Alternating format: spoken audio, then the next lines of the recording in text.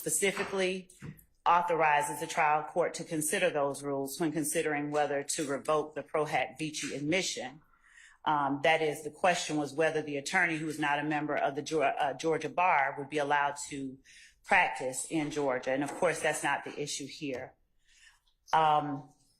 Ford cited Piedmont Hospital versus Reddick, which had held that it was appropriate to consider the professional rules on a question of disqualification. And one of the claims at issue in that case was whether an attorney for one party violated the professional rules when it contacted another party's board members and employees. And if true, that was something that the trial court could consider in a motion to disqualify. The Court of Appeals emphasized that the right to counsel is an important interest, which requires that any curtailment of the client's right to counsel of choice be approached with great caution. Disqualification not only curtails a client's right to counsel of choice, but results in expense and delay that are costly both to the client and to the administration of justice. And they go on to say that courts have been reluctant to disqualify an attorney despite misgivings about an attorney's conduct, perhaps because disqualification has an immediate adverse effect on the client by separating her from counsel of her choice. And that's Piedmont at 76 through 77. Finally, the court held that a party did not have standing to base a motion to disqualify an attorney, to file a motion to disqualify an attorney based on a conflict of interest violation that did not involve that party. In Piedmont Hospital, the claim which was rejected was one entity's claim that an attorney was disqualified because of a conflict of interest where that entity was not in an attorney-client relationship with the attorney. Here, Your Honor, the state did not violate the professional rules of ethics. We didn't violate Rule 4.2a regarding communication with an unrepresented person. The court has heard the testimony of Mr. Melnick, and the court can gauge the credibility of the witnesses after Attorney Melnick informed the state that he represented Mr. Copeland. The state had no further conversations with Mr. Copeland about the subject of this case without either Attorney Melnick or Attorney Bumpus present. And in its response to Mr. Melnick's email, the state agreed it wouldn't communicate with Copeland further, but noted that we had arranged for transportation and that an investigator would pick Mr. Copeland up the following morning for his court appearance.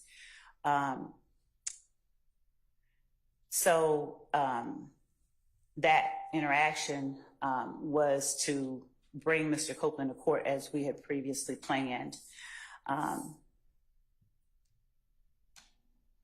For the reasons that we stated in our prior filings, the hearings in chamber were proper.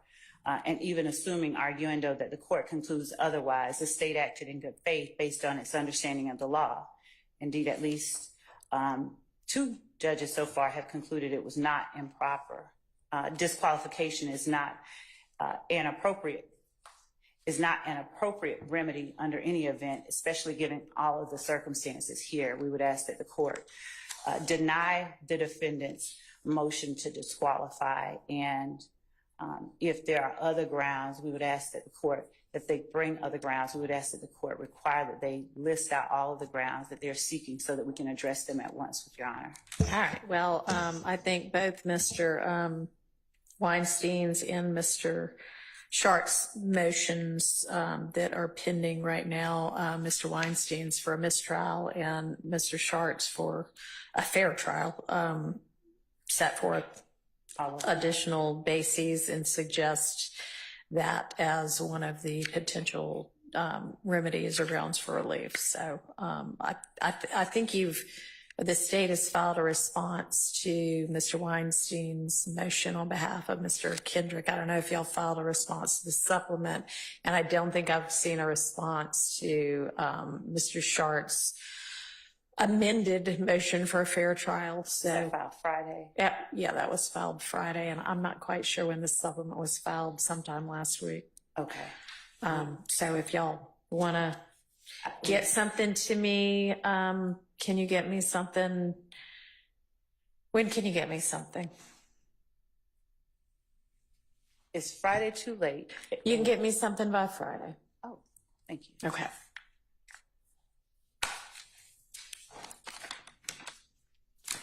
All right. And so I assume you have made the determination not to present any further evidence on that one issue about whether the state was aware of the proposition that Mr. Melnick might be representing Mr. Copeland. Is that correct? Okay. All right. Yeah. One more thing. We did receive the communication from Mr. Steele regarding proffers, and if an attorney rejects a proffer and insists on evidence. With regard to Copeland? Or? He sent it generally. It may Oh, yeah. Oh, okay. No, proffers from an attorney. Okay, yes. Mm-hmm. And so to the extent that that is the way that that we would move or operate, we would to therefore require, if we're going to put up evidence, we're going to put it up. I don't know how the court views proffers, and I didn't. Well, I mean, I think that the case stands for the proposition that proffers are fine unless one party objects, in which case then you need to present evidence. And so if that's the case, we would ask to any circumstance where proffers, we would, if we have to put up evidence, we don't want to be dueling proffers with evidence. If it's evidence, it's evidence. But if the court proffers are okay, I'm okay with that. okay, thank you. All right, how about on the discrete issue of the phone calls, jail calls? Yes, Your Honor. So I went back and reviewed what all we covered. So Okay. got through the 5 jail calls the state intends to introduce Mr. Copeland. And I also confirmed and spoke with Mr. Sharp, Mr. Steele. We were in agreement that we handled those jail calls related to Mr. Copeland on Friday. Well, Okay, I'm sorry. I just thought there were like 2 things outstanding that y'all said, let us huddle and then we'll get back to you. yes, Your Honor. So I'm incorrect in that recollection? In relation to the Jail calls. jail calls, yes, Your Honor. Okay. So, okay.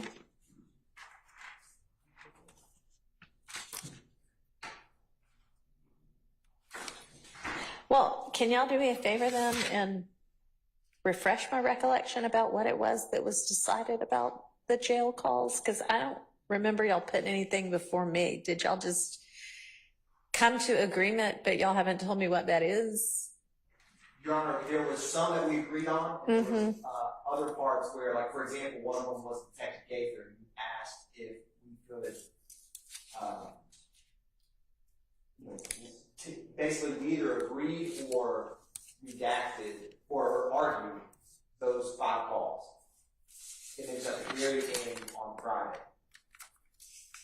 Okay. And I will get, Deputy Hilton had the notes from that, and so I will work on, and we'll get those notes from Deputy Hilton. Okay. That captures what all we discussed in our.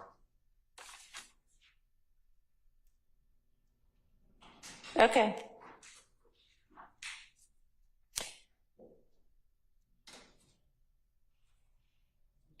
All right, so then moving on to our next issue.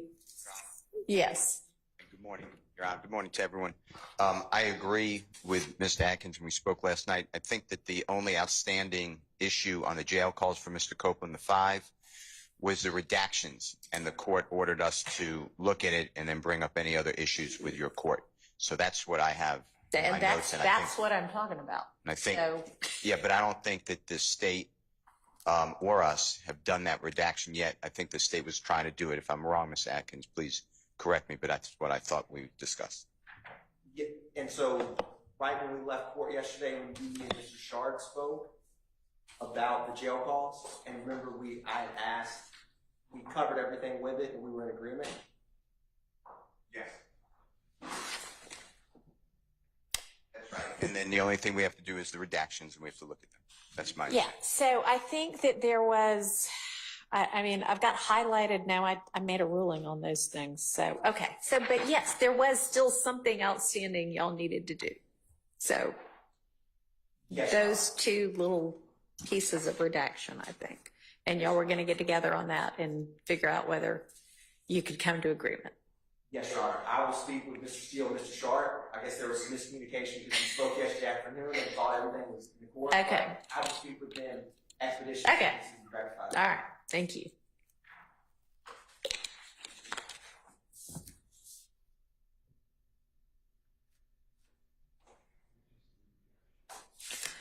All right, so then our next sort of big topic we need to sort out is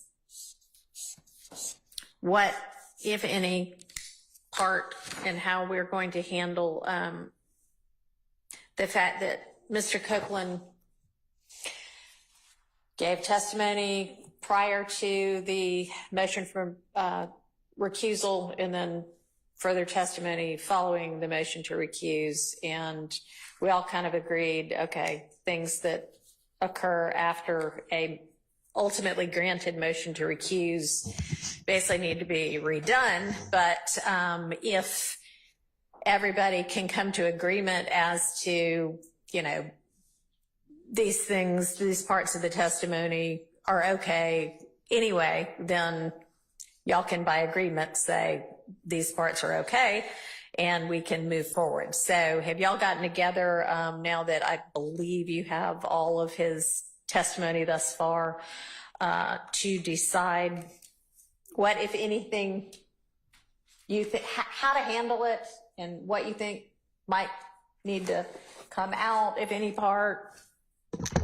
Judge, we had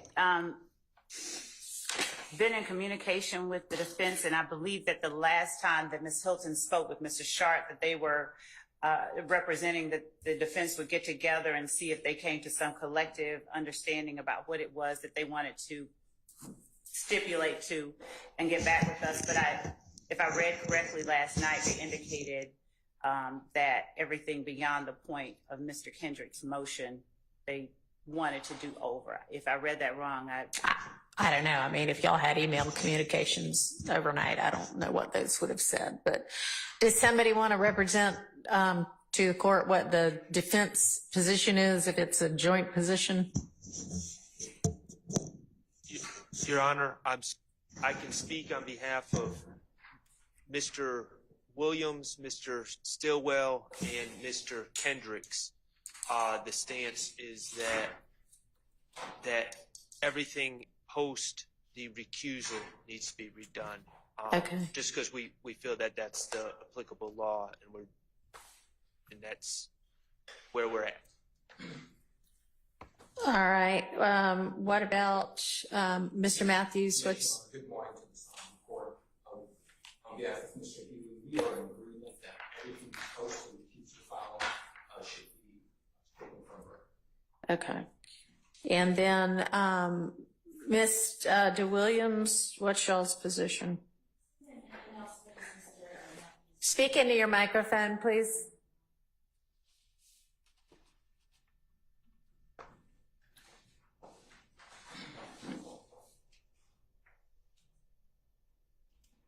Same position as Mr. Matthews, Your Honor. Okay. All right. So I've got another question for the defense, and that is, I think that everyone has joined into the assertion in both of the pending motions that I mentioned before that the I apologize for interrupting the court. I think there was one more party that William, Stillwell, Kendricks, Huey, Ryan. Oh, guess, I don't know.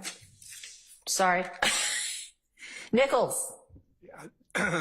Clearly the forgotten person in this case who should be severed and who continues to object to the admission of any of Mr. Copeland's testimony against Mr. Nichols. So our first position is we are object to the admission of Mr. Copeland's testimony against Mr. Nichols.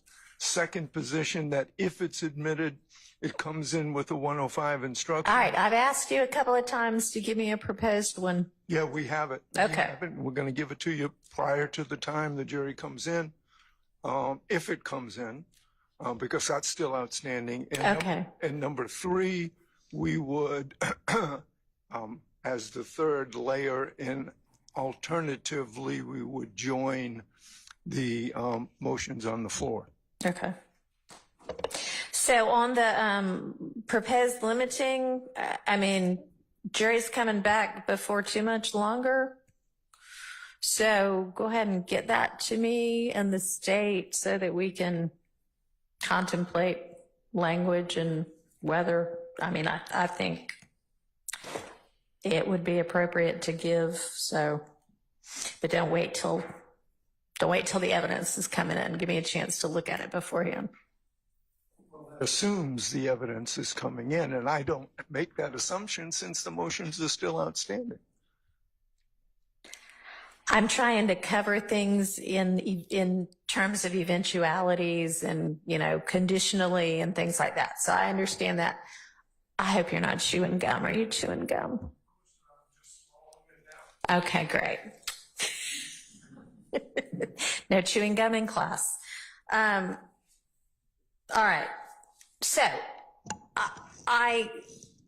it's my understanding that everybody has joined in the position that Mr. Copeland's testimony was coerced based on what occurred during the June 10th ex parte. So, and yet I know at least some of you want that testimony and said that yesterday.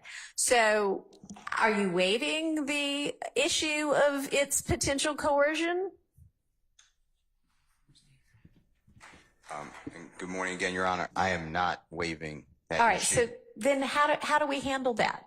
I thought it's two-stage. I was answering your question. If Mr. Copeland's resumes testimony, then my understanding of the rule is, or the law, is the way that the court announced, and I think all parties understand it, that once that motion by the Honorable Douglas Weinstein was filed on the 12th, everything thereafter is excluded, and we redo it. And that's what we, Mr. Atkins sent an email last night. That's what three of us responded to.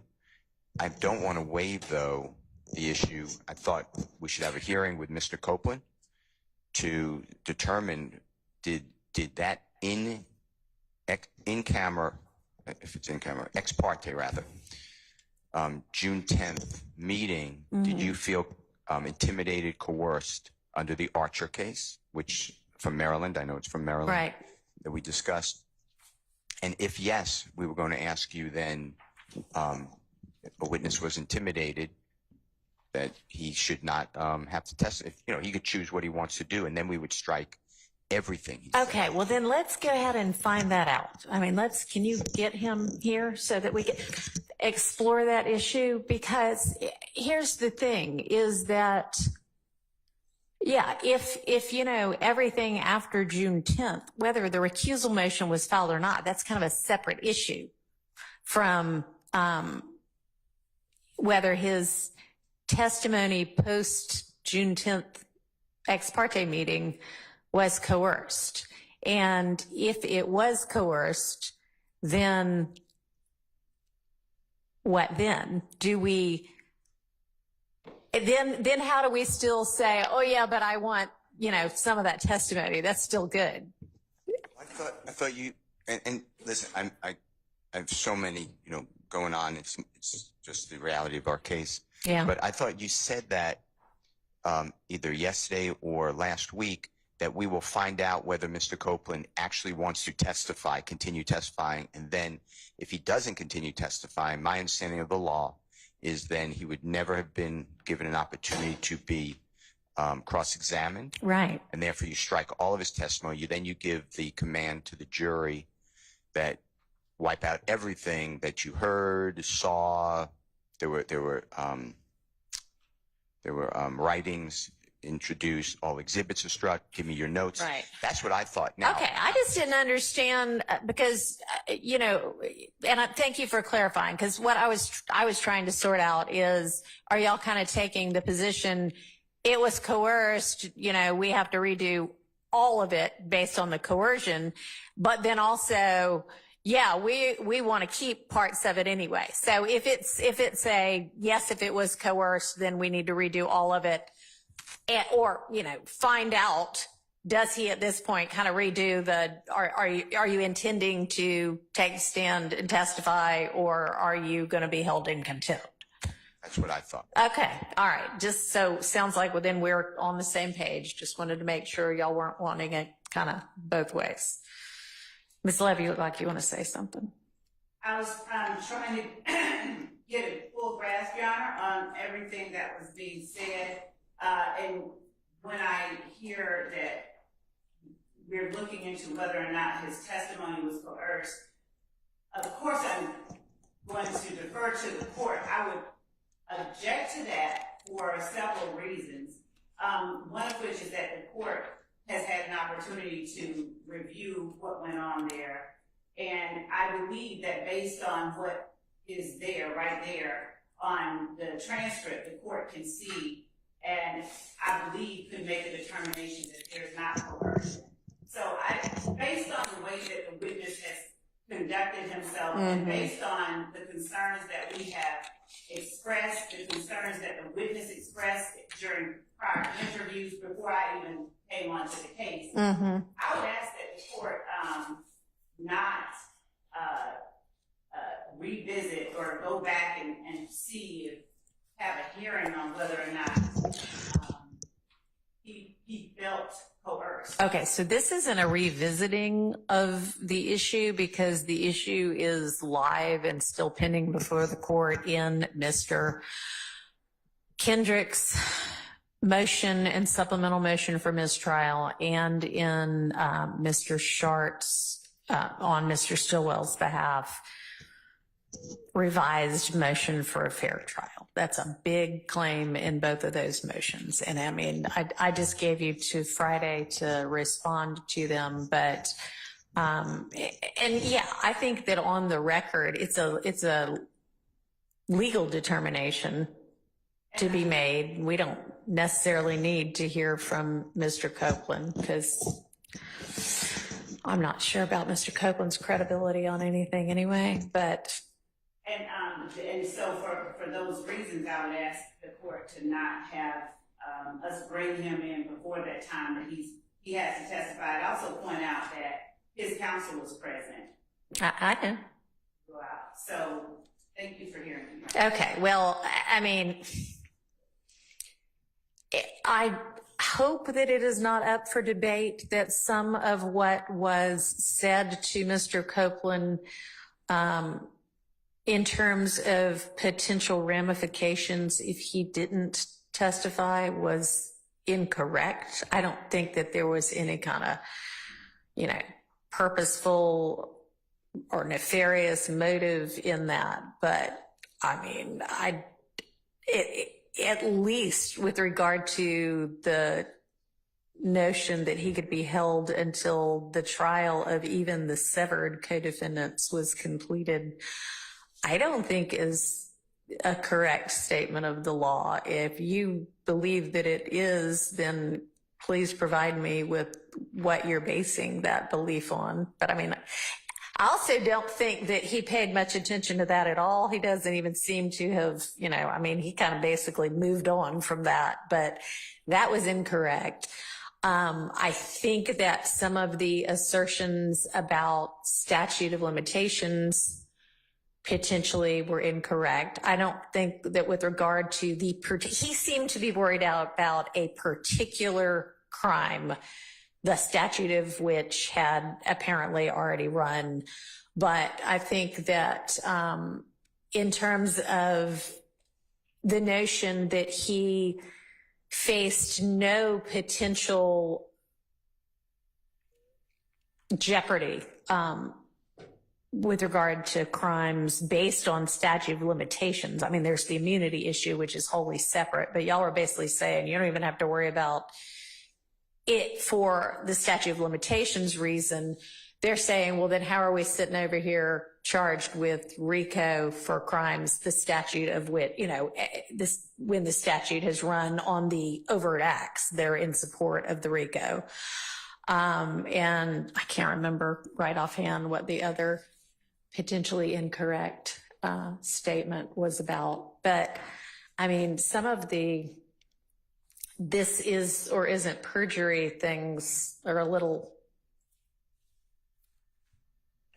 I don't think, quite exactly accurate either.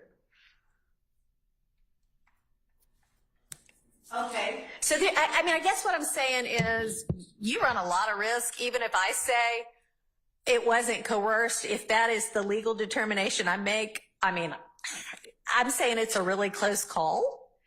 And it might be better to just pretermit that issue and deal with it a different way.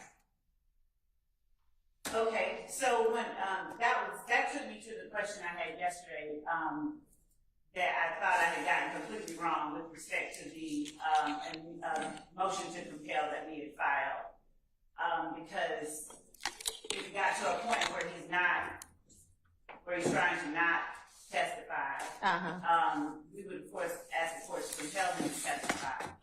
And the things that have happened,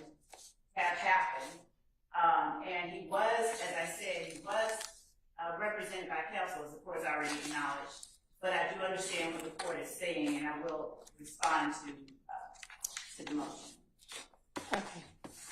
But I don't want to be dealing, and I can give you to Friday to respond, but I don't want to be us having no idea what we're going to be doing Monday morning. I want it sorted out this week. And your motion to compel was filed when? To compel his testimony. I mean, that was, yeah. And the order was entered on the 7th. And I don't think there's any issue that can still be in effect. I don't think we need to redo that. If you want to redo it, and I'll consider it anew. But, I mean, the more prudent course would really be to just bring him in here like tomorrow and say, and if anybody wants to come up with, he's probably been advised ad nauseum about everything at this point anyway. But given that I just said, I think some of it's incorrect, a correct advisement of here's what the issues are, here's what you potentially face, and we're going to do it in court with everybody in front of us.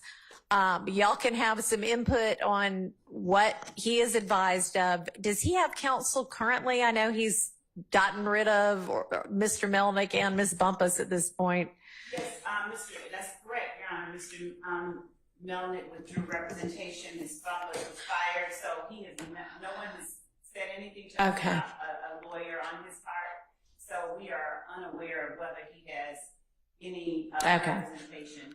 And I also point out just that since he is still under that immunity branch of the state,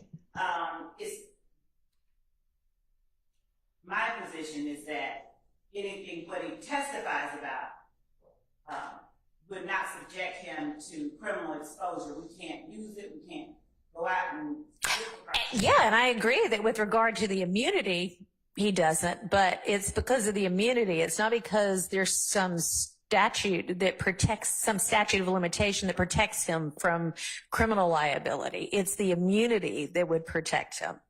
And he was not exactly accurately advised as to that, I don't think, at least potentially.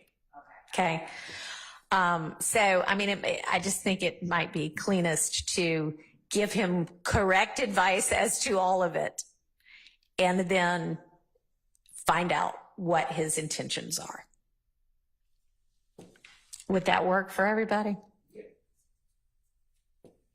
Can I get affirmative if that is in fact the case, not just a, like on the record, yes, if it's a yes. On behalf of Mr. Williams, yes. Okay. Yes. Yes, Your Honor. Yes, Judge, with the caveat that no party, no state, even though they say it's our witness, not have any communication with that person while he's on the witness stand, which he still is, presumably. Thank you. Okay. And Your Honor, with respect to Mr. Harvey's request of the court, I would openly request that the court allow us, because like we have had to transport the witness, I request in front of everyone that the court allow us the opportunity to continue transporting him, doing as we have been. I mean, he's under your subpoena. Y'all are the one that needs to get him here, but no substantive conversations. Understand? Yes. Okay. All right. And y'all think you'll be able to achieve getting him here tomorrow? Your Honor, Can you get him here this afternoon? I mean, no, that's fine, but can you get him here tomorrow? I believe that we can. Okay. And Your Honor, how much inquiry is the court going to allow, or examination? We don't need to examine him about that. What we need to do, I think, is, given everybody has agreed, is just properly advise him as to what the immunity order means, what the consequences or potential consequences of refusing to testify regardless of the immunity order mean, and find out what his intention is. Okay, so I would love to get from y'all a proposal on what to advise him of. And let's let everybody kind of agree to it before we do it. And then it might not be a bad idea to have counsel for him. I don't know whether he's going to want to hire somebody, or whether he is, I mean, he's not a criminal defendant, so he probably wouldn't be entitled to counsel from the public defender's office, but maybe I can find somebody willing to take it on, whether he can pay them or not. I don't know. So, Your Honor. Suggestions?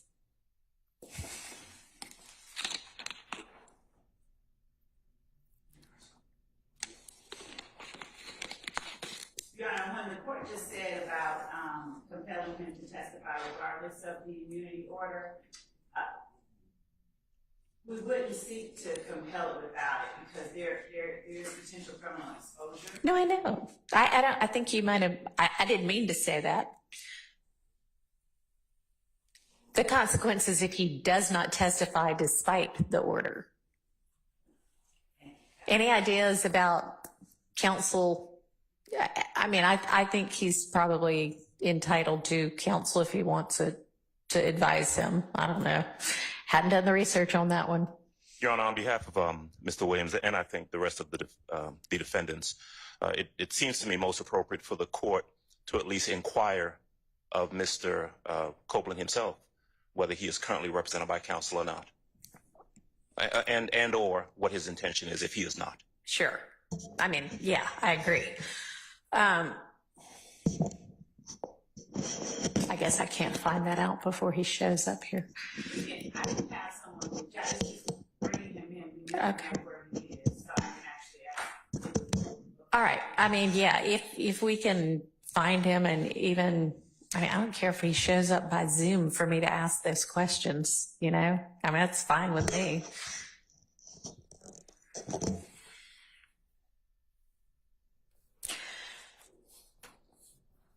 All right, so if he ultimately then says, yes, I'm fine with testifying, then does everybody want to start everything over, have me tell the jury, we're doing a do-over to all of it, and start over with him? Or then do y'all want to agree to using some portion of what he's already testified to, some or all of what he's already testified to pre-recusal motion. I can't hear you.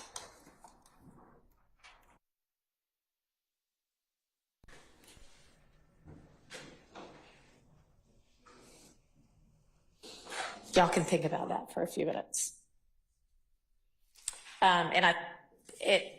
Ms. Firstfields let me know that the 6/12 transcript, which was the last outstanding transcript of his testimony,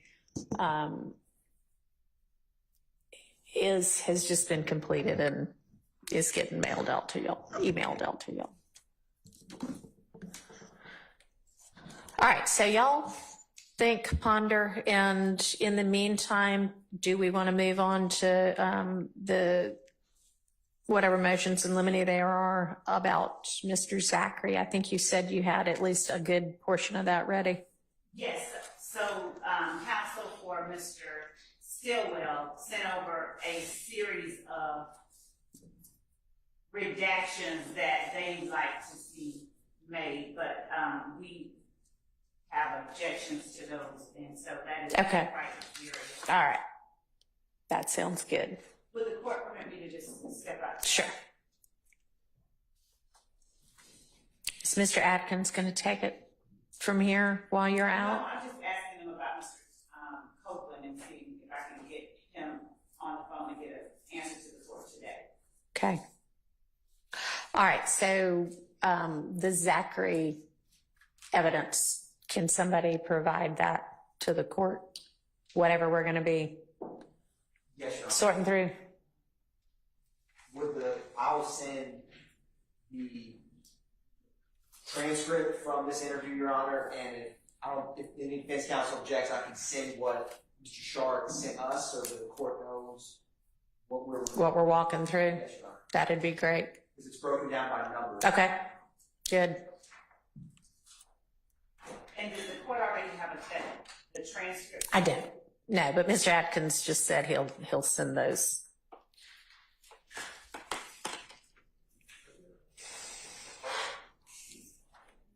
And Your Honor, with respect to the transcript, they are uncorrected. There may be corrections that I make and then send to the defense. Okay.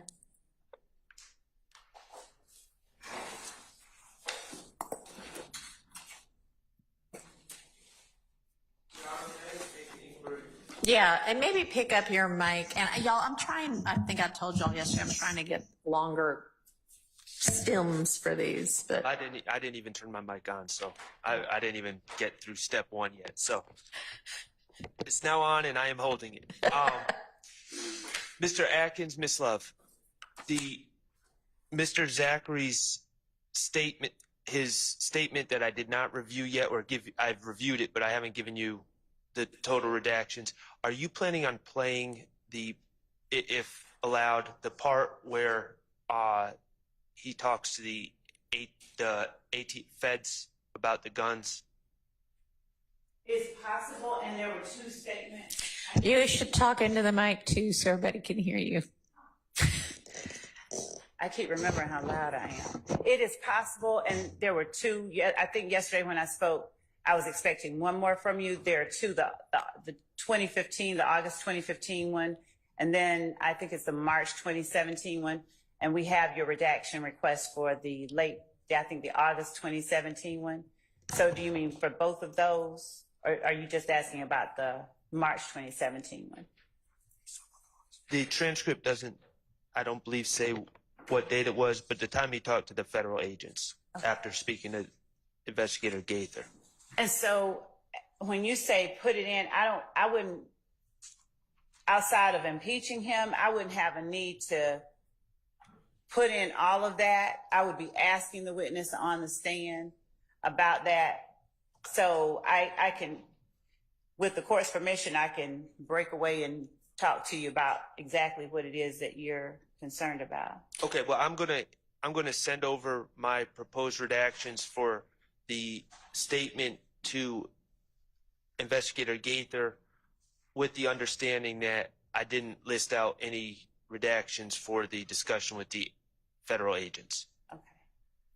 So you're sitting over the 2015 one? And then, Yes. okay. All right, so there's one that has been done completely, the proposed redactions, right? So we'll just start on that one, and then I'm sure we'll have a morning break at some point. Y'all can maybe, if you need to huddle more on the another one, then that's fine. Thank you.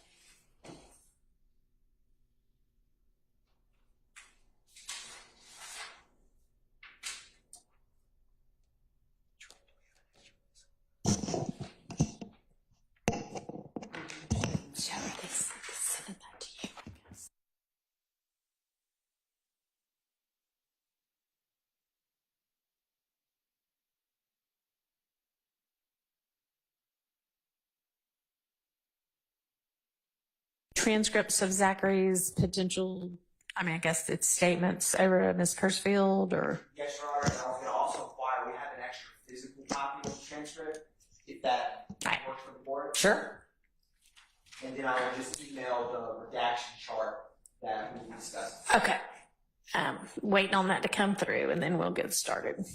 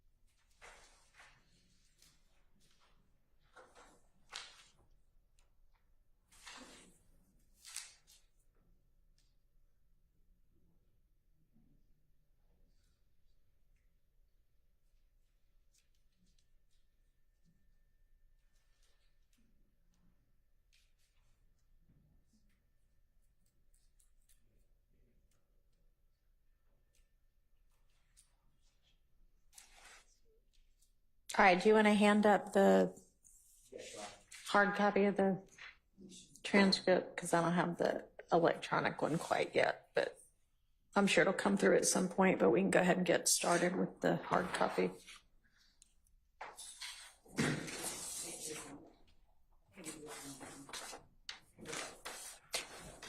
Wow, that's a lot.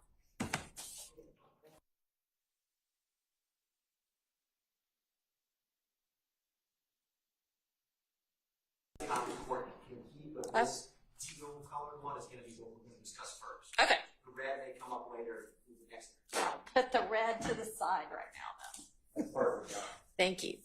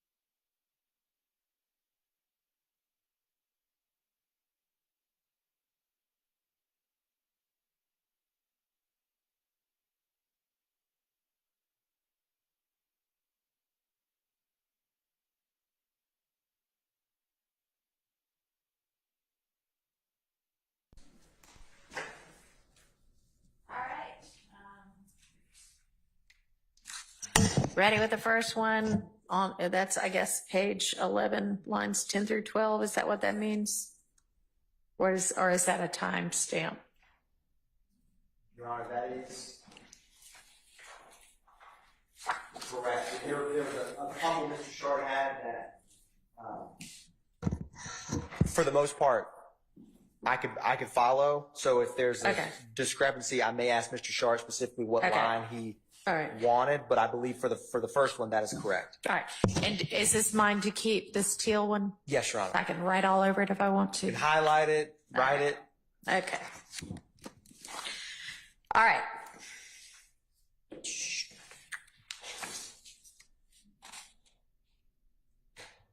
So, Mr. Shart, the document that I'm looking at that says Quindarius proffer session proposed edits, and it's all numbered 1 through whatever. Okay. So, where am I supposed to be looking with regard to that first one? Because it's a lot of different numbers. I'm not sure what they all mean. Okay. I assume 11, 10 through 12 means page 11, lines 10 through 12, but then it has 10 again, which I don't know what that 10 is, and then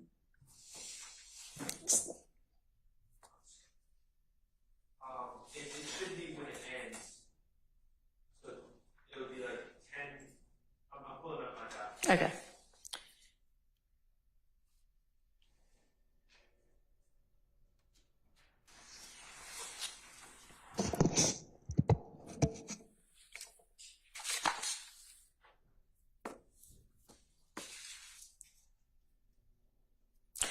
It is, I'm sorry.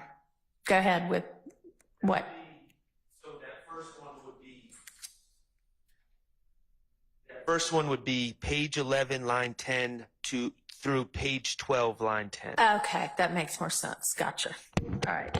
And is one of the objections to all of this going to be these aren't proper under the co-conspirator exception? Well, not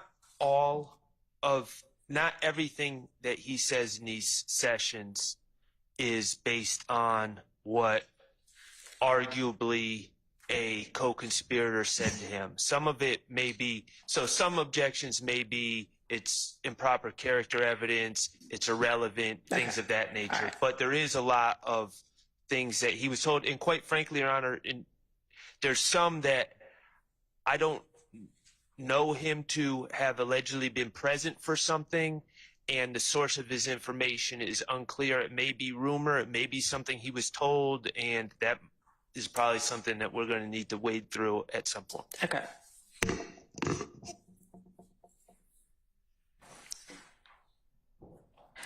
All right, so the very first one is, I'm about to tell you something, and I've just said I wasn't there. That's in page 11, line 10. Right.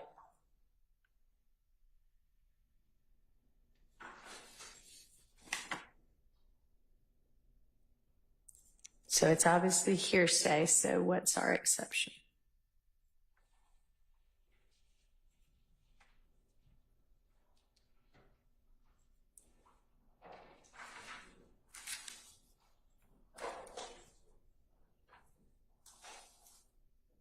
Your Honor, part of it, when he's saying that he's at crucial, No, he's saying I wasn't at crucial. when he's saying I was not at crucial. Right. And he can't speak about being at crucial. Mm-hmm. I don't have any objection to him speaking about or trying to speak about being at crucial. I don't have any objection to taking that out. All right, so are you good with the redaction of 11 line 10 through 12 line 10?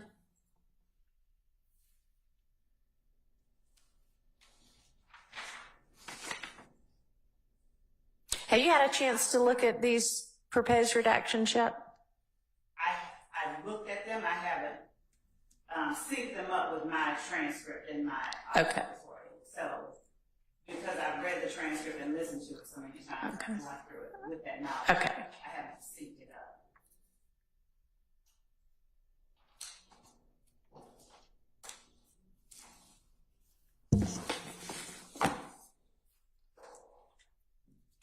So I don't have an objection to up through line 10. I Okay. don't have any objection to it. Page 11, line 10. All right, so that's out by agreement.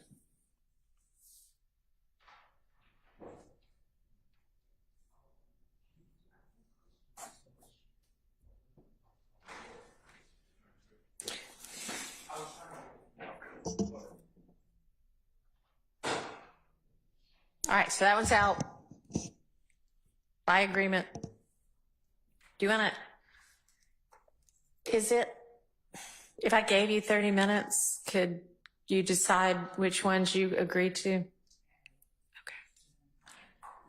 Sarah, something else anybody needs to take up before we take our morning break and let Ms. Love do that? All right. Anybody else? Nobody? Okay. All right. We're just going to take our little morning break early. So we'll be back at 10:30.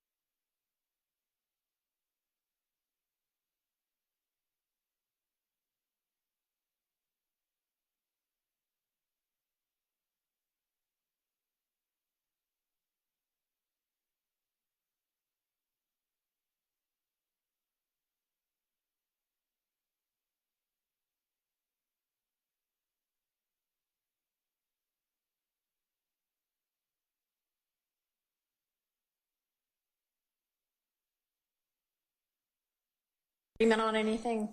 Judge, I have just been reviewing Mr. Sharp's proposed redactions, and there are some that I agree to. Okay. Not a whole lot, but we've already given the court the first one. Does the court have a copy of his redaction? I can give the court. Yeah, the proposed redaction, yes. Yes. Okay, so looking at Mr. Sharp's chart, number one we've already discussed. Number 17 is the next one. All right. And that's agreed to? Yes, I don't have any problem with that. That's the discussion of the search of defendant Williams' home, revealing a gun, and the gun and the contents of that search were suppressed, so that should not come in. All right. As well as number 19, which is on page 73 of the transcript. All right. That is, just to call it out, speculation. Okay. Specifically, it's 67, line 15 through 19.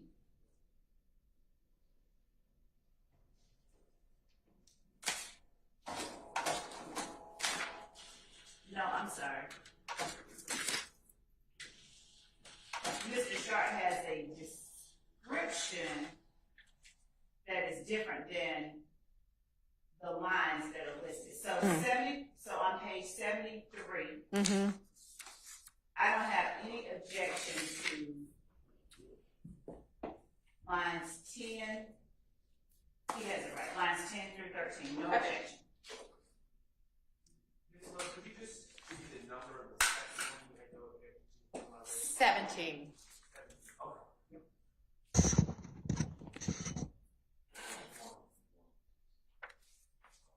So 17 and 19, I also don't have any objection to. 23, I don't have any objection to. Okay.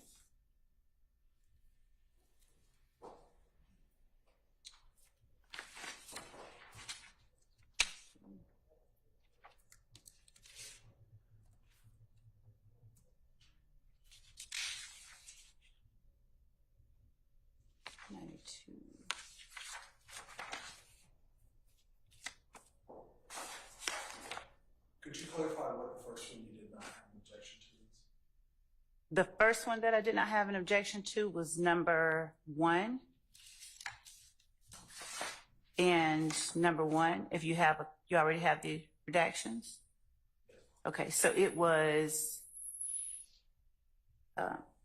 Mr. Zachary, after saying he wasn't at Club Crucial, he talks about what happened at Club Crucial. And Your Honor, I will say that as it stands, I'm not trying to get that in. I don't know if something else changes, but right now we're not. I agree that it should come out. Okay. All right. So we had gone through 23. 24, 25, 26, I don't agree with. Going to 27, it is 9211.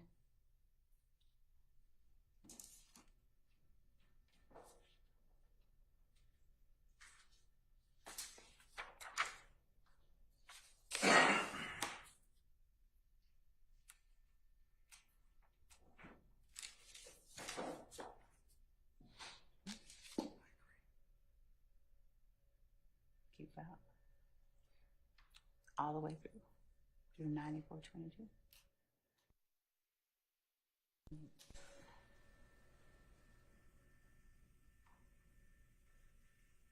(9211) through 9422.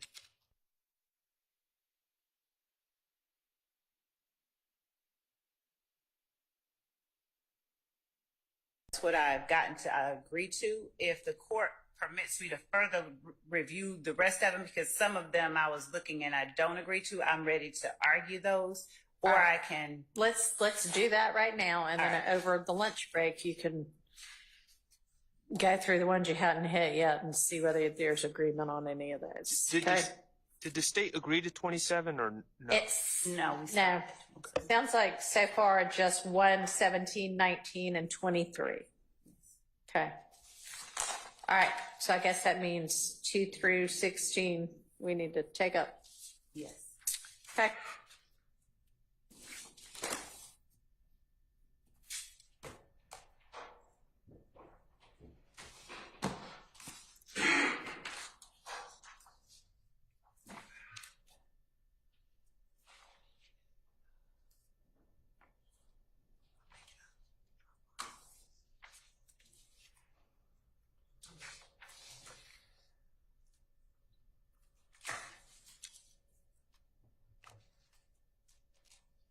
And Your Honor, will we just follow the same pattern we did last time where the defense tells what their objection is? Yeah, so I mean, the objections are essentially on the proposed redaction, so I guess the objections generally speculation about why they shot up the house.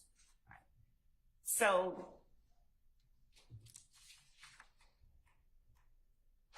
page 13, line 16 starts at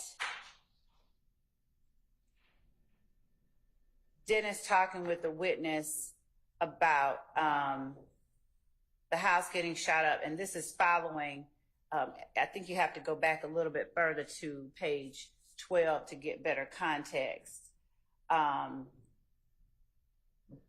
In that conversation, the witness is talking with Demekion Garlington about people that call him that night, starting on page 12, line 14.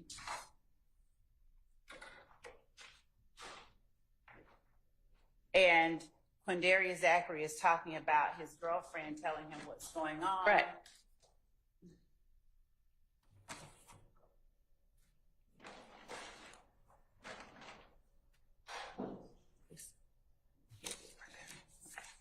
Yeah, so it starts at 13, line 16.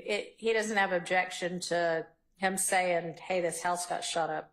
It's why the house got shut up, which the objection's speculation. So my argument, assuming I established the proper foundation, is that with Quindarius Zachary saying that Trevante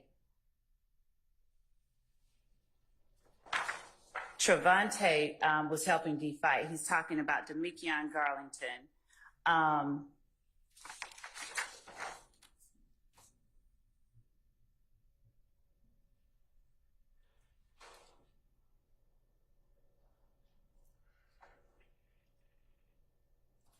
Right, so what would his basis of knowledge be? You would need to establish that he's got a legitimate basis to know that. That's the point that I'm making. Like, without doing it, I wouldn't, if Okay. I were not able to do it, I wouldn't proffer it or even try to play it. And so you think you can? Yes, that's the point. Especially, Your Honor, when we're talking about, he goes all the way through to line 2. Right, 14, line 2. Okay, I was looking at line 14.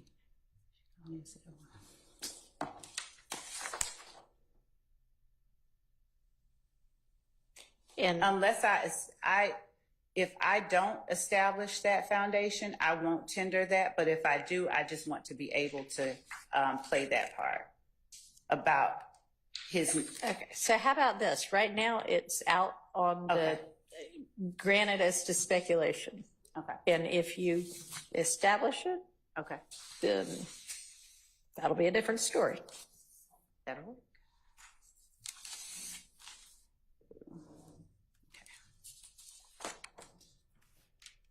14. Okay. So the next one being page 25. So 25, page 25, line 9 through 25:12 is a direct statement from the witness about an incident that's listed as an overt act on the indictment. Okay, And what they were doing, it's an admission. all right. It's an admission against his. All right, so what's our objection there, Mr. Short? My objection is drug use, and the character that's associated with that, and the statement they didn't, where is it? They really didn't care. That's speculation about someone else's mind state, or state of mind.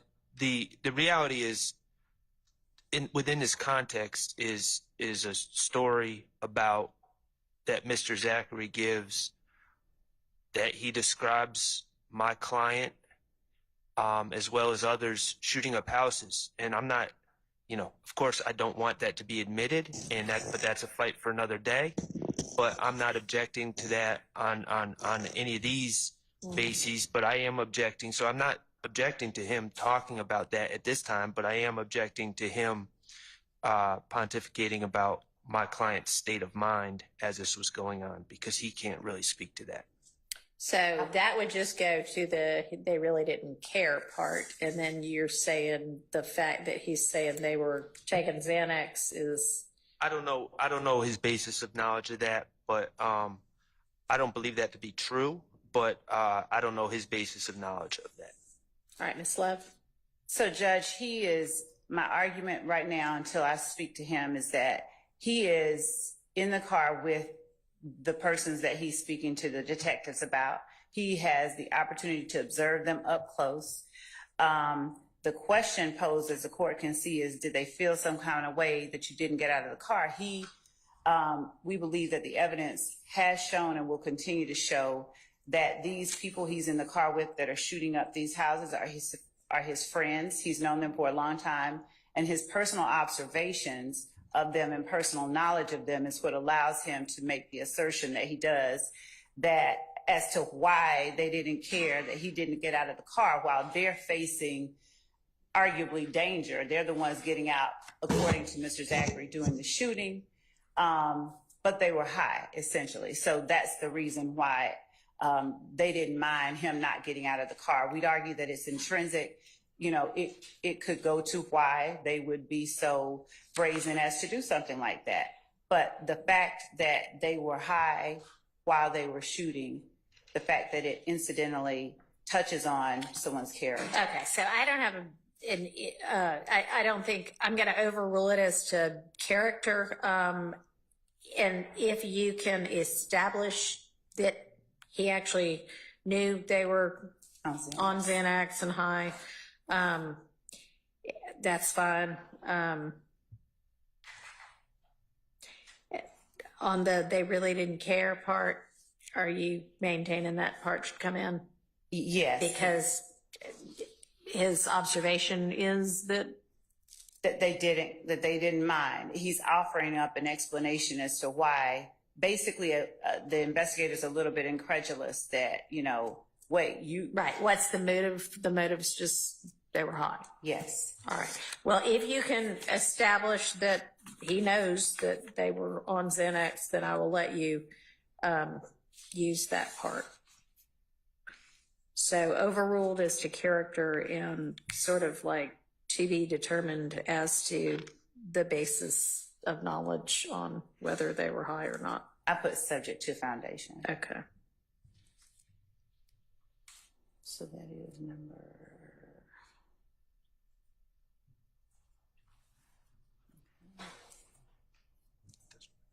So the next one is further down. Mr. Zachary is asked by the prosecutor, what was you all's intention when you all headed over there? He says that we were going to kill one of the boys. And then the prosecutor says, and one of the boys, I know we talked about a bunch of names, but which of the guys were you looking for?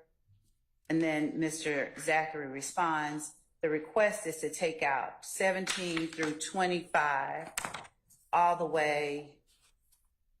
Yeah, I think just I'm 17 sorry, through 25 17 through 20. Yes, I'm sorry. So 17 through 20, Right. he's specifically talking about their intentions when they went on this shooting spree. I think that it's not only relevant, intrinsic, it gives a motive for what they were doing. He has personal knowledge of it. He was in the car. They were riding together. Okay, well, as long as you establish that he knew that's what they were planning to do, and it's not. And he doesn't say they, he says that we were going to kill one of the. Oh, I'm sorry. Actually, I maybe need to put on my glasses. Thought that said they were, but that we were, yes. So, Your Honor, let me just back up. So this is an incident where houses were shot up. Mr. Zachary was charged, and in this proffer session, he's given testimony to try to get himself a deal. And I understand that's subject for cross-examination. My client was never charged. Okay. Mr. Zachary is throwing my client's name into this. And I understand that's subject for cross-examination as well. But when he says, what was y'all's intention? Now, it strikes me that Mr. Zachary can speak to his own intention, unless he says Mr. Stillwell was there and this is what Mr. Stillwell said or something of that nature. He can speak to his own intention, what his intention was, and the state can ask him on the stand, Mr. Zachary, when you went over to the house, what was your plan? But unless someone else articulated their plan to Mr. Zachary, I don't think he's authorized to speak to what anyone else's plan was or intention was. And when he starts saying, and it's not his fault because of the way Mr. it's Bailey asked. inartfully asked what was y'all's intention, and that prompted him to speak for other people. Well, I understand, and it may very well be that you can establish that they all had a joint intention because they had some sort of talk about it beforehand. Or... And they actually he reveals earlier in the interview that they do discuss it. All right, so where's that? So up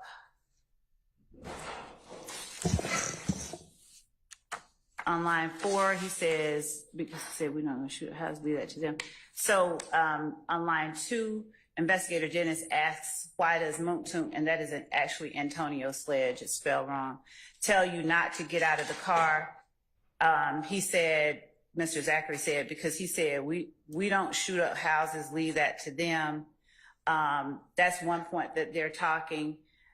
Further back on line, page 24, when Mr. Zachary is talking to Detective Dennis about the kind of guns that they have, he's naming them. Okay, I mean, it does look like they kind of had. Well, Your Honor, he's talking about what Muntunk said. Muntunk's not even here. My client is not Muntunk, and so I don't find respectfully what Ms. Love said to really address the issue. All right. So where is it that your client gets? What is it that is indicating that he's talking?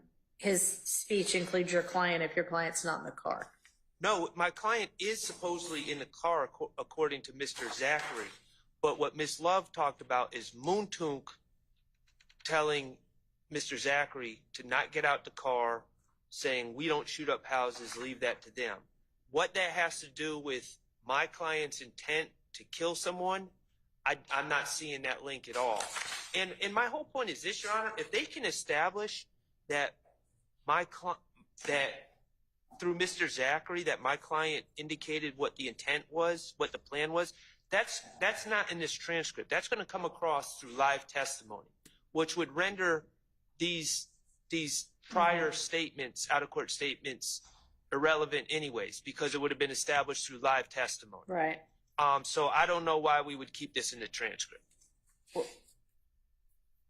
Judge, I thought that the whole purpose of this exercise was assuming that they don't. It is. Okay, so assuming you need to use it as a prior inconsistent. statement. Yes, and in response to Mr. Shart, Mr. Zachary is talking about his own intent and his understanding of what the conspiracy was. Arguably, this is a conspiratorial act of going out to shoot. We were going to kill one of the boys. So he does not, I don't think that it's improper for him to be able to talk about what the intentions of the group that he is acting as a part of were, as shown by their actions and their words throughout the course of the conspiracy itself. But if his statement is just based on assumptions he's making through the actions of others, then the jurors are in a similar place as Mr. Zachary to make that, to draw that conclusion. But Mr. So Zachary, I don't understand why Mr. Zachary, his conclusion about what my client's intent was, would be particularly helpful or relevant to anything unless my client articulated it to him. And from my understanding of what Mr. Zachary's saying is he gets a call from his girlfriend Summer. Mr. Garlington and Mr. Sledge leave the club. Mr. Zachary doesn't know, according to his story, he doesn't know how Mr. Stillwell gets in the car because he wasn't at the club. And then they pick up Zachary last. And Zachary does not describe any conversation in the car on the way to these houses or anything like that. He doesn't give any context about communication. He's just kind of like, I got in the car and this is where we went. so Judge, this is also the third interview that Mr. Zachary gave. He gave one earlier in 2015. This one occurred in 2017. So there are statements about this same incident in the 2015 interview as well. So we haven't gone through that one, but I could cross-reference that as well and provide those cross-references to the court. But the reality is that an assertion by a co-conspirator, if everyone is acting towards the same goal and people are getting shot up, houses are getting shot up, and With assault rifles that are in the car. right. Yeah, I'm gonna overrule that.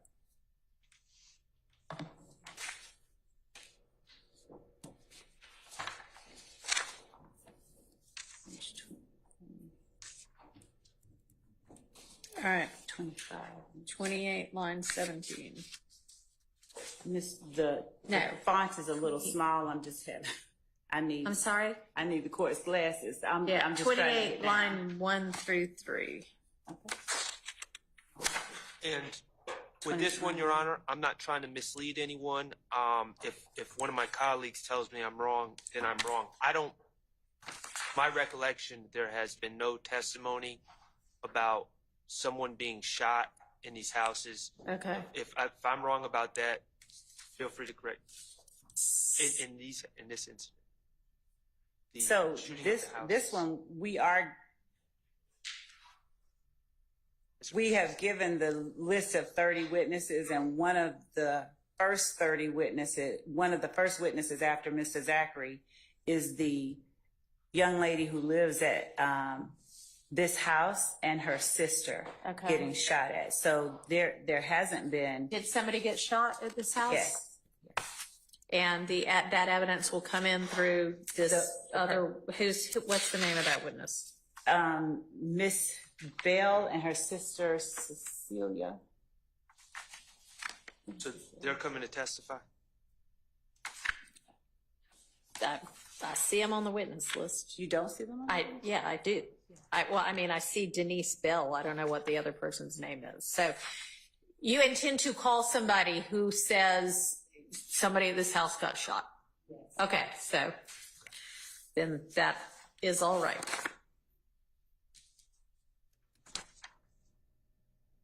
All right, number 6.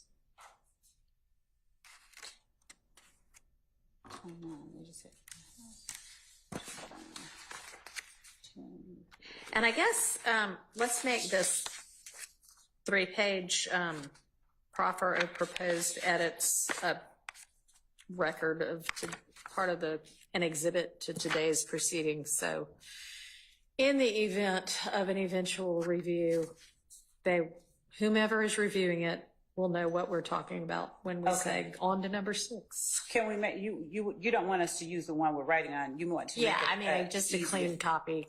Okay. Yeah, I know we're all writing on ours right now. So yeah, just a clean copy, and it can be, We can do that. I don't care who makes it an exhibit. Okay. It's basically just for purposes of the record. I can make it a court's exhibit to today, court's exhibit 1. I'll print out a clean copy right now. All right. Okay. So the next one is page 29, line 10 through 29, line 11. So going back, Your Honor, you can see from page 28, line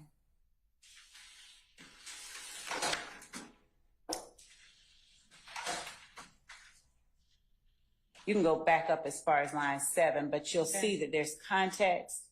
You want me to pause? No.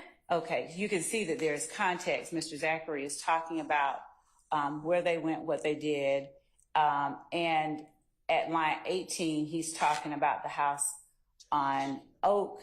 And later on, you have Investigator Dennis talking about his familiarity with the house. Right. The fact that he offers a concrete fact, his knowledge about the house, and Mr. Zachary doesn't correct him or doesn't say anything about it, I would argue it just How would goes he to the correct him effect. to that? I mean, it's not something that by itself is very material. There's just, Then take I it don't, out. Strike it. Granted. you're, okay.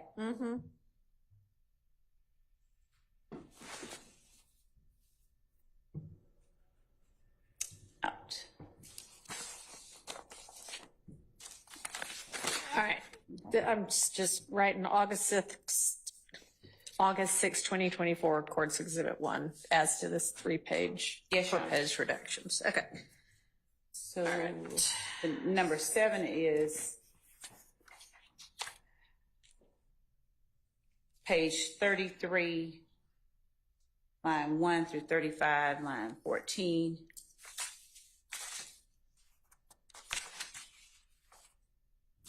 That actually starts back up on page 32, or actually 31, where Mr. Zachary is talking about Trevante.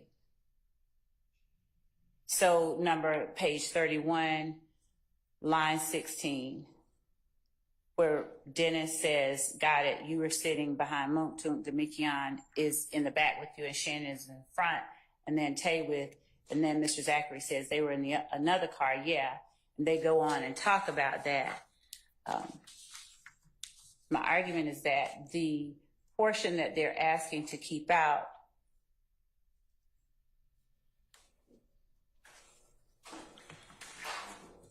is all information Dennis is exchanging with Quindaria Zachary about activities that YSL and Rivals are sort of involved in. Mr. Dennis talks about how they thought it was Kale, and Mr. Zachary says, no, he corrects him, no, and then Dennis says, well, enlighten me, and he's like, no, you go ahead. But Zachary later on line 17 says, they tried to say that we did it, acknowledging that there is a we, acknowledging in a way that helps to prove count 1 in our indictment. There is a they who is an opposition group who tried to say that we did it. We being YSL. Where is the part where the opposition group is saying they thought we did it? I see the investigator saying we thought y'all did it, but No, line 17 where he says they tried to say that we did it on on page 33. oh, it's back on page 35. I'm sorry. Okay. Okay.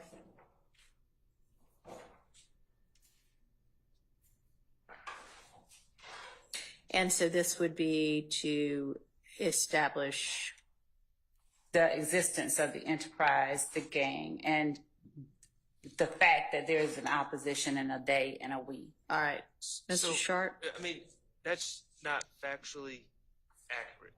Okay. On this Pull alleged, your mic towards you if you don't mind. on this It alleged, moves, so you can just move it up on your desk, maybe. I don't know. with I this- know they're all annoying. They get in the way. with this alleged incident, the shooting up the houses, Mr. Zachary also puts a gentleman, two gentlemen, a Trevante Turner and a Tay, as being in the caravan with them shooting up these houses. Trevante Turner is sadly deceased.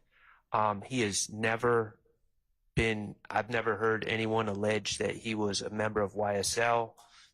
The paper just reported that he was associated with, I believe it was If Gang. I'm but not sure I'm gonna go on what the paper says. I understand, but the state has never alleged that. He's not charged in this. Okay. This is a gentleman who, has not. There's been no allegations that he's been affiliated with us. I believe that there's a suggestion that he's a friend of Kenneth Copeland's, but that's it. So I don't want it to come in, but I don't have a legal argument at this point against them. Mr. Zachary saying Trevante Turner was part of this mission that he's claiming existed. But at the times that I highlighted that I have a problem with, it's talking about a wholly unrelated incident where Trevante Turner, who's not one of us, and Shell Kell, who is Kelvin Watts, were having their own side beef and shooting at each other. And I believe Trevante was shot maybe by Shell Kell. Mr. Watts was maybe shot by Trevante, but it has nothing to do with this indictment. It's not alleged as an overt act, and it has nothing to do with, if I were to, for the purposes of this argument, agree that there's a group called YSL and it's a criminal street gang, which obviously is an issue here, this incident would have nothing to do with that. And it's just talking about, and they're just really treating it as small talk. He's telling a story, and then it's a little aside about Trevante, which has nothing to do with this case. All right, Ms. Lett, what do you have to say about that? We had served in discovery a PowerPoint that involves, just as it relates to the assertion by Mr. Sharp that Trevante Turner was not associated with YSL. And in that PowerPoint that we served, we reflect on one of the slides at January 27th of 2015 incident 15-026-2801 on Stanhope Circle, where shots were fired, specifically where Trevante Turner was shot. And it's listed that he is an associate of YSL/30D. Just to go to the assertion that there's never been any indication about Trevante Turner being YSL. Well, but an associate of YSL and a member of YSL aren't the same thing. They aren't, but I'm not asserting one way or the other as it relates to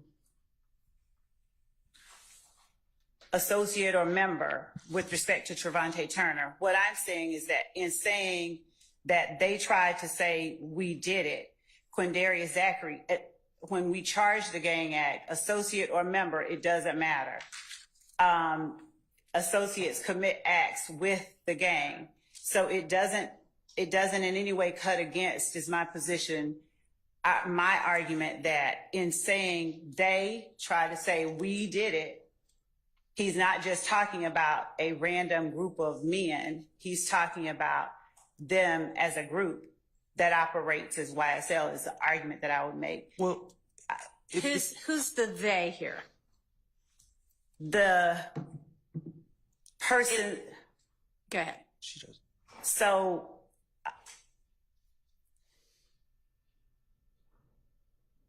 All right, let me. so if gang is the gang that So they're is that the they here?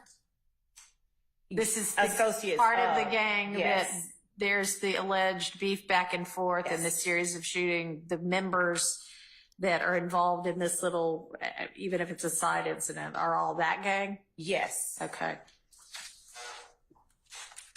Well, if that's the money line, they tried to say, like, how is that admissible?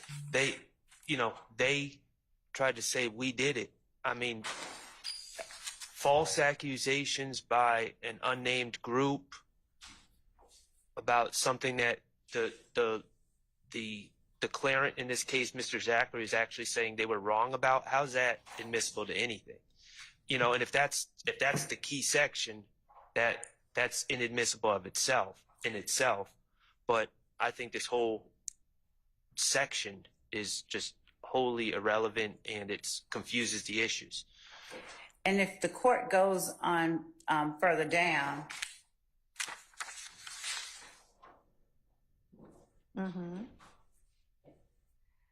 and investigator Dennis elaborates, that basically you all were laying in wait for Kelvin Watts. It says Watts, but it's Watts, W-A-T-T-S, Shell Kel, who also has a gray Charger. Just in the continued conversation with everything he asserts, he is making an affirmation about the existence of the gang itself. Yeah, that's what they say. Is what Quindarius Zachary says. He's not pushing back against the notion that they would be laying in watch for Shell Kel. He's just saying, yeah, that's what they say. There's an acknowledgement still of an opposition and of a group that he belongs to. All right. So, He's literally saying, no, that didn't happen. right. But she's not offering it for whether it happened the way they said it happened or not. She's offering it for the concept that Mr. Zachary is saying, yeah, there's this we here that is YSL, and that is certainly relevant to the issues in this case. And if you want some kind, I mean, if it even comes in, because I assume, this is all if he doesn't testify as the state thinks he will, and then they have to impeach him, although, it would be interesting to see how you use this and what you would be using this to impeach for. Because if your purpose with it is to establish there's a we and a they, then he'd have to testify inconsistently to that for you to be able to use this. Do you understand? Yes. Okay. And Your Honor, And if that is what you're able to then use it for, I mean, I'd be happy to limit that this is only for the purpose of that, and it's not for whatever may or may not have happened with regard to some side shooting incident. And let me just say that in his statements, Mr. Zachary, in his statements, and if he testified, I anticipate, he doesn't deny that there's a group called YSL. Right. He doesn't deny any of this. So I don't think that these issues are really. Yeah, that's what I'm saying is this one may be one that never materializes, because I would say this is potentially admissible as impeachment on the issue that you're saying you want it for, not anything as to whatever this actual shooting is. Understand? yes, and Okay. my understanding about the exercise overall is just to identify those portions that just absolutely cannot come in. Right. So I don't want you up here saying, so, hey, tell me about this time that, you know, you and whomever were involved in this shooting with the, you know, whatever it is. So unless, right, I understand fully. Like, Then in he other says words, don't something try to different. get You're like, him, don't try to impeach him just to get in some ancillary, otherwise inadmissible thing. Correct. Yes. Okay. All right, moving on.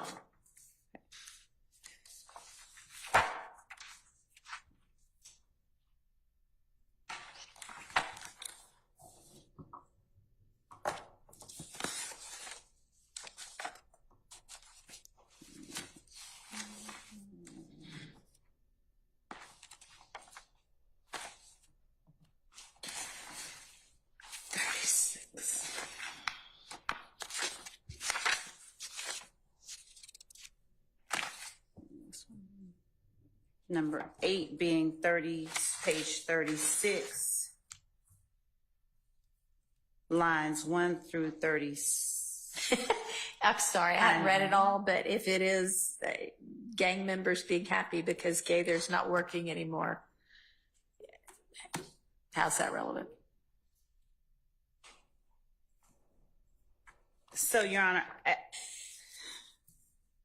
Yes. I would argue.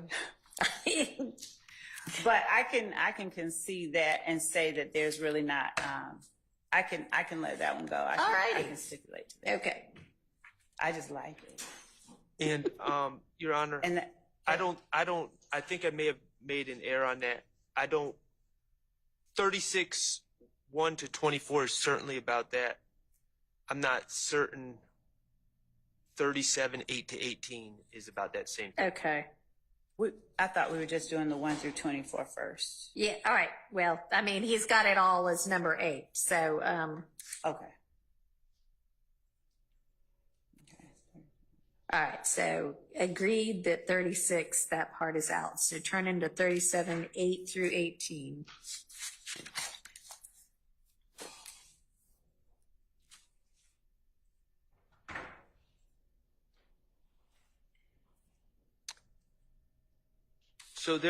So in 37, 8 to 18, as I understand it, they're trying to identify Tay, and they're showing picture of Tay with a car, and they're saying, is that the car?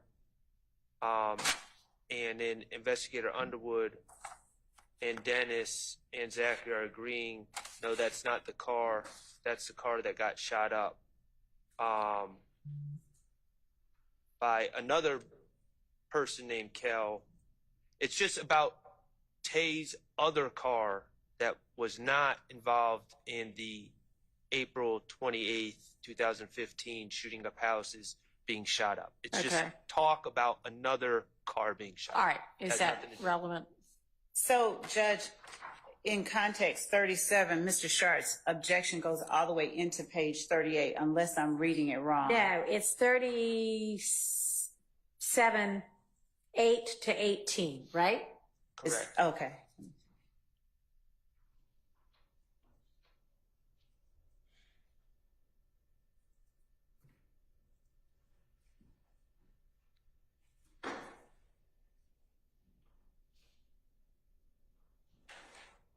For now, Judge, I can stipulate to that. I don't see any reason to keep that part in right now. All right, so that is also out by agreement. And Your Honor, should anything, and I don't anticipate it, but should anything come up that causes me to ask the court, hey, there's something I agreed to that I need to get in now because Let's not wait until the last minute to do it. Okay. It would only be by virtue of something happening on the stand. Okay. I mean, can you imagine a scenario why it suddenly becomes relevant that some other car that... It's not the car being shot up. It's Mr. Zachary giving the description of the individuals and his knowledge of certain individuals. Tay. Mm-hmm. Okay, so that's lines 3 and 4. Is that Tay? Yeah. And 16, where he's talking about the other boy called Kale. Those sort of instances. I don't foresee them being necessary, but I didn't want to not say to the court, hey, this might come up. Okay, well, so maybe if there's some issue as to who Kel is. Okay. And then I think that the next one on number 8 is all of page 38. Yeah. It's 38 line 8 to 39 line 11. Hold on. 38. Line 8. Okay. Through 39, 11. Well, really to 39. It's Through 39, line 1. the end of 39. Okay. Oh, It's two different incidents. It's a discussion about people saying on the street. Again, I'm just trying to clean up this transcript. It's just going to be confusing to people. I don't care if all sorts of bad things come up in about Tay one way or another. Right. But I'm just trying to limit confusion that Right. the jurors would have. And they're talking about people on the street saying that Tay shot up Rich Homie Kwan's dad's barber shop. Rich Homie Kwan's I have no father objection is a to- barber and runs a barber shop. All right. She may agree. I have no objection to 8 through with the clarification that he made because I thought it was the whole page. Okay. So I have no objection to 8 through 24 Okay. of So, page 38. all right. And then on 39,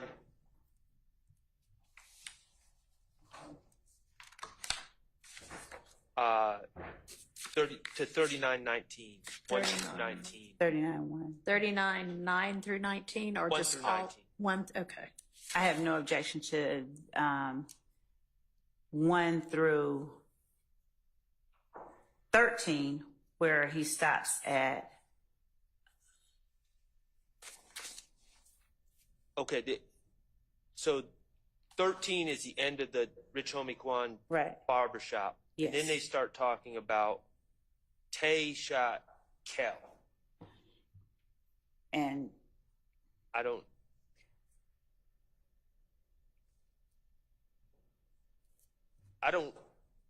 don't represent Tay. Tay's not associated, but it's just I just think it would be confusing. Why is it?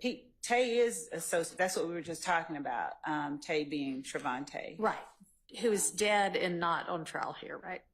Well, that's true, unfortunately. Okay. So is it relevant? In it,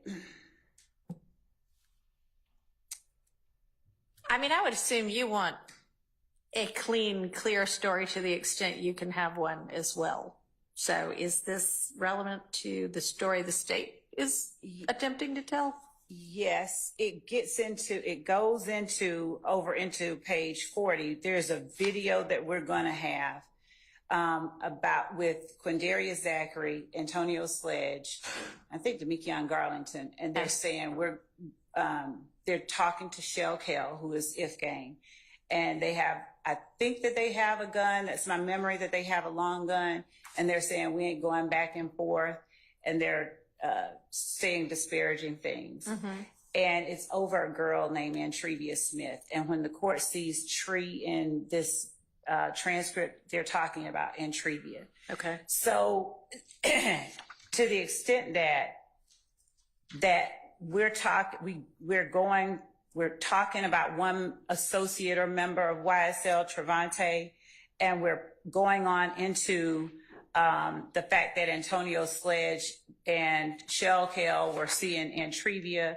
We're getting into information that we've noticed the defense that we're going to introduce anyway. So I don't know why this would not.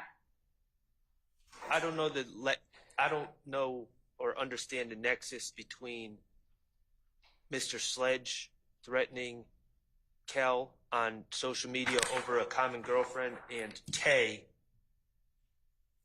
shooting Kel. I mean, I'm not talking bad about the guy. I think there was probably a lot of people that had problems with Mr. Kelvin Watts, and We'll take it out. Tay shooting. All right, I'll take it out. We'll take out. So it's going to be 15 through 21. All right, so we already agreed to 39, 1 through 13. So I think this would start at 14. 39, 14 through what? 14 through 21. I have 4215. It bleeds into number 9. I think that's why I was unclear. I made it its own separate one, this issue. Wait, what now?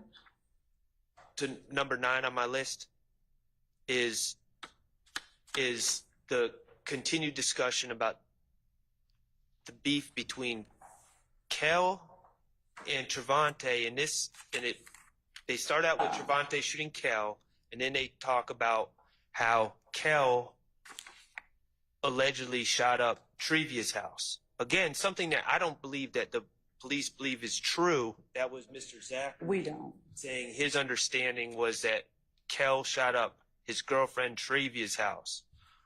All right. Hang on. Ms. So- Liv.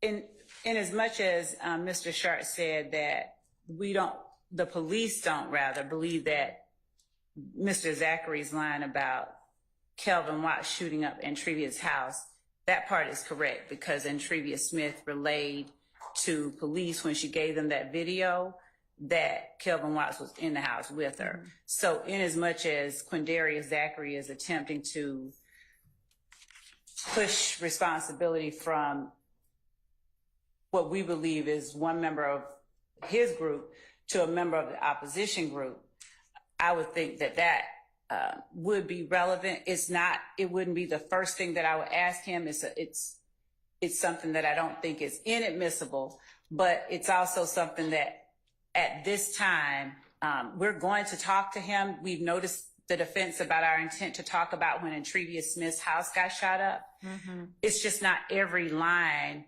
of this portion that Mr. Sharp has labeled number 9. We may not get into every single line there, but the topic itself is what we did notice them that we're going to introduce evidence of. If they bring up shooting of Trevia's house, that's one thing, and that's, it may or may not be relevant. But my issue, and I don't agree with the state's characterization about Mr. Zachary lying about it. What we're dealing with here is not Mr. Zachary lying. Mr. Zachary wasn't at Trevia Smith's house. Mr. Zachary was not shooting at Trevia Smith's house or being shot at Miss Smith's house, Trevia Smith's house. Mr. Zachary is passing on rumors that he's heard through the grapevine about who did what, and the police are saying, well, we don't believe that's accurate because we believe that Shelkel was in the house. So how could he shoot up the house? So it's whether it's a relevant topic or not, it's all based on hearsay that Mr. Zachary has no firsthand knowledge of.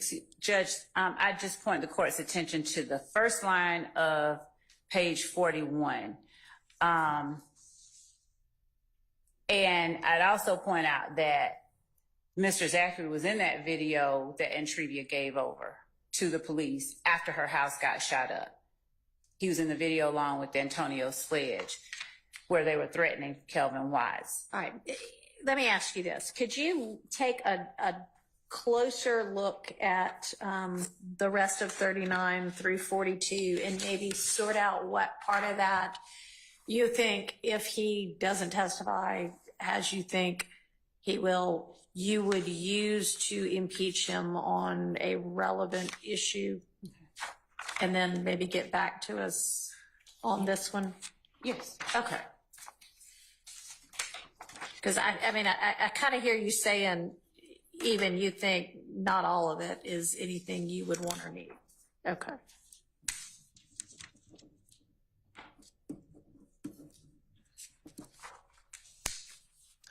And that's all the way through 42.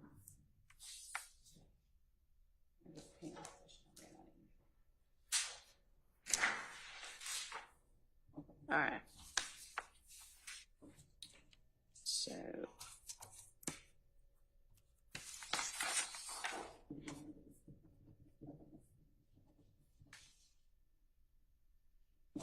the next one is number 10 is 42.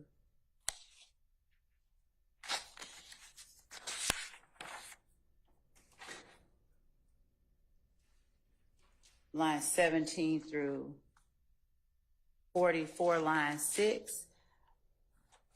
What is it? So when the objection is lack of personal knowledge, I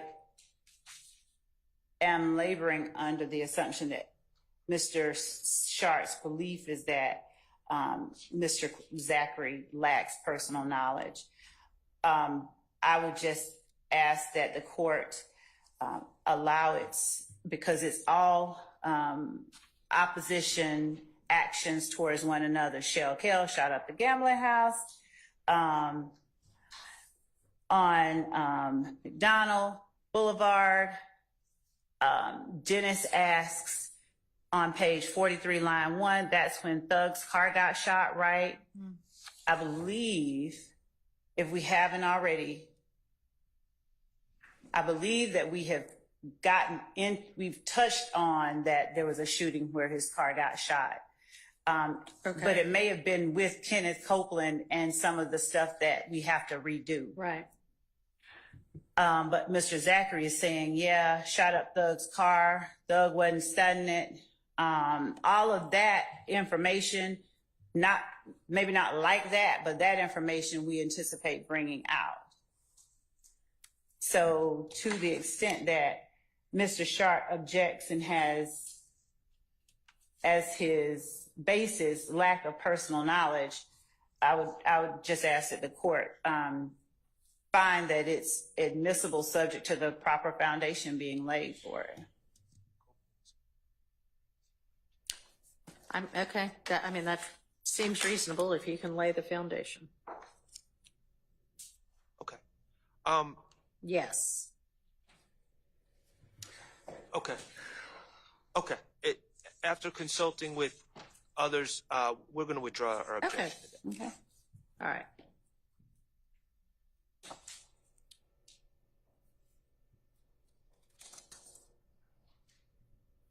All right. So I'm gonna take that out.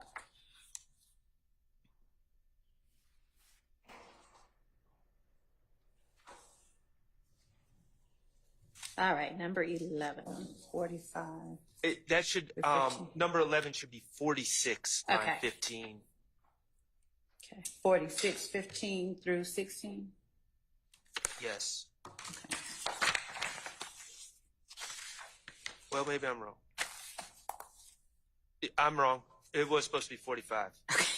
I'm sorry. They're all talking about an unrelated, they're talking about a girl named Clenethia Rant.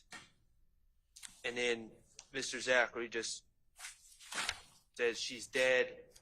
And then they talk about the circumstances of her Okay. murder. I don't have. All right, any that she objections to agrees. that coming out. Okay. What's her name? So That's 45, 15 through 46, Yeah. 16. I agree.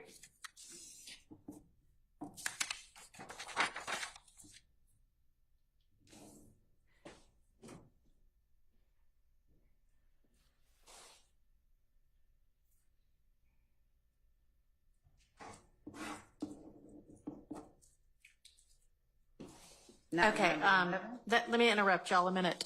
I have word that Mr. Copeland is here and available right now, so why don't we pause what we're doing with this and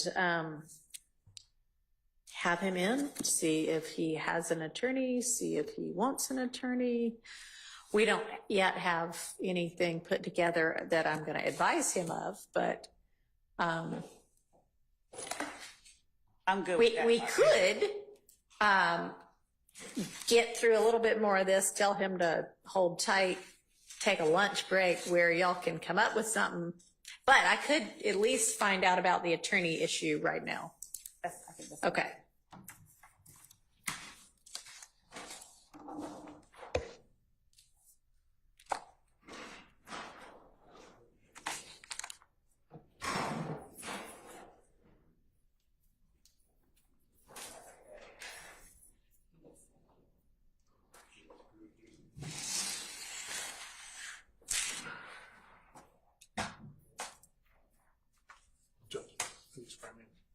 All right, good morning, Mr. Copeland. I'm Judge Whitaker. I think you've been before me before in unrelated matters. Huh? I'm the judge taking over this case now. So go ahead and have a seat. What I want to ask you right now, I know that you have been given immunity with regard to your testimony, and there had been, at some point, you didn't want to testify. At some point, you did want to testify. The first question I have for you. I never wanted to testify. Okay, the first, well, right, want to is maybe the wrong term, but my question for you right now is, do you have an attorney at all? I don't know. You don't know whether you have an attorney? I would think that would be a no then, if you don't know I'm whether. saying I was talking to Melanie, but Melnick? yes. Okay, didn't he ask to be relieved as your attorney, and did you sign something saying that's okay, you can get out of this? I don't. You don't remember? Okay. Does anybody know whether that actually occurred? I don't believe it occurred. Okay. I believe that Miss Bumpus, I know she was stand-in. And she was stand-in, and I believe something was said on the record to the effect that Miss Bumpus was relieved. But yeah, I know she was. There was nothing about Mr. Melnick to my knowledge. Okay. Maybe we. There was, Miss Bumpus actually said yesterday, I believe, during her testimony, that Mr. Melnick had directed her to tell Mr. Copeland that he could either exercise his, Well, he could do choose one not thing, to testify. right? Or if he chose to testify, according to Miss Bumpus. Yeah, I remember she said, there's this paper I'm supposed to get him to sign. I'm trying to figure out whether it got signed. So I never got Mr. Melanie off my case, Okay, so he's still your attorney then? I guess. Okay, all right. Well, then that's the answer we've got for that. All right, so I'm going to try to get a hold of Mr. Melnick and see if he can be here with us this afternoon, because some of what I suspect you recall when you were brought into Judge Glanville's chambers with Ms. Bumpus and a couple of the people from the state, and there was a discussion that Ms. Bumpus and Ms. Hilton and Judge Glanville had with you. You asked some questions. They gave you some information. Some of that information was not actually factually correct. And I want to make sure that you have the opportunity understanding what it is that the immunity order means, understanding what the potential consequences are if you do testify or if you don't. We're basically going to kind of start over and So do if I that don't over. testify, So if I don't testify, how long you gonna hold me in jail? So, I mean, that's still an issue that you can be held in jail through the end of this trial. But I'd rather have Mr. Melnick here to advise you about the potential drawbacks and benefits of what, if there are any, This of any trial of right your. here? To the end of this trial, Yes. not the other people. Not as far as I believe, but the state, what, did you want to do some further research on that? Yes, just to advise the court Okay. of. Okay, so I just wanted to know, first off, do you have an attorney? Because if you do have an attorney, then your attorney may have some information, advice, and research for me about that. So I want to make sure that I tell you the correct thing about that, okay? So we're going to take a lunch break in a little while, and why don't we plan to have you back here on standby at least. I don't know who was in communication, but we need to reach out to Mr. Melnick, see what his availability is.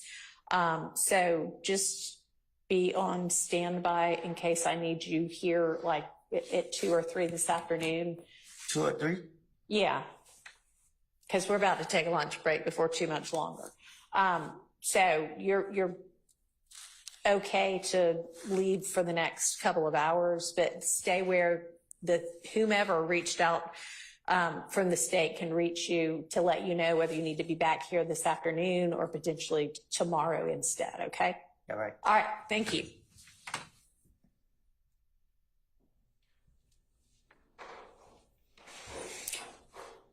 So, I don't know who.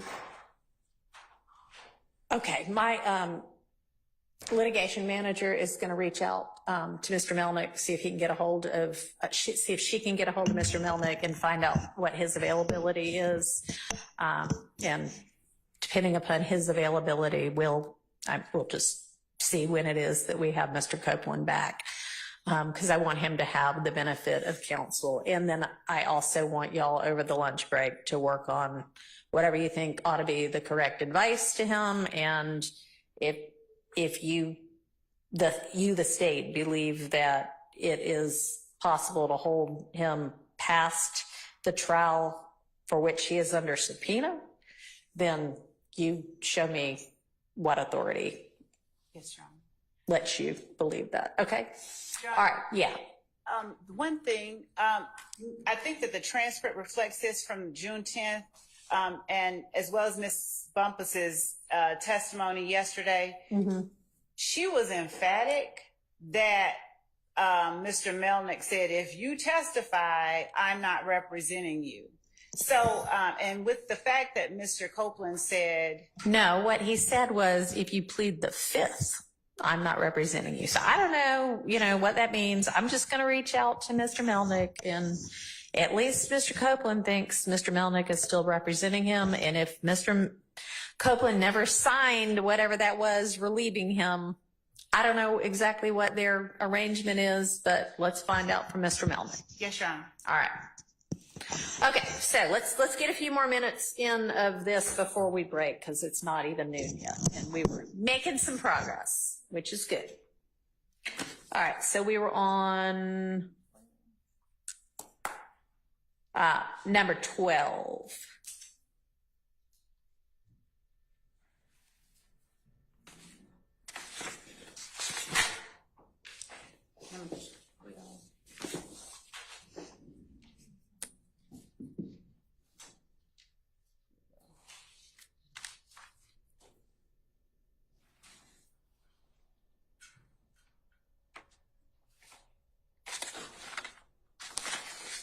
Number 12 being page 47, lines,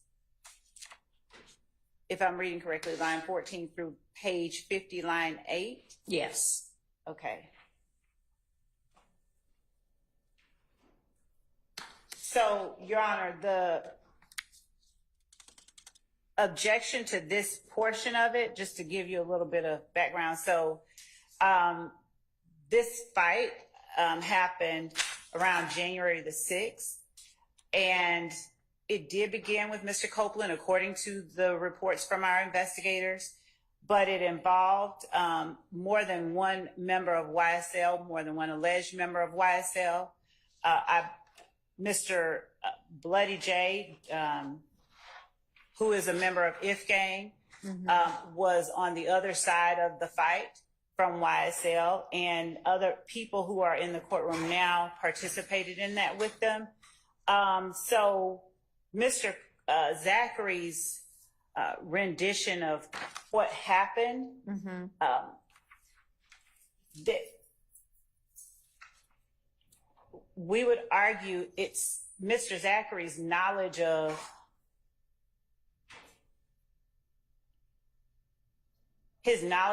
and participation in this gang is what allows him to be able to tell this to Detective Dennis. Mr. Shart's assertion, it does not appear that he was there, I don't think is a ground to exclude it. Assuming that the court is satisfied with the foundation that the state lays for Mr. Zachary's Being ability a to co-conspirator. yes, we would argue that it's admissible. It's So do you know whether he was there or not? So So let me ask Mr. Shart, is the basis for you saying you don't think he was there that no on line 23 when Is that the basis of it? What page, line 23? 47, line 23? Because I don't think that no is actually an answer Oh, to. no, Okay. it's not based on that. Okay.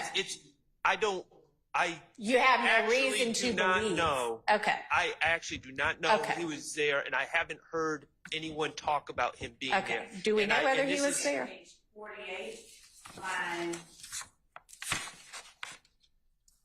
5. Start at line. Oh, so we went back there. Yeah. Okay. Okay. If he was in fact there, then And I then would somewhere draw- else he says, would he? Okay. All right. Well, then you'll withdraw that objection? If he was there, then yes. Okay. So that number 12 is withdrawn. All right. Number 13.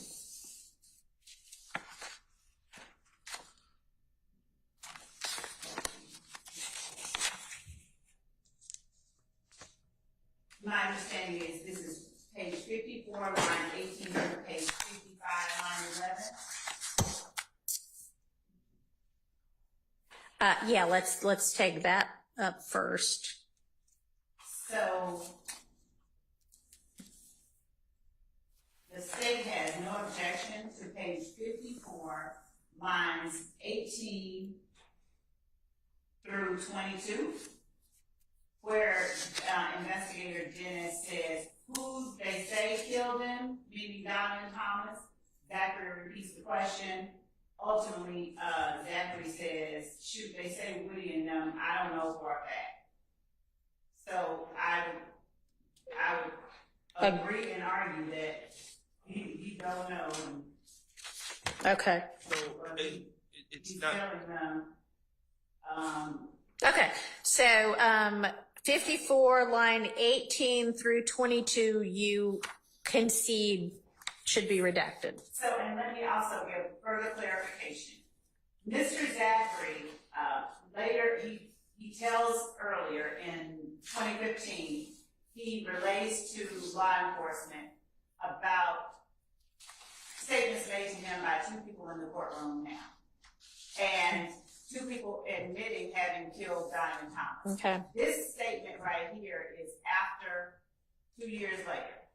So, when he says, they say Woody and them, I don't know for a fact. Mm-hmm. If somebody argued that that's an inconsistent statement that should come in, I'm not objecting to it coming out because what I feel is a lie is irrelevant, but I'm not objecting to it coming out. Okay. So, Your Honor, we got a lot of moving parts here, because eventually, I agree with Ms. Love. Eventually, in this statement, Mr. Zachary claims that Mr. Kendrick told him that they killed Nutt, and Mr. Stillwell told him that they killed Mr. Thomas. Okay. So I anticipate, because I was doing this for Mr. Stillwell, but I anticipate other counsel in this courtroom arguing that are affected by this, arguing that this is spilling the beans, and it's not a statement by a co-conspirator and therefore not admissible. Which part are we talking about? Okay. I think. Okay. So, right. Okay.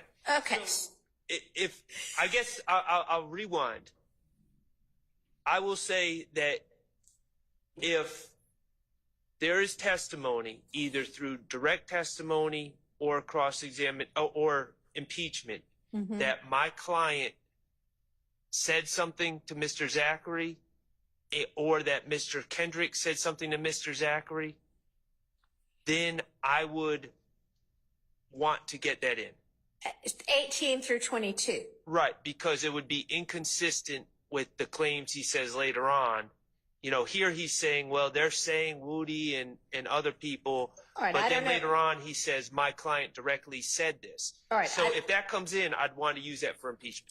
I'd have to know who the they is here. Right? before that could be, if the they is Mr. Kendrick or Mr. Stillwell, yes. But if the they is some random amorphous gossip rag, Well, no. it would be relevant because if he's telling the truth, okay, assuming he's telling the truth. Oh, I see I see what you mean. Yeah. If he's already said, or he will later say. He's going to say that he already said in a different statement, and later in this statement, he's going to say that my client told him at night.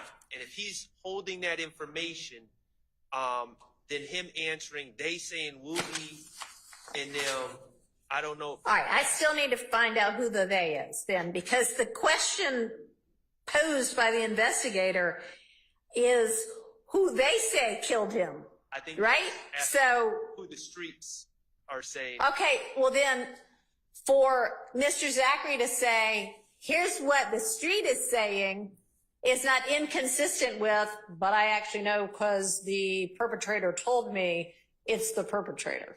So that would not be this 18 through 22 would not be inconsistent to a statement by Zachary that Mr. Kendrick and or Mr. Stillwell told me personally that they're the ones that did it. You see what I mean?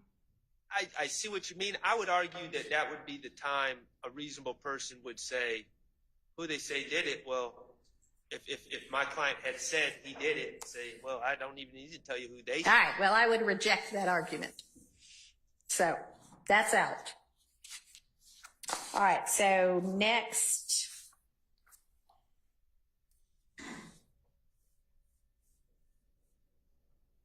Is page 54, line 23 through 5511. Is that all going to be the same That is all. chunk of whatever? Okay.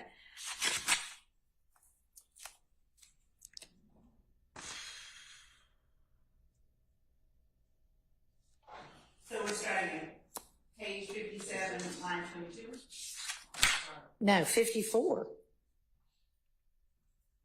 Because all we dealt with was 54, 18 through 22. It goes all the way through 55, 11. So, okay. You was with them at the condo afterwards. I was there. I mean, that.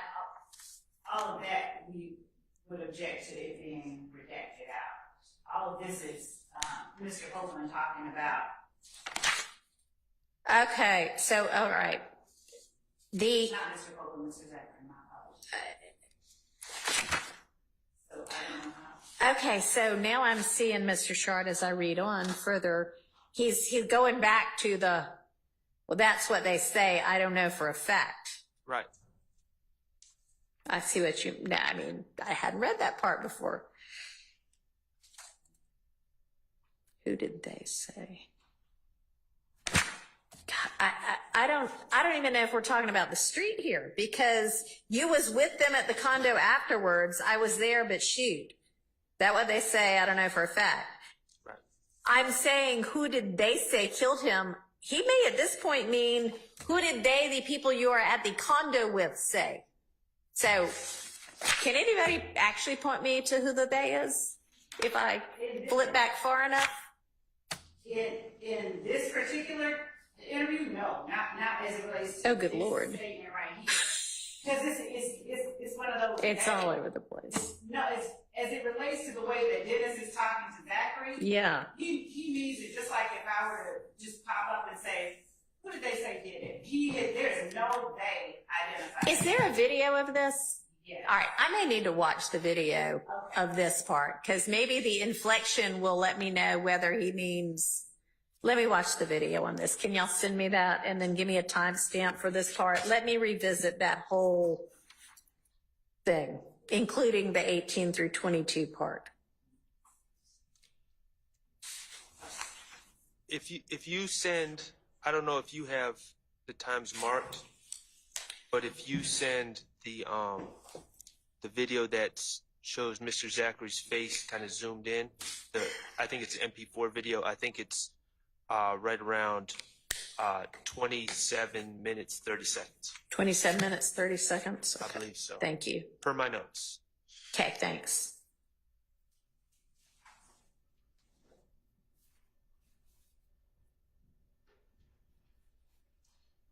Are we gonna move, to the next one, or just? Yeah, no, I'll take a look at that offline unless y'all got it queued up right now. I'll take a look at that offline if y'all will send me that video. So yeah, let's, if 5722 through 23, is a separate kind of issue, we can move on to that one.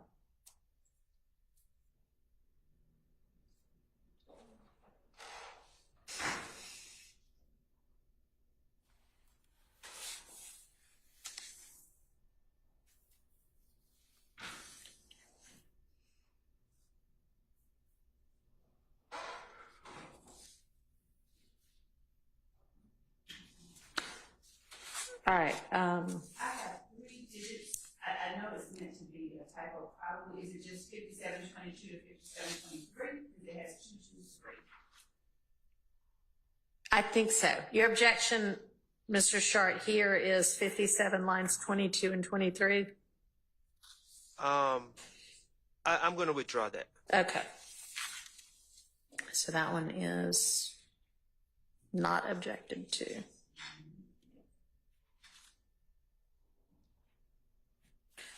All right.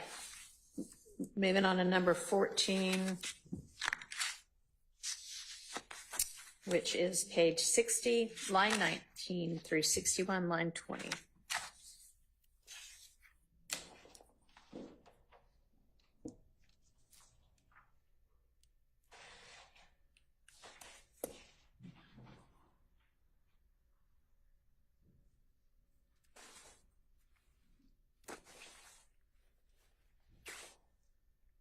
So, Your Honor, this is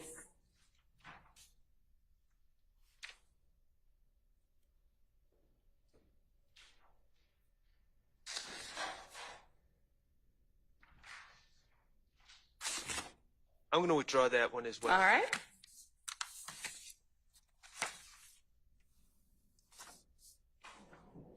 Okay, then our next item is on page 65, lines 8 through 20.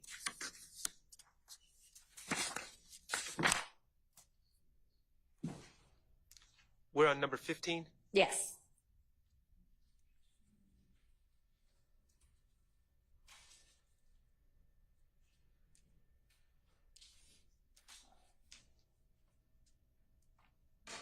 It's, and my objection to this is just incorrect rendition of the law, explaining, Investigator Dennis is explaining to Quindarius Zachary why he's guilty by association. Yeah, yeah, and I suspect he was not offering that as here's what the law is. He was offering that as here's what we law enforcement consider you to be, but Right. I can understand that. You wanna agree to that, Ms. Love? Judge, is the court will give my counsel is sitting here whispering in my ear. The court will give me 1 second. To get there and consider it, yes, I will give you a second to do that. I'm here in the court. We'll see.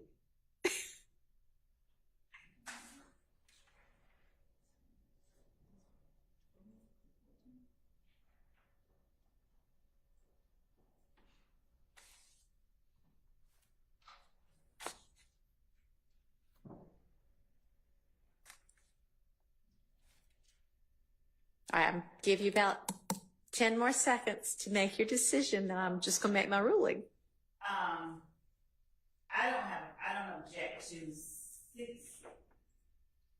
65-8 through 65-20 coming out. All right.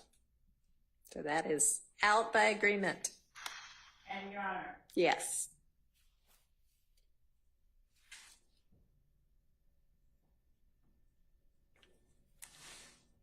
yeah, I don't have any objection.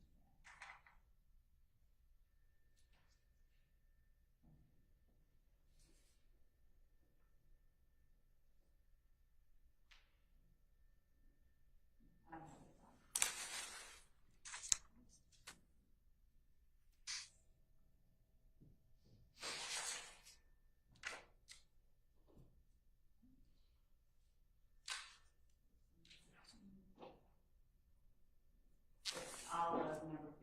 and number 60 starts at page 66, line 12 through 66, line 18 is what I understand.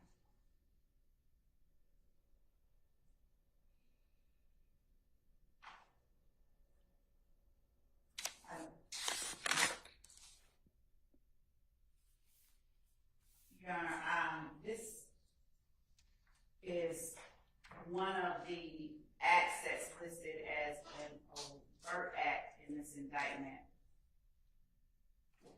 As I'm reading it, page 66, line 12 starts out talking about the gun that Mr. Zachary got caught with on May the 7th, and then Investigator Dennis goes on to say the assault rifle you're in the video with, and he's saying what it came back to. And then you have Mr. Zachary saying that's Moon's gun. But he is acknowledging that he and Mr. Sledge, who the state alleges, Mr. Sledge already pled, but Mr. Zachary is indeed YSL. So they're swapping guns. We would just argue that this is evidence of count 1 and the gang count in this case. That's not my issue. Count 1. Okay, so do you have an issue with lines 8, lines, where is it? 12 through 18? I do have an issue with 12 to 18. I don't have an issue with him saying that he gave the gun to Moontook or that's Moontook's gun. That's fine. What I have an issue with is saying, with Investigator Dennis, saying that the ballistics from that gun matched the May 7th shooting of Lucci's Bennett's mom's house. And there's a couple reasons. It's not Bennett put in evidence. Okay, well, hang on. Maybe we can address your objection and still have in the portion that Ms. Love wants it for So by really 16, redacting a smaller part of it. I should have said 16 to 17 if I was to be more precise. Okay, so any issue with just with redacting out 16 and 17, Investigator Dennis's statement about it having come back to that? Not for the purposes of Quindarius Act. No objection at all. Okay. So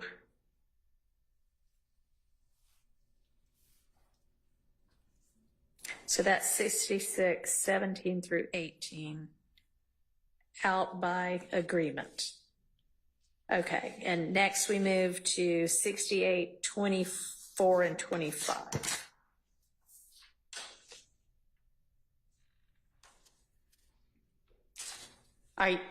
It's, I was yeah.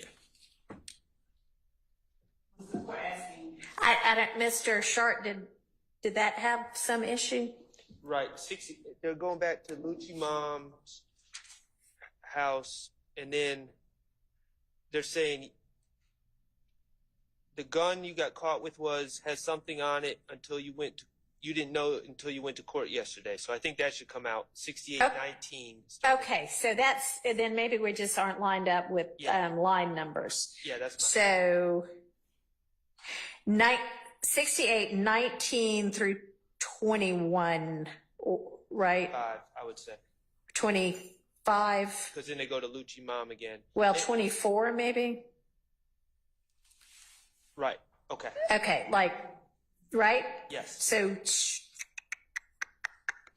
19 through 24, out. And then. All right, hang on. Let's make sure that we've got agreement on that. So 19 through 24, so that's page 60. It's page 68, lines 19 through 24.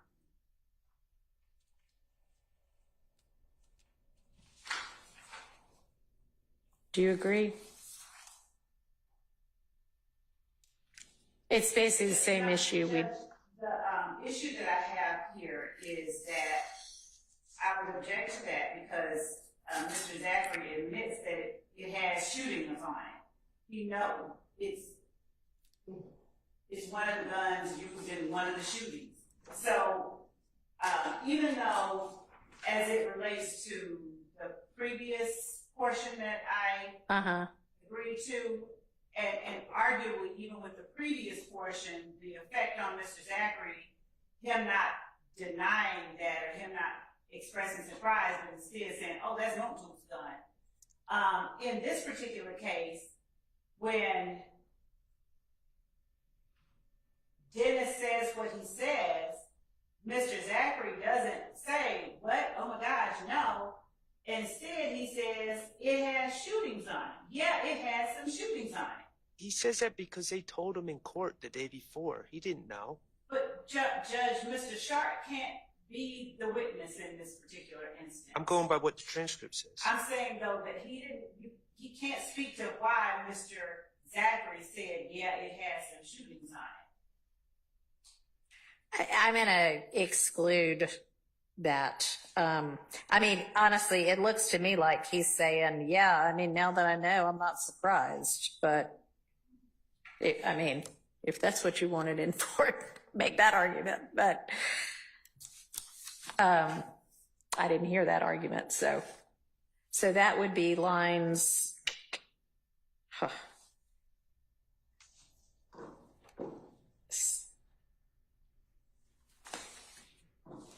So you're saying, hang on, Mr. Sharp, on 68, where are you proposing that redaction start? 19 to 24. 19 to 24, okay.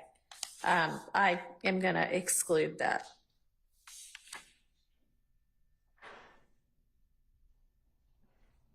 All right, now moving to 69, lines 2 through 6. And it's starting on January 26th, halfway through 2. Okay.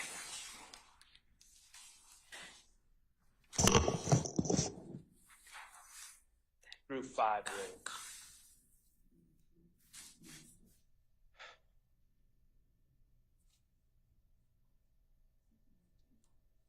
Was that page 69, line 2? Yes. Yeah, lines 2 through 6, starting with on January 26th. I mean, they're basically again saying, hey, you had this gun at some point and we know that it was involved in this shooting. We'd like to know who gave you the gun. And they don't have an issue with we'd like to know who gave you the gun. Just we found out later this came back to the shooting. That's fine. Okay, so that is 2 through 6, starting on January 26th, are out by agreement.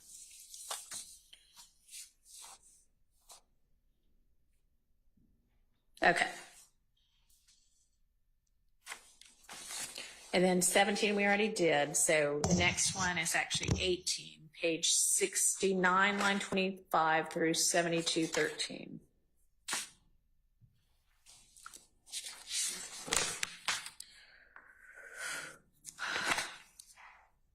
And Okay, so Judge, when Detective Dennis asks who shot up Lucci's mama's house on page 69 at line 25, and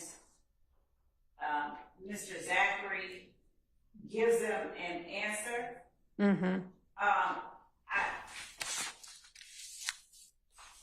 I would argue that all of this is information that I should be able to ask him about. And if he doesn't, if he testifies inconsistently, it should be able to come in. I'm not looking at his reason for asking it to come out, so I wouldn't. yeah, what's your There's no indication. how he knows? To the extent that my client was there, as he claims, there's no indication that he was there, and there's no indication of what his source of knowledge is. I think he's just passing along rumors. And so if he says, I was there when Lucci's mom's house was shot up and it was Shannon Stillwell that did it, then I don't really have a leg to stand on. But I don't believe he's going to say that and he needs firsthand knowledge or another exception or another hearsay exception, and I don't see it, and the state just kind of saying, oh, well, he knows, so therefore it's admissible. There's just so much rumor and back and forth in this case, and I think that the investigators, I'm not trying to criticize them, but they're just trying to like gather information, not in preparation of trying the case, but just trying to get like some broad, generalized, what the word on the street is.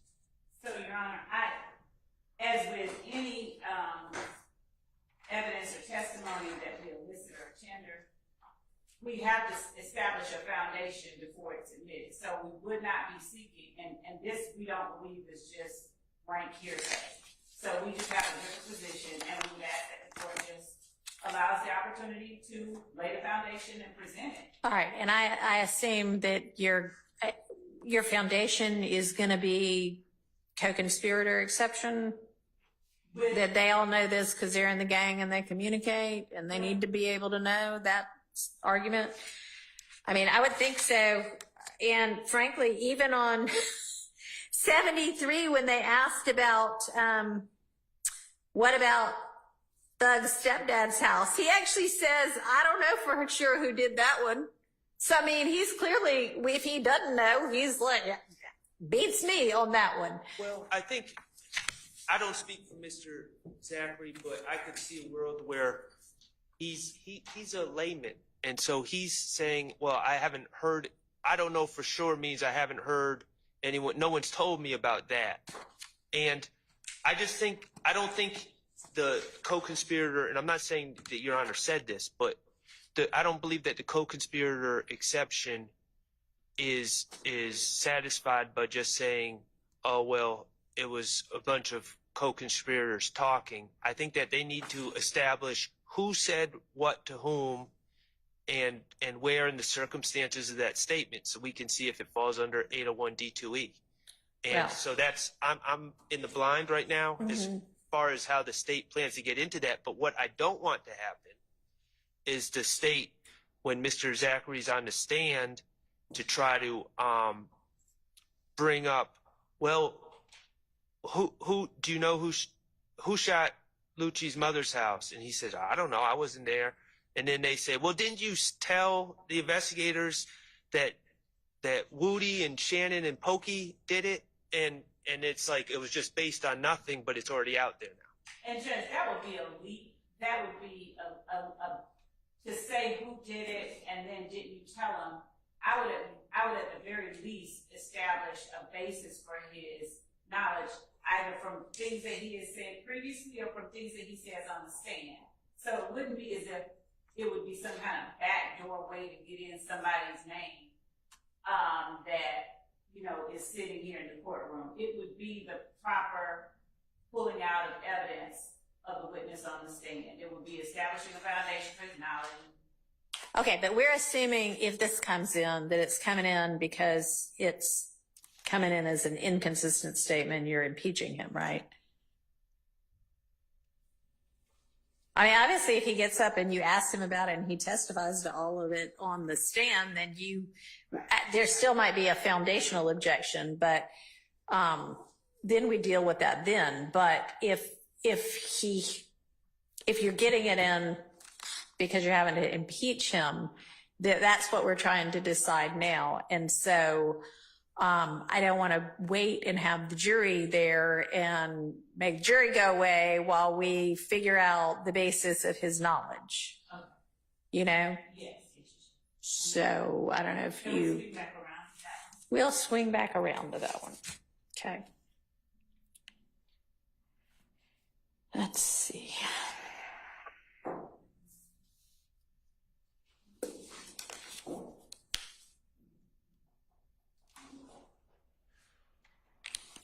I mean, and frankly, it's probably going to be the same. You're going to need the same information for a foundation, regardless of its as to his testimony on the stand or as to this, you know. But yeah, it kind of let us know what that's going to be, so that I can make a determination of whether it comes in, you know, potentially.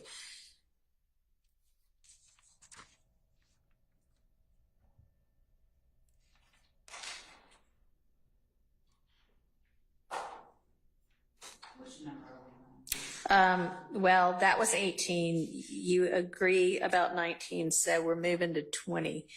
And y'all just let me know when lunch gets here and we'll break. Oh, it is here? Okay. We're going to break then.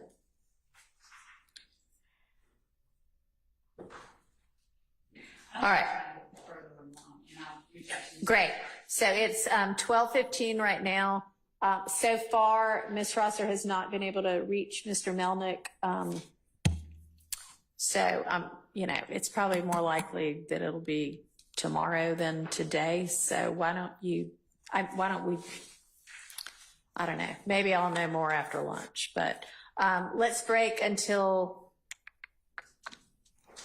1:30. Is that enough time, deputies, for getting everybody fed? Okay. See y'all back at 1:30.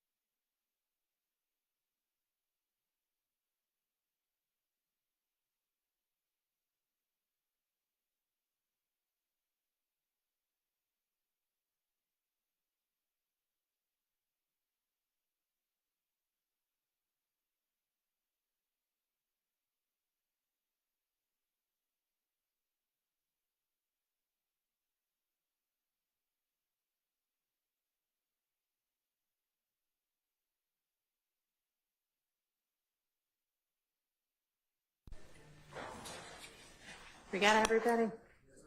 All right. All right, what I know about Mr. Melnick at this point is that he is going to be available by Zoom 3-ish, and he was going to, I didn't talk to him. My lit manager talked to him, so I'm not sure we have a super clear answer on whether he currently represents Mr. Copeland, but Mr. Melnick was going to reach out to Mr. Copeland, and maybe by the time we hear from Mr. Melnick at 3, we'll know the status of that representation. All right. Yes. Am I cold? Is the court cold? No. The court's never cold because these robes are really heavy and hot. So no, but I mean, I realize that it is probably objectively a little cold in here, so I might nudge it up a half a degree for y'all. And then if y'all, you know, hang on.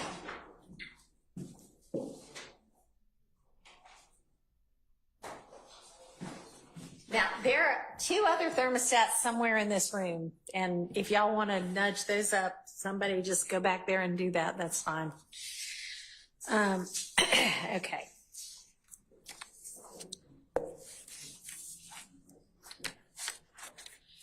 All right, so we were, I think, on item number 20. Were you able to look through any more of them? And So what I was doing was the other assignment, which was to look up the law and to look up what we should tell Ms. Copeland. I don't have. oh, perfect. Yeah, that's probably more pressing. So, okay. What do you know on those? So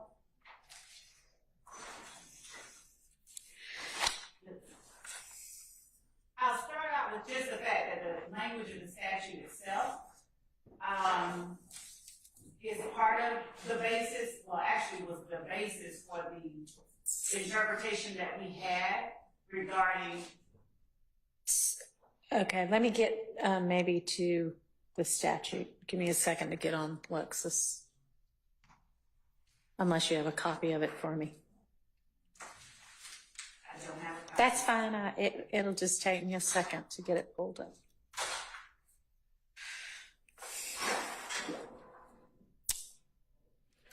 So you're talking about 24.5.507? Yes, Your Honor. Okay.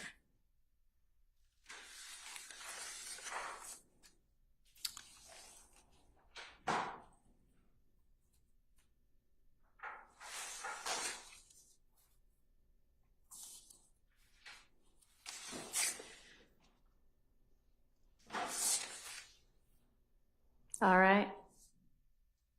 So, just the plain language of the statute,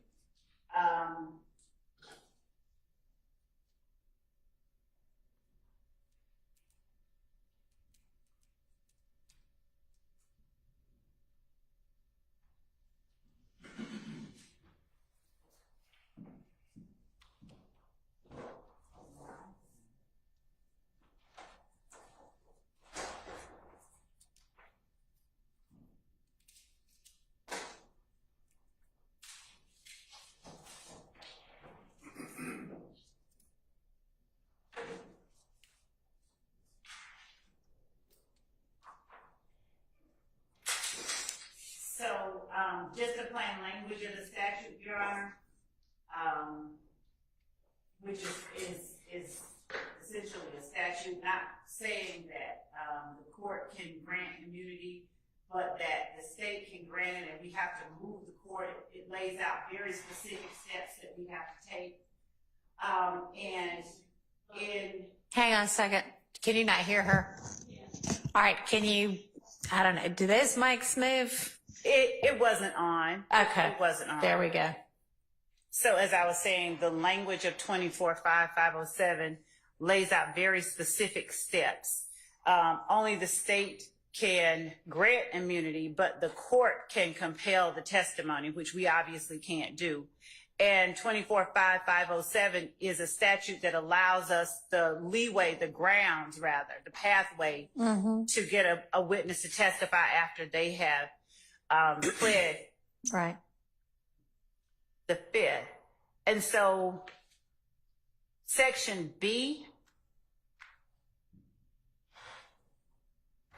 of 24.5507 says, if a person refuses to testify after being granted immunity from prosecution and after being ordered to testify as set forth in this code section, such a person may be adjudged in contempt and committed to the county jail until such time as such person purges himself or herself of contempt by testifying as ordered without regard to the expiration of the grand jury. I don't know why it only references the grand jury and not a petite jury, because the top portion of the statute in Section A refers to both.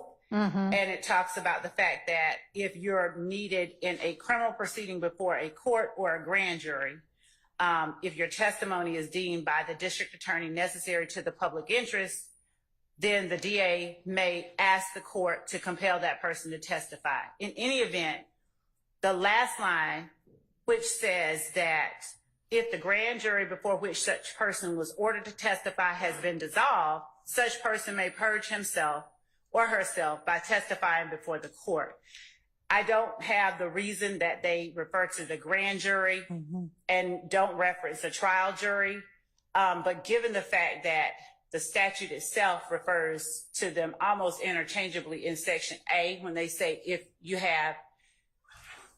either brought before the grand jury or a criminal proceeding. And so the fact that even after the grand jury is dissolved, the court can keep you there until you purge yourself of the contempt by giving the court testimony.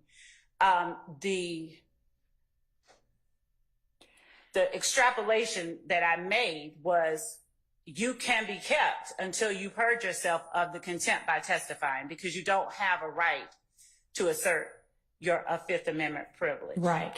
So one thing I would wonder about with regard to that argument is it's sort of a kind of basic canon of statutory construction that if certain language is used in a part of a statute and then it is not used in another part, that there's a reason that it's not used, that there's some significance to at one point saying before a court or grand jury, because they clearly knew they could use different language. So the fact that they didn't include it all in the second part, there might be a reason for it. So that I think kind of cuts against the argument that I can hold Mr. Copeland throughout all three trials. So I think we need, if there's some sort of case law that indicates that if the testimony at issue is before, like for a trial, that somebody can be held even after the trial is over until such time as they decide to come testify in front of a court about it. So someone sent me a case, but I haven't fully got it. It's in re Long, 276 Georgia App 306. I'm reading it. Okay. And if anybody on the defense side of the room's got a case that says the opposite, then that would also help us out. You know, that answers the question the other way. It just seems to me like if he's under subpoena for a trial, then the point in which it would logically end would be when the trial is over. And I get he may never still purge himself of the contempt, but and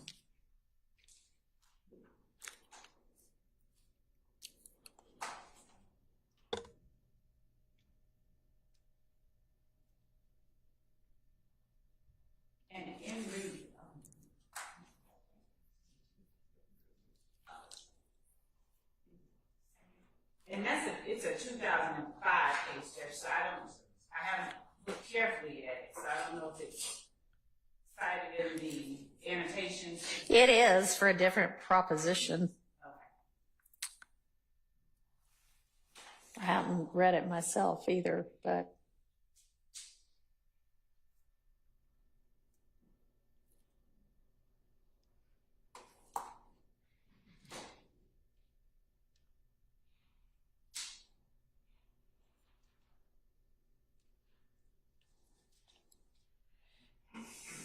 I don't know that this case really answers the question we're asking. Anybody have any other kind of case? I mean, my position without a case to say it clearly one way or another is I sort of feel like it couldn't go past the end of the trial.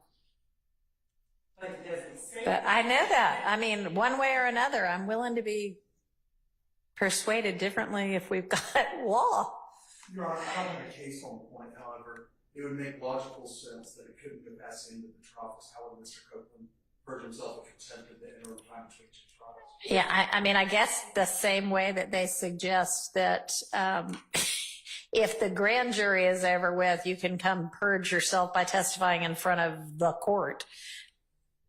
Not that either of those really achieves the end that is sought by the immunity order, but it's a way to purge. But, you know. And arguably, the testimony would be under oath and available. It was not going to be available at, I mean. Not at that trial. Right. That was less, yeah. So I'm sort of going with through the end of this trial unless somebody tells me differently. All right, has anybody come up with anything else that he ought to be advised about?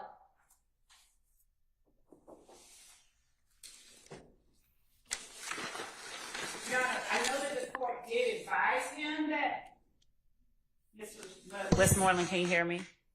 I know that the court advised him that he was told some things that were not entirely accurate. And just listening to the testimony and looking at the transcript of what he was told, as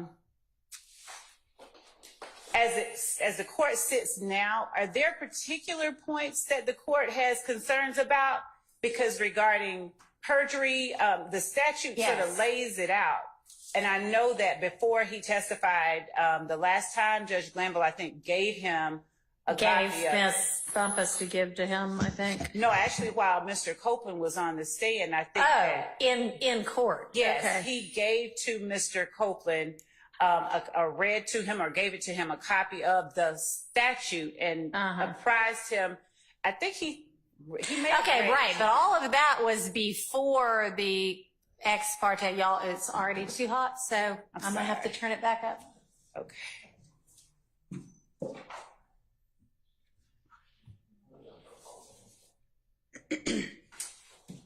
But I went up a whole degree, so I'm seeing if a half degree will make a difference. I will survive. So what were we saying? Oh, yeah. So that was in court, but then the ex parte occurred after that. It did. And much closer in time to when he ended up testifying. So I'm thinking that probably was well, who knows, but that may have been the thing on his mind at the time. So one thing, and I mean, there's, this is he comes in on page, at 10:03, and it goes until 11:30, and I mean, there may have been a break or two in there, but so I realized that it's not just he's told one thing at one point in time, and that's really unclear. I mean, it may be that the gist of it gives him the right information, but for instance, I know there was one thing about perjury that I didn't think was exactly accurate. Just as an example, if I can find it. Okay, so on page 51, The example, and I know what Ms. Hilton means. I don't think that anybody is purposefully trying to mislead anybody. I think we're all, you weren't there by the time Mr. Copeland came in, but I think Ms. Bumpus, Judge Glanville, and Ms. Hilton were trying to make sure he understood. But Ms. Hilton says, your example that you gave me, what if I said I did something and I know you didn't do it and you said before you didn't do it? That's not perjury. That is a prior inconsistent statement. Well, I mean, yes, it's a prior inconsistent statement, but it might also be perjury.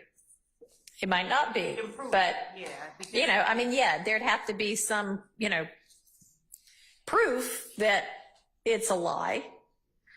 But to say that's not perjury is technically not necessarily correct. And you're also talking to a layperson. And he clearly, I don't think, understands. I mean, he even says, I don't understand any of this at the outset. And, you know, we're talking about purge versus perjury. And I just think we need to make sure we give him clear instructions and then he can make a decision. Yes, Your Honor. And I know that I think I said on the record regarding his attempt to sort of get that information before he took the stand, when he was trying to speak with Ms. Hilton out there in the foyer area.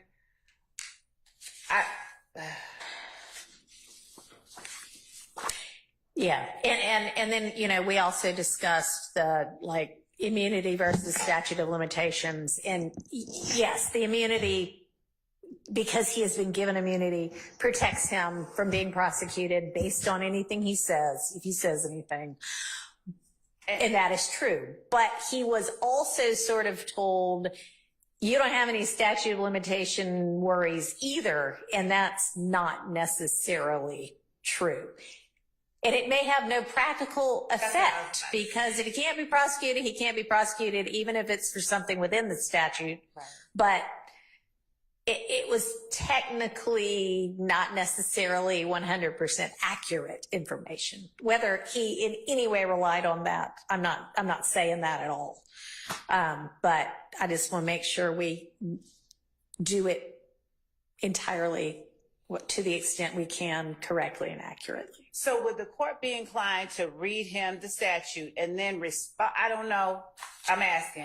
Respond to questions because, for instance, I even heard, it may have just been a misstatement, obviously, and people communicate differently, but when Mr. Melnick was saying regarding how his testimony couldn't be used, but we could use the testimony we can't. So I don't know. Some people keep saying he's got use, and then some people are saying he's got use and derivative use. So I probably need to look at the order. I wrote the order, and I literally modeled it after the exact words in the statute. Like, I took the statute and put it in the order for the most part. And so the part of the statute that says that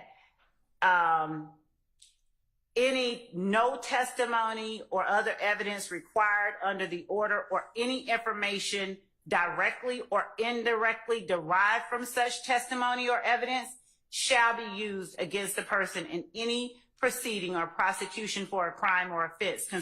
That sounds like derivative use to me. And so that, you know, that was in there from the start. And all right. And yeah, do you want to, I mean, what's the perjury statute? I will look it up. And frankly, I'm not sure that either giving him or reading him any of these statutes is going to be particularly helpful, but that's why I would like for him to have counsel, so counsel can explain to him, here's what the perjury statute means. Here's what your immunity order means. Here's what a prior inconsistent statement is. Here is what you face if you decide not to testify regardless of your immunity. And then, sure, if he has any questions of the court, still we can entertain those. But and I don't know how wise it would be to even make the request that if his counsel seeks to understand the extent to which the immunity exists. Like if he would speak to us, but he. Well, maybe we can dial down from all of that too. That's been several weeks since y'all all made, assertions about whether or not who knew what when and who was professional and who wasn't. And maybe I'm going to ask Mr. Melnick and you to move past that. And I'm beyond it. I would. You're beyond it. Great. We'll see if he is. And I would love to be able to fully explain, to allay any fears that he has or concerns about his client's criminal exposure. But 161070 is the perjury. Okay. And then I ought to know prior and consistent statements by heart, but which one is that? 24 something? I don't know. I'm sure I have it in front of me somewhere, but I think those would be the 4 relevant things: the Order 507, perjury statute, and prior and consistent statements.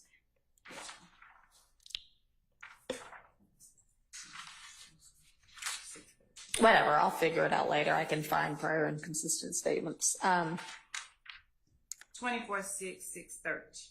Wait.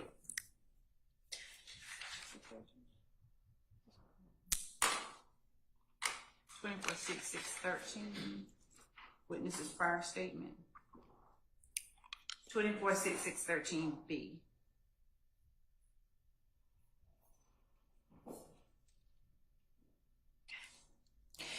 So Ms. Pressfield's been doing some research, and at least the federal statute on contempt related to kind of their version of immunity is that the confinement can't exceed the life of the court proceeding. So that's sort of, I know we're not the feds, but. Is court proceeding the indictment, or is it the trial of a severed, because if people are severed? Like I don't know the answer to that. Yes. Yes, I don't, who said that? You did what? Say that again. Okay, to Ms. Firstfield, okay. And do you have a short answer for me? Yeah, we don't just hold people in custody. As U.S. Supreme Court cited in the footnote 1, it's from the Middle District of Tennessee. It's our issue. It's a deposition. The person refused to testify. There were trials coming up. They were not set yet. The government's position is like the state of Georgia. The government's position is like the state of Georgia here. Just hold the person because the case is not resolved. And the Middle District, the district court judge gave reasons, and in the footnote they gave the U.S. Supreme Court that the contempt is punishable for this trial. And after that, we don't do for other trials that are not set, and the government can't continue the same contempt over and over again. They can bring an obstruction of justice indictment against the person or a contempt criminal charge against the person, but we don't just hold people because it becomes, and there's other cases I can send you, at some point it becomes just punishment. The whole point of civil contempt is to coerce the person to do the act. Right. And at some point they're not doing the act. Yeah. Otherwise, according to Ms. Love, I mean, according to Ms. Love's reading, we could just hold them until it's 50 years later. Yeah. Yeah. I mean, which can't be the law. And I know you're not arguing that, but. Could the court permit me a moment to just review the case that Mr. Steele just sent over? Sure. Did you send it to everybody? He did. I got it. Yeah. I just want to read it. And Mr. Matthews. Similarly, is civil contempt, and I'm looking at in re estate of Banks. In re estate of Banks is going to be 339 Georgia App 144. It says under Georgia law, when the trial court orders incarceration for an indefinite period until the performance of a specified act, the contempt is civil. A trial court, however, may not continue incarceration for civil contempt when the respondent lacks the ability to purge themselves. Imprisonment under civil sanctions is always conditional, and a party found in contempt may apply for release at any time upon a showing of inability to comply. The moment it appears that there is inability, it would clearly be the duty of the judge to discharge the party, because the purpose of civil contempt is to provide a remedy, and to obtain compliance with the trial court's orders, the justification for imprisonment is lost when the compliance is impossible. Thank you. I think you have hit on the exact case we needed. So that answers the question for me. You can look all you want, Miss Love, but I think that pretty clearly answers the question. Logically speaking, that was kind of what I was feeling anyway, but now we got case law to back it up. Good deal. All right. So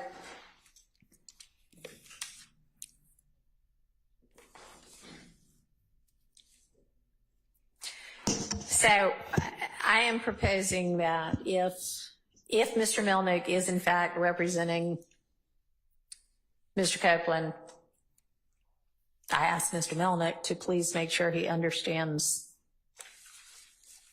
the order, the scope of his immunity, which I read to be derivative use as well, and what perjury means, what false statements mean, what could get him either of those charges, legally speaking. And I know, Miss Love, you and Miss Hilton had said there are certain things that even... Okay, well, in your discussions conceptually with Miss Bumpus, but I'll leave it with Miss Hilton, had said, I am not intending to charge you with perjury if you do X, Y, or Z. I am intending to charge you with perjury if you do A, B, or C. And Miss Hilton's not here, but you could speak for the state, I would think, as to if there are certain things that you absolutely know, if you say this, and we know we have proof, whatever you need to establish perjury, that you're lying, then we do intend to charge you, if you know. If you get up and say something that's not material, like, oh, the sky's red today instead of blue. I mean, it's not red, it's blue, but who cares? It's not relevant. Then I'm not going to charge you with perjury for that. And I think that was along the lines of what the intent was, but the intent isn't really an issue. It's that reading it. I'll just say I agree with what you're saying about that.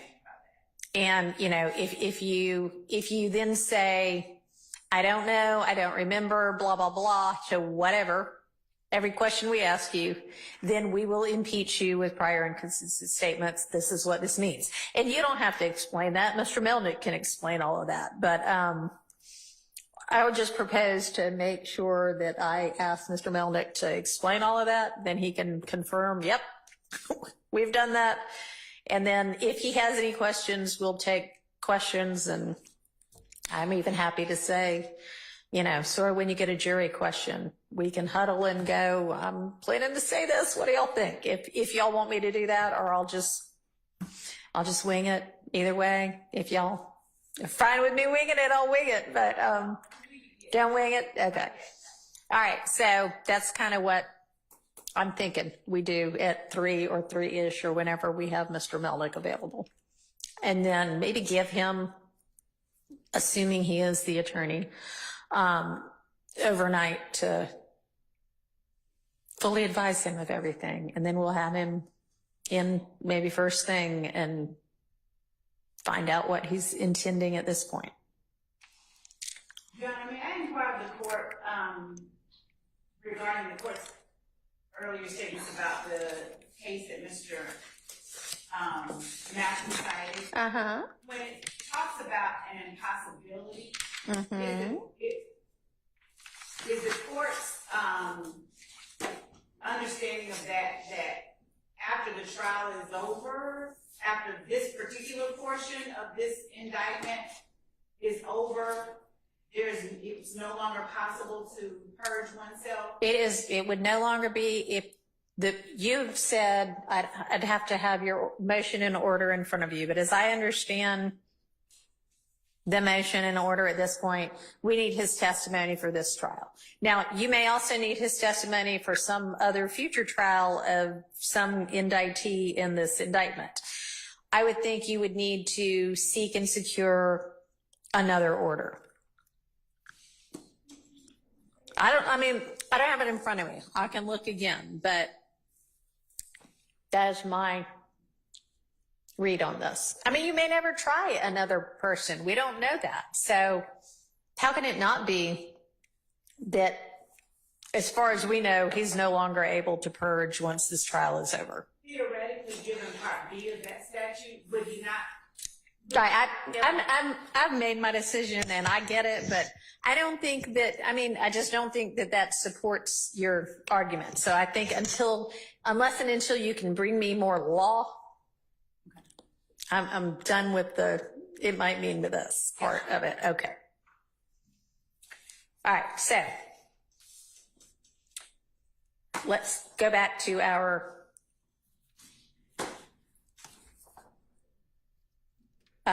narrowing down, figuring out what needs to be redacted out from these statements of Mr. Zachary. Your Honor, may I inquire one more thing? If Mr. Melnick intends to not represent Mr. Copeland, what is our position at that point? I guess we can ask him, does he want an attorney? And I have inquired, because I don't know the answer, of the public defender's office, whether in a kind of situation like this where you have somebody who could have been indicted, who's not currently indicted, who's been given immunity, assuming he would qualify for their services, could they or some conflict attorney provide representation? Judge, I would tend to agree that seems to be the most sensible thing to do. I mean, at any point where someone's liberty is at issue, the court should at the very least inquire as to whether or not there's representation that can help a layperson, Mr. Woody is, navigate his way through these things. So I would agree with the court's inclination. Okay. And if for whatever reason, a public defender or conflict defender cannot represent a witness, although I would think they could because of what you said, as long as they qualify, his liberty is potentially at stake, but if they can't for whatever reason, then I don't know, we just have to. Then I would suggest that the court take it upon itself to do the best the court can to advise the witness appropriately without any input necessarily from either party. The court is less vested in Mr. Copeland's testimony than either side, and so I think it would be the court's responsibility at that time. Well, it's certainly ultimately my responsibility, but I am soliciting from both sides whatever they think would be appropriate to advise him about. And I can then take it all and look at it and put it together. I'm not saying just because y'all asked for it, I'm going to advise it, but I would like your input on it, particularly given issues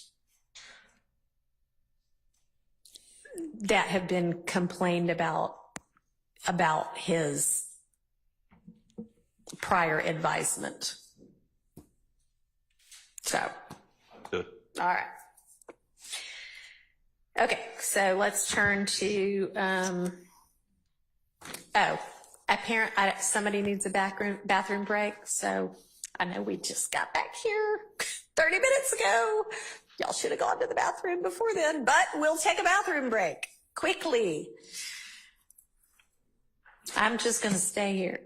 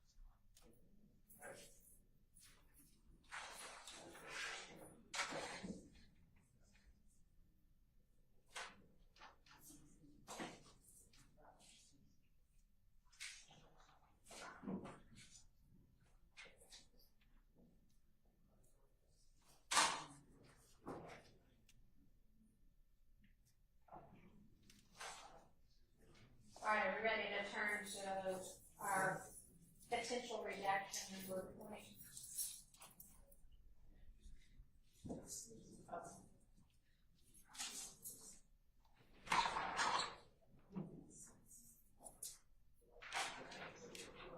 Should I take silence as a sense? How about resignation? Because Yeah. Fair enough. All right. So, and whenever Mr. Snellman joins us, we'll just take a pause with us and deal with that.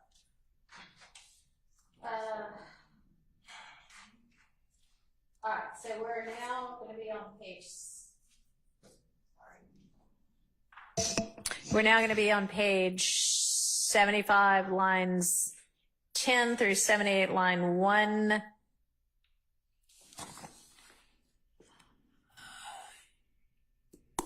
Hearsay about who shot at Woody and who shot Boo, and I'll have to look at it. Oh, and by the way, I was, going to circle back and listen and look at the video on that one item, and nobody, to my knowledge, sent me the video, so I haven't been able to look at it yet. Can y'all? I uploaded, I neglected to inform the court, I uploaded that Dropbox link for recording. So. I don't know if I still have that Dropbox link. I don't know. Can you just shoot me the link again? Yes, Your Honor. Okay. I try to keep the same link for the transcript, so I will resend that link. And then there's one long version of the video, and there's a smaller one where it breaks it into smaller chunks. I've used VLC to operate. I don't know if the court has that player on your system. I think so. I think we have that one. Okay. I will resend that, Your Honor, right now. All right, great. Thank you. Okay, so let me. I recommend that he send smaller chunks, so bigger chunks have a harder time. Actually sending, yeah. All right. And is this hearsay? So, Judge,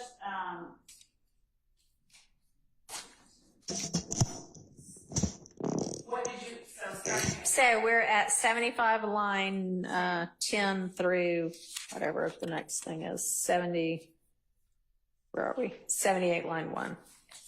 So I don't have any objection to 75 line 10, where Dennis says, what'd you hear about them when they tried to shoot Woody? All the way down to line 17, no objection to that part. But when Quindarius Zachary starts talking about, when he says, oh, you talking about where they got shot at, and then Dennis clarifies when they made this post the following day, Zachary says that's when their spot got shot up. That was the next day, though. You're right.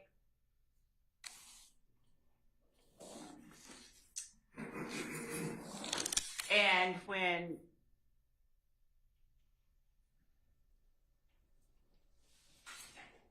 I think it could be seen a number of ways, but when he says Woody went to the hotel party and basically Kel got locked up when Moochie's mama's house got shot up, and Zachary says, yeah. And Dennis says, right. And Zachary says, yeah. If that portion is being offered for hearsay, if that portion is being objected to on the grounds of hearsay, I would say that that's just a matter of showing the proper foundation. And I would ask that that not be excluded before that foundation is properly laid. If it can't be laid, if we don't lay it, then we don't try to get it in, and we don't backdoor it in any way. So I would object to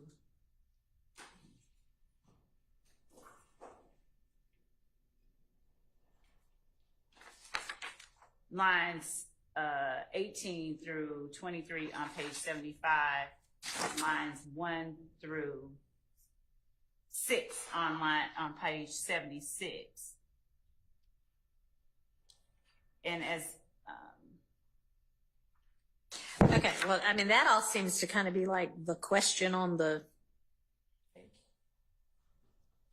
floor for discussion, right? I mean, they're like saying, okay, what is it we're talking about now?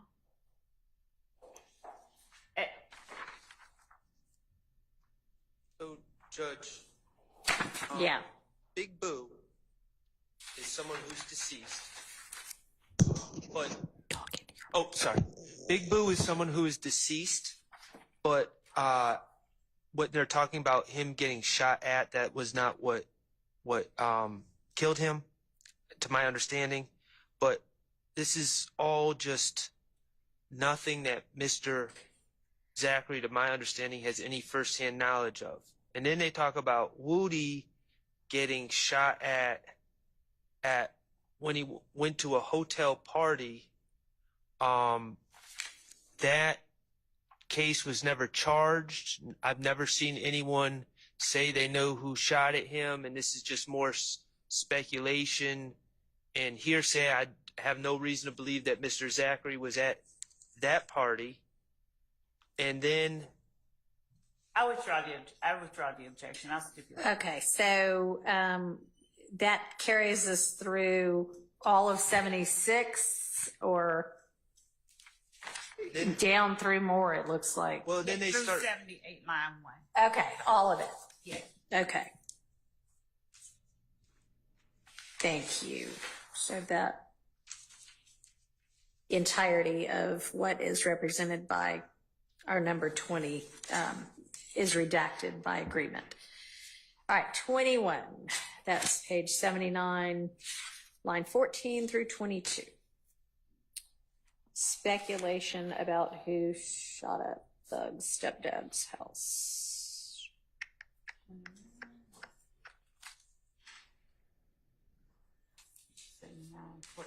14.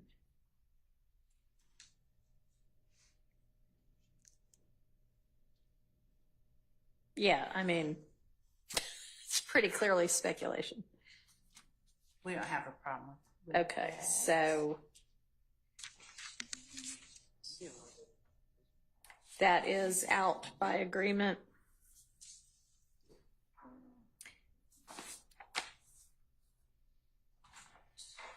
So we pick up from there on line 23 down through 81, line 5. And that's just, Your Honor, Tyreek, I think there's a gentleman named T.J. Rivers. Uh-huh. I believe that's his last name. He's not charged in this case. And then Tyreek was his brother, and apparently he was killed by someone at some point. Yeah, I mean, that all seems just like, I mean, they're kind of like, well, while we've got you in here, what might you know about any other shooting that ever occurred? Right. Yeah. It has nothing to do with this case, as far as I know. What say you, Ms. Love? I have no objection to, I'm just going to go down the list. The latter, page 79, 23 through 24. I have no objection to page 80, the entirety of page 80. What are we going through? And up through page 80.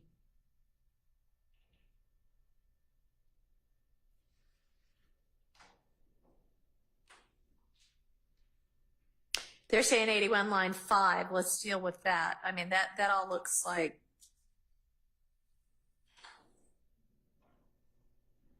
So Slug Trontavia Stevens is a member of YSL. He's already entered a plea in this case. And Quindarius Zachary's association, knowledge of, affiliation with Trontavia Stevens. When Investigator Dennis says it went quiet for a little while, and then Mr. Zachary, that is, gives this explanation.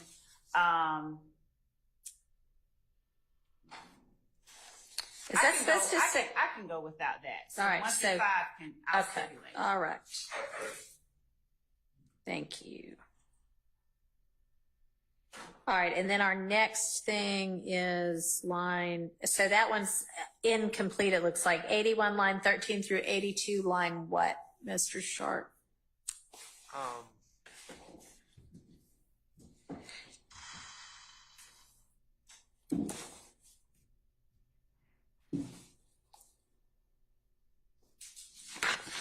I think to the end of 82.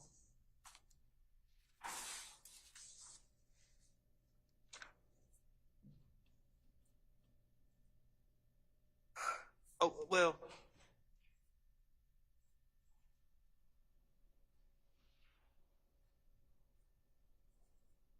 You know, I would say 82 line 6.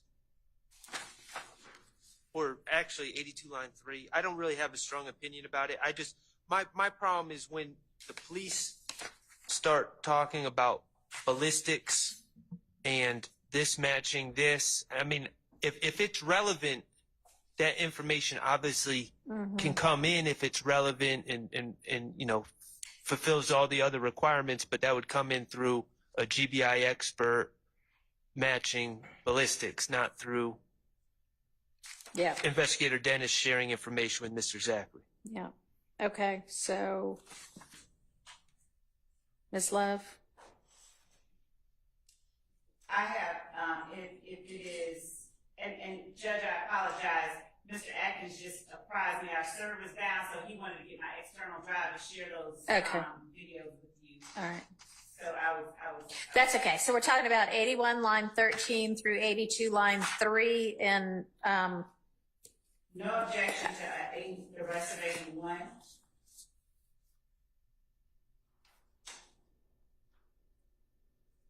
So from line 13 down, no objection to that.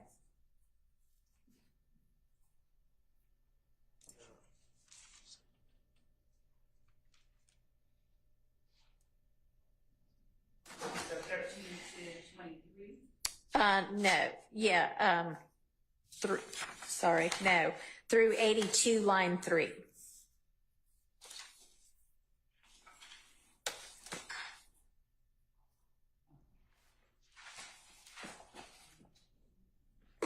No objection. Okay.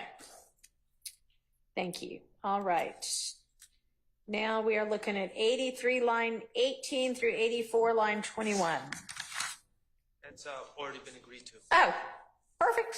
Okay. We're looking at 88 lines 1 through 13.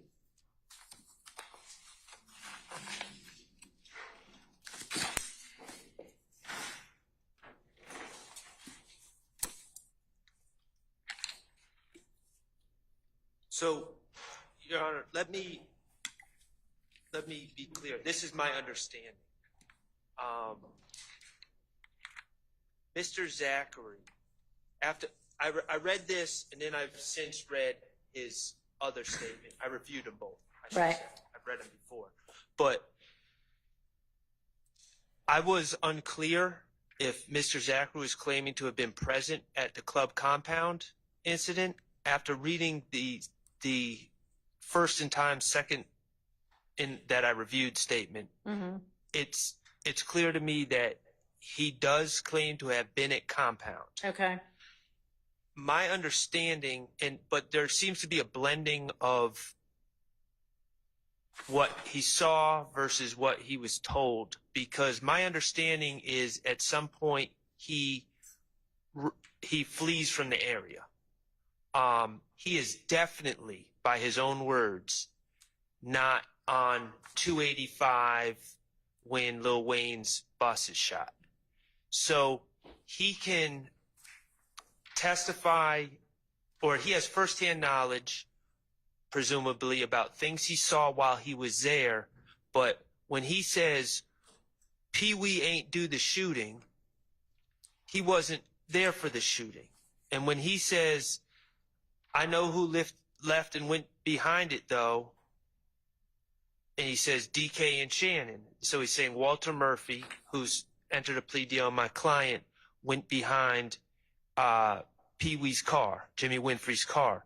So to the extent that he has firsthand knowledge of things, I concede that he can testify to what he saw, and anything he has firsthand knowledge of that is inconsistent, if he had in fact had firsthand knowledge, he can be impeached. But there's certain things that he speculates, or maybe someone told him, I don't know, but it's not clear to me. So Pee Wee didn't do the shooting. That's a conclusion. He did not witness the shooting. He did not witness anyone do the shooting. So I think that's inappropriate. Okay, so that is 88 lines 1 through 3, basically. And even the police are like, yeah, we know he didn't do the shooting, so. Well, people in Cobb County would be interested in that, but. Okay, well, I don't know. I mean, maybe they're just saying that to see what he's going to say. But then he says, I don't know who was exactly in the car. I know who left out and went behind it, though. Yeah. So to the extent that if he witnessed cars leave compound, I get it. Right. But beyond that, things that he did not witness, that's what I'm objecting. I understand. So I'm trying to kind of take it piece by piece, because you're saying he cannot say with certainty Pee Wee did not do it unless Pee Wee was with him at the time. Amongst themselves. Okay. Do you have any basis for? Well, the portion of it where, so Mr. Zachary Black and Mr. Copeland makes assertions about the shooting itself and who was doing what.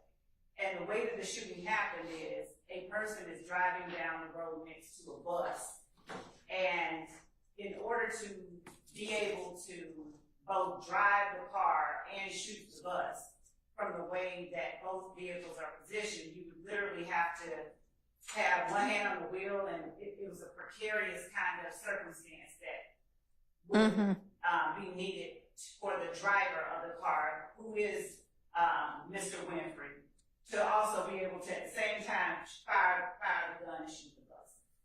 So in as much as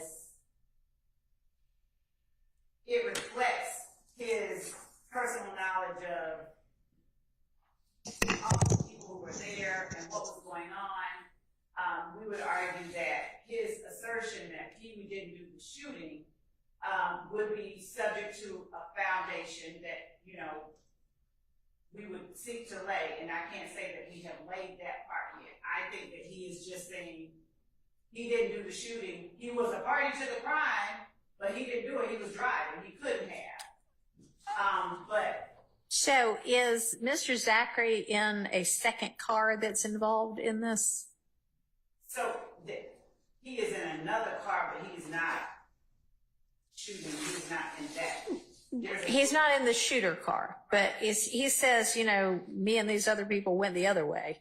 So he's in that compound. Right. Everybody shows up at this one place where Yep. the plane is in about 5-6 different cars. Okay.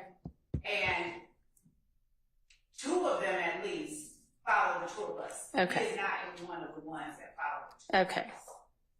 But he's there when you have reason to you have evidence that will support that he was there to be able to say at least that as to the car that wasn't, as to some car, the car that went behind it, that he saw who was in those cars? Yes. Okay. Mr. Zachary says, I know who left out and went behind the car. So he Yeah. says, and the fact that he's asserting Buchanan Shannon, if he's crossed on that, I would argue that goes, it's way not as admissibility of Mr. Sharp. Okay, but yes, and thank you. But I guess what I'm trying to get clarification on is Mr. Zachary. It sounds like from what he's saying is he's there when everybody kind of goes in whatever direction they're going, and you're saying that that's his basis of knowledge for who's in what car, right? Yes. Okay. Even at the point where, like in line 14 of page 88, he's saying, me and Trontavious, we don't went the other Right. way.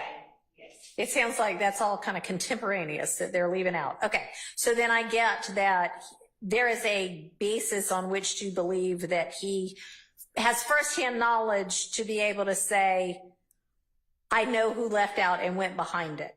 Who was that? Well, here's who it was. But coming back to the Pee-wee ain't done the shooting, if that's something you want in, then how does he know that? What's your basis for him being able to say that? At this time, I wouldn't even proffer it. So I would agree to it unless something is said that changes. Okay. Because I don't have, there's never been a time where I heard him say, you know. Okay, so then by agreement then, well then why do we need 2 and 3 and 4? Because they're just confusing without line 1, right? So 1 through 4 are out by agreement.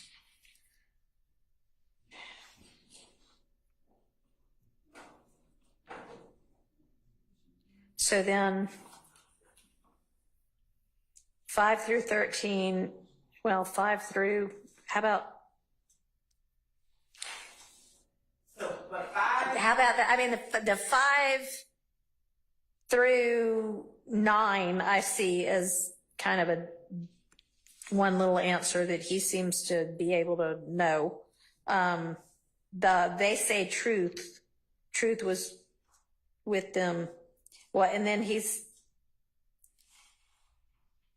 what about that part? I don't mind 12 through 13 coming out. Okay.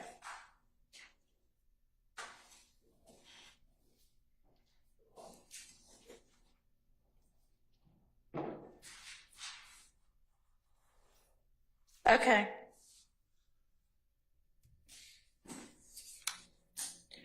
So we're at,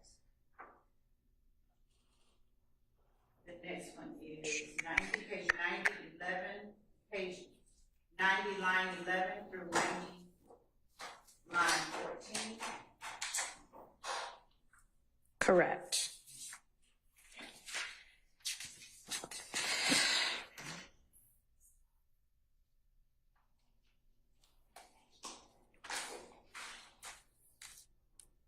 Those are words of the police. Oh, Mr. Melnick is here now. So he's not here, on the Zoom, virtually here.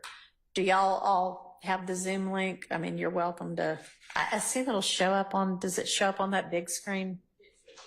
All right, so y'all can just watch it on the big screen. Are you ready for him? I am. I think, I say yes, and yet I think I need to probably turn my camera on. There we go.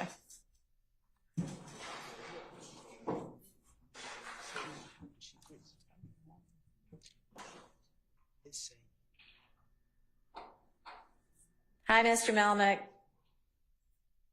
Good afternoon, Judge. We can't get enough of you.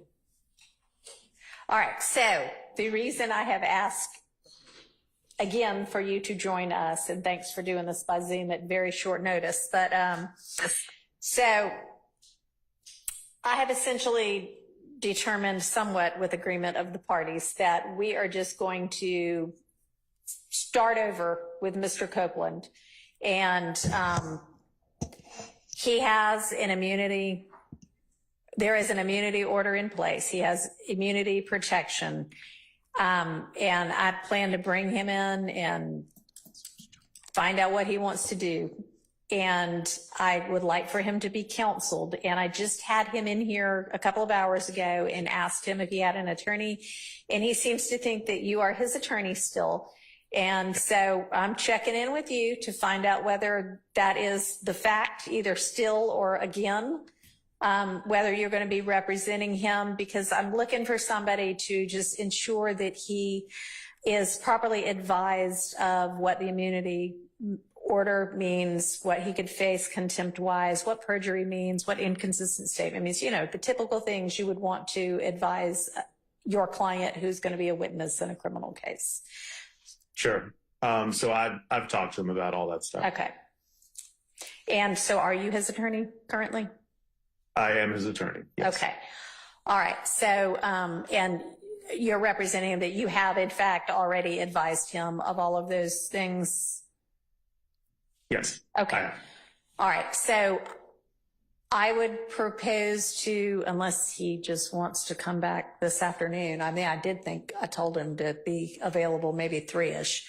But if you want to be with us by Zoom, but are you available tomorrow to be here in person if we can have him here in person? That way, if he does have questions as anything's going along, and we're not going to take testimony. I just want to find out tomorrow, does he have any questions? Make sure we clear up a few things and then, you know, find out what his intent is as to whether he's going to testify in this trial or not. We're just essentially going to wipe all of what he already testified to and start over. Your Honor. He could be there right now. Okay.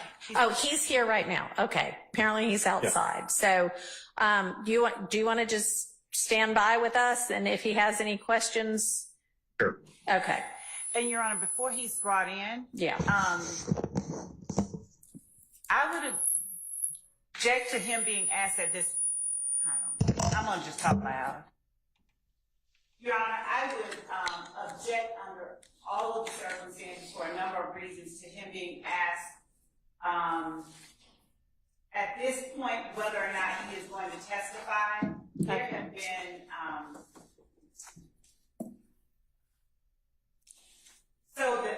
he's made statements. Obviously, the state has brought him in as their witness to proper testimony against people in the courtroom. Mm-hmm. And he's made representations, true or false, he's made them regarding concerns that he has. He's made them in previous interviews with investigators, not just here. Okay. So, Your Honor, in the interest of not having sort of the opposite effect on him, and I'm not suggesting the court would, I'm just suggesting that perhaps asking him at this point might have When do you propose I ask him? Because if you're, I don't know exactly what you are suggesting, and I could be entirely off, but if you're suggesting that he has, are you suggesting he has safety concerns? Well, he has made statements about people being willing to have him killed. Okay. All right. Well, to the extent that those might be any of the people currently on trial, he is at some point going to have to sit in this witness box and say, with all of the defendants present, yes, I am going to testify because y'all are forcing me to because of the immunity order, or I do not care, throw me in jail, you know, essentially. So that's going to have to be in open court in front of everybody. So if that's your objection, it was just the timing of it. So would you rather I do it Friday? I mean, I don't understand what it is you want me to do. It was a preference, but I'm going to, of course, defer to the court. It's just, you know, as I work through everything that I know has taken place, I'm just trying to make certain that, you know, the interests of everybody are protected. Okay, I'm I'm not trying to create a. No, I understand. And I mean, I'm just not sure what else. I can do it at a later time, but I don't know what that gets us really, other than more uncertainty. And I also realize he may say one thing right now and then another thing right before he is brought out in front of a jury. You know, I don't know. We can still check with him again because we are not at this point having a jury in here tomorrow. So at the point when we get to a jury, if we get to a jury again, then I can ask him again to make sure. I think that would probably be advisable, but everybody's here right now. So I would propose that we do this kind of right now. But before I bring him in, does anybody have anything they want to make sure I make clear with him? Not for me, Judge. Okay. So, Mr. Melnick, you weren't here when we had our discussions about what was the outer limit of how long the court could hold him if he chooses not to testify. And it is my belief that the longest he could be held on contempt would be through the end of this trial. So if you need further discussions with him, let me know that. I don't think so, Judge. Okay. All right. And Your Honor, and I know Mr. Melnick obviously knows how to do his job, but he wasn't, and I don't know how much he's reviewed the transcript. Let me actually ask him, have you reviewed that transcript of the June 10th ex parte? Mostly. I haven't. I can't say I've sat and studied every single word of it, but I've mostly reviewed it. Yeah. So, I mean, the defense believes, and I don't necessarily disagree, that there, in addition to a different interpretation of how long he could be held, there is currently a different interpretation of the correctness of the advice about statutes of limitation. And we also think it doesn't ultimately matter because what is protecting him should he testify to something that he did that's criminal is not whether a statute has run or not anyway. It's that he has immunity. But it's possible that a couple of, every statute that you could be worried about has run is not accurate. So, I think you were aware of where in there they said something about a statute, and you're probably aware that there are things he could still be charged with. And does he understand that not every statute has necessarily run on everything he might be criminally involved in, but it doesn't matter because of this immunity order? Or I don't know whether, go ahead. Yes, Your Honor. Okay. All right. And then, are you confident that he has a sufficient understanding of what might subject him to a charge of false statements or perjury? Certainly he does. Okay. Anything else y'all can think of on either side of the aisle? Okay. Yes, Judge, can we inquire as to whether or not Mr. Melnick, and I'm sure he has had an opportunity to discuss with him any potential federal ramifications he may have in regards to his testimony here? Okay. And my interpretation of the immunity order is use and derivative use. But of course, we're not the feds. And Your Honor, the court has every ability to do this, but I would object to counsel for the defense. I've asked them to raise anything that they think we ought to be thinking about. So, I invited them to say that. So I don't know whether you want any additional time, having heard that potential issue, Mr. Melnick.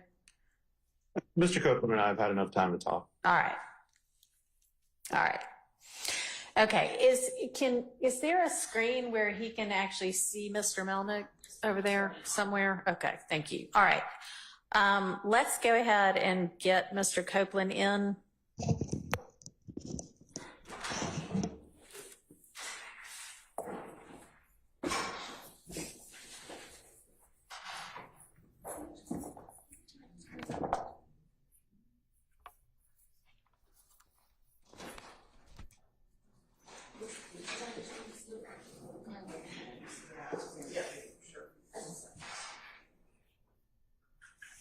See you Monday.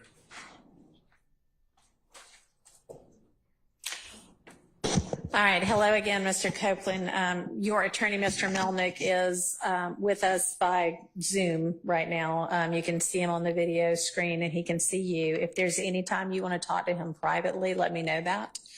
And I know y'all have had an opportunity since you and I spoke this morning from the bench and the stand to talk about the fact that the state is not interested in you pleading the fifth, and in order to avoid you pleading the fifth, they have secured an order that says you now can be essentially compelled to testify because we are acknowledging that anything that you say, we cannot prosecute you for a crime other than perjury or false statements based on something that you might say that would otherwise incriminate you if it weren't for this immunity order. And if knowing that you still choose not to testify, the court can and will hold you in contempt. And what happens in that event is that you go to jail. And the length of time that you could be held in jail for, if you don't change your mind and say, okay, I guess I will take the stand, is through the end of this trial. I don't know how long it's going to last. I think previous projections had been February or March of next year. I don't know yet, but I guess that's not outside the realm of possibility. But it would only be through the end of this trial. It would not be through the end of whomever else might be severed from this case and tried later. And I know Mr. Melnick's talked to you in more detail about that. So I want to see if you have any questions of the court about that. I didn't understand. Now you said at the beginning. Didn't understand anything. All right. So. No, I'm saying, like, I heard you, but I don't know what you're talking about. Okay. So tell me what it is that you'd like more information about. You said something about what they said about immunity? Yeah. What you mean? Okay. Does anybody, I think I've got the order. Mr. Melnick, have you reviewed the immunity order with him? Oh, you saying it's the same from last time? Hang on a second. Yeah. The same one as last time. Yeah. This one. So that's the one I'm talking about. And that is still in effect. So you're saying that changed? It has not changed. All right. So what has changed is, it's my opinion that I cannot hold you in jail if you refuse to testify beyond the end of this trial. I think you had maybe been told something different earlier, and I don't think that is So I ain't got to wait till every defendant that's not here. Correct. But you would, if you choose not to testify despite this order, you would potentially be held in jail through the end of this trial, which might be February of next year, might be March of next year. I really don't know. It ends when it ends. And the state has 100 more witnesses, and I don't know, any defendant might also have witnesses. So it could take a while, but that would be the end of it, would be the end of this trial. Okay. So do you have any other questions? Okay. And do you want to talk to Mr. Melnick any more about this particular issue? No. All right. So I'm going to ask you right now, because I'm planning to have the jury back on Monday. And I am going to tell them, we would essentially start over, because I want you to have a voluntary, to an extent, choice and knowing choice whether to take the stand and be questioned and cross-examined or not, knowing that if you do, other than if you lie, as Mr. Melnick's discussed with you, and it's something the state knows and can prove, they could charge you with perjury or false statements, but they can't, if you incriminate yourself about another kind of crime, they cannot use that to charge you with a crime. And they can't say, Well, can I speak? You can, I yeah, have if you told have the state Huh? I have told the state I have lied and lied and lied and lied. I know. And So how are they going to be able to question me? I mean, that'll be their problem. That's their case to make or not make. I mean, that's not for you or me to worry about. So They said they're going to be able to charge me if I lie. Like, when it's up to them to choose when I'm lying. not prior. You've said you've lied and lied and lied in every, I don't know what you've said, but let's even say you've said you lied in every statement you ever gave to the police. If you get on the stand and say that again, or if you say, all right, this one was the truth, that one they cannot charge you with perjury for, because those are things in the past. What they might be able to charge you with is, I don't know, I mean, give me an example of something that you know he didn't do, and, well, maybe not. Never mind. Don't do that. Can I give you an example for what they told me? Yeah, yes. And then I'll see whether that's what I think or not. Yes. So she said that the only reason she won't lock me up, I just want to know if it still applies. Okay. She said if I do two things, if I plead the fifth and I say that I killed Donovan Thomas. Okay. She said if I don't say them two, she will not lock me up. All right. What was the first one? Pleading the fifth. Say it again. Taking the fifth, Judge. Taking the fifth. Okay, right. And you can no longer, so taking the fifth means I might say something that gets me in criminal trouble. I might give you evidence against me that you could then use against me. That's what it means to take the fifth, is say, I am not going to give you evidence to use against me to charge me. When they give you that immunity order, immune just basically means we can't do this anymore. It's like if you get an immunization, oh, I'm not going to get the measles now, right? Because I'm immune from it. Because it's like getting you a shot that says, I can admit to a crime on the stand, they can't charge me with it. They have said you no longer have a privilege against self-incrimination because we have committed to not being able to prosecute you, not being able to bring criminal charges against you because of what you say. We cannot take that evidence and use it against you. We can't take that evidence. If you say, well, I committed some crime. Here's what I committed it with. I buried it in the yard. They can't go dig it up in the yard and then say, well, we've got this. They can't use any of that. So that's why taking the fifth at this point would get you in trouble. Being held in contempt is what we So what if they don't formally have call it. they facts together? Like they saying something that they don't know what they're talking about, and then they ask me about it. They can ask you about anything they want to. If in your answer you admit to a crime,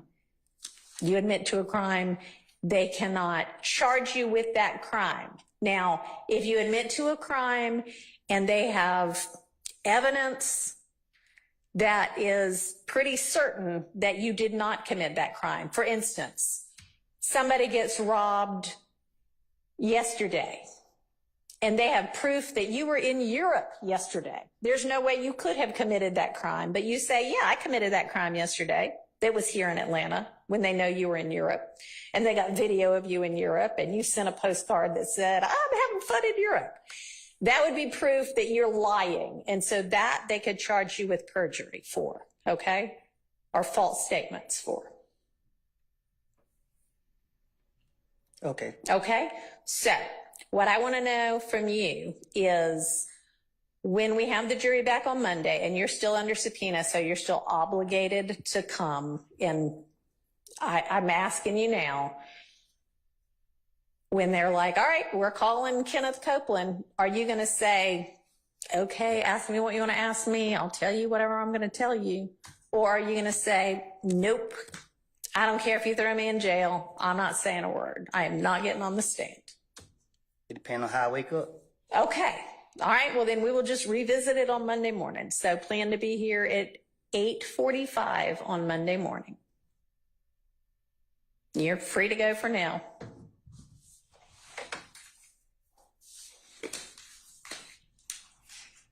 All right, Mr. Melnick, please be with us at 8:45 on Monday morning. Can you do that? Okay. Thank I'm you. on a trial calendar with Judge Barwick, but I'll notify her what's going on. All right. Thank you. Appreciate it.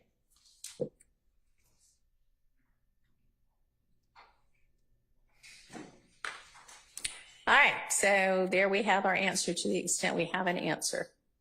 We will revisit this on Monday morning. which is, by the way, when I plan to have the jury back.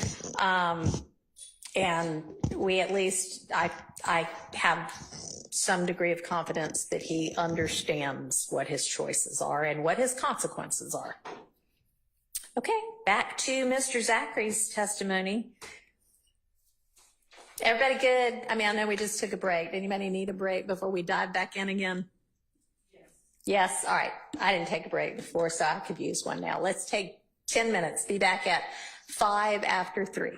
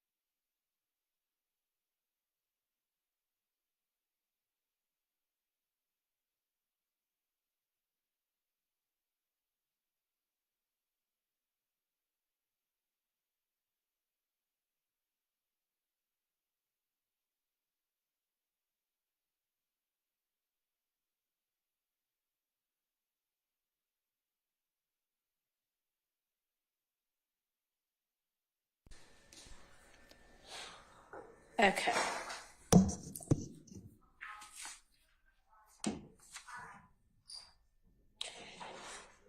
All right, so I think we are on page 90, lines 11 through 14. Okay.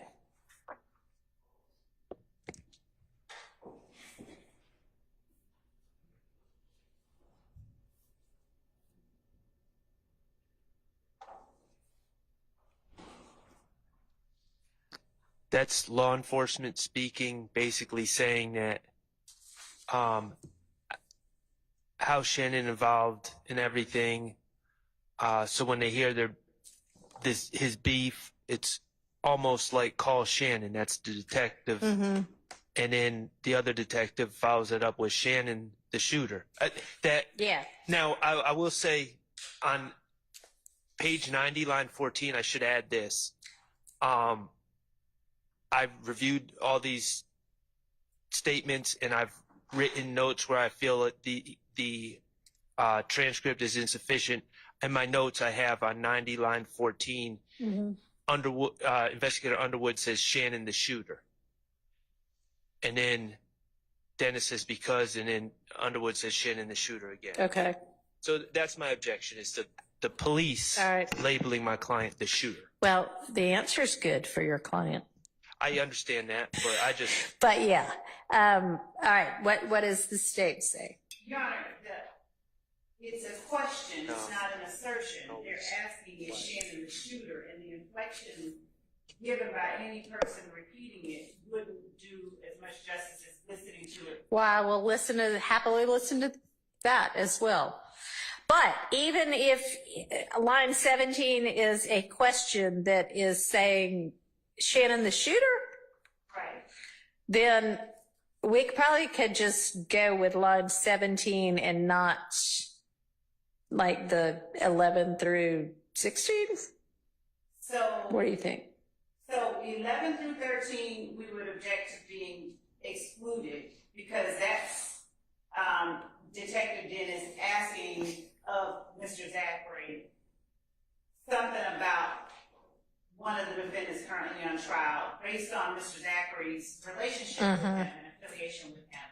I don't have any objection to 14 through 16 coming out. Okay. That's what they want, but we would ask that the court, I think Mr. Atkins has had an opportunity to send a link to the notes. He said it's taken 31 minutes. Yikes. So I may be able to, I don't know if... I mean, if y'all have it and could just pull it up, I can listen to it right now. You can do that. Then also bring it to you. Talk into your mic, please. On line 21, yes. Investigator Dennis, my notes say, where it says indiscernible, says about that action. About that action? Yes. Okay. Speaking of Shannon. Let me ask y'all, are y'all actually providing a transcript to the jury when you play these statements? I believe we may have done it once, not with every one, but I did intend that we clean up the ones that we have and provide a copy to the defense and see if they disagree with any cleanups and allow the jury to use the transcripts because they tend to prove helpful, but that we hadn't gotten to the cleanup part yet. We haven't cleaned it up entirely, and sometimes if the defense has a transcript they'd like us to use and like us to we welcome that as well, but right now we're Okay. And I don't know if the defense would have any kind of a position on whether on that issue. There's a lot of issues with these transcripts, a whole lot, and just in all honesty, Your Honor, I don't see how we could agree to a transcript without all of us just sitting in here and going through with a fine-tooth comb. No, I agree, and it may come to that, but it may be, a lot of times I think when audio video is played, at least in my courtroom upstairs, there are a lot of times when it's hard to hear. It's kind of like muffly. Even if I take it in my office and listen on my computer and I can hear it crystal clear, for whatever reason, once it gets out here and gets played through whatever, it's not as clear. Now, maybe down here in 1C, it's a better audio video system and everything's been clear. But I guess if it comes to it, we'll sort it out then. But Judge, I can on behalf of Mr. Williams, I can tell you at this point that we're going to object. Like I hear this voice who is talking. All right. It's God. Yeah. No, I can tell you now that on behalf of Mr. Williams, we're going to object to the jury being provided any transcripts. All right. And what's happened so far? What would the basis of your objection be? It's been our experience thus far that we just have significant disagreement with the state on the transcripts that they've provided thus far. Okay. And we think, quite frankly, it's better for the jury to make their own determination about what's being said. Okay. All right. Well, and I mean, it just may be that as we go on, if and when one day this trial wraps and a jury is deliberating, they may want to hear a whole lot over again, and we'll just all have to sit here and listen to it too. So y'all know that, and if that's what happens, that's what happens. And Your Honor, we would also posit that there is the instruction that the court could give the jury about the transcripts not being evidence, and that they are indeed supposed to listen and take what they hear versus what's written on the piece of paper as evidence. Yeah, I mean, so I just was raising that to find out, had y'all already come to any kind of an agreement? What was the practice here with this trial? So it sounds like if you want to do that, first off, you need to endeavor to the extent possible to come to agreement on what a transcript says. And then second, if it's necessary, I will sort out whether I'm going to permit that or not. And I'll listen to the, legal reasons for or against. But okay. So, if you can tell me, I know that first thing you gave me 27 minutes, 30 seconds. So for this one, where would I be listening?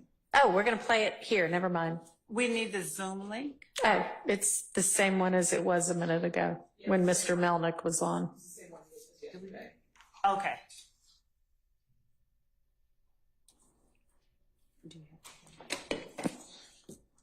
And for this, because the only sound appears to be coming out of those two little strange white speakers, can y'all turn one my way? And I think that may be the subject or the reason for the squelch, but I'm not going to be able to hear it otherwise, unless somebody wants to come up with a little speaker that I can have up here with me.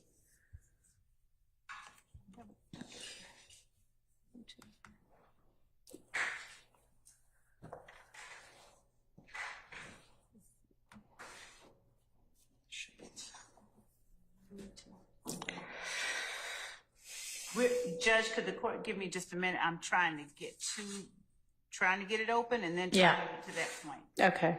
And as long as we're going to do this, we might as well listen to both of the ones, and I don't care which order we do it in, but.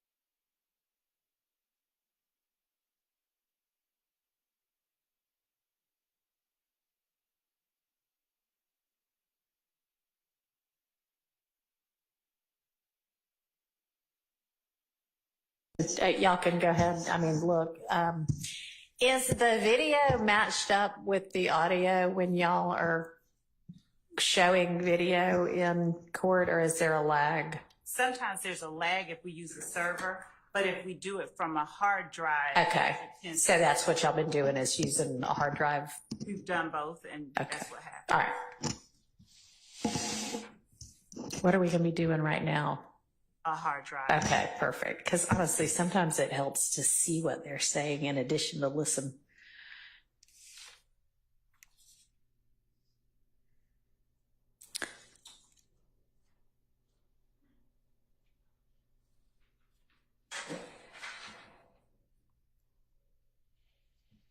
What is this?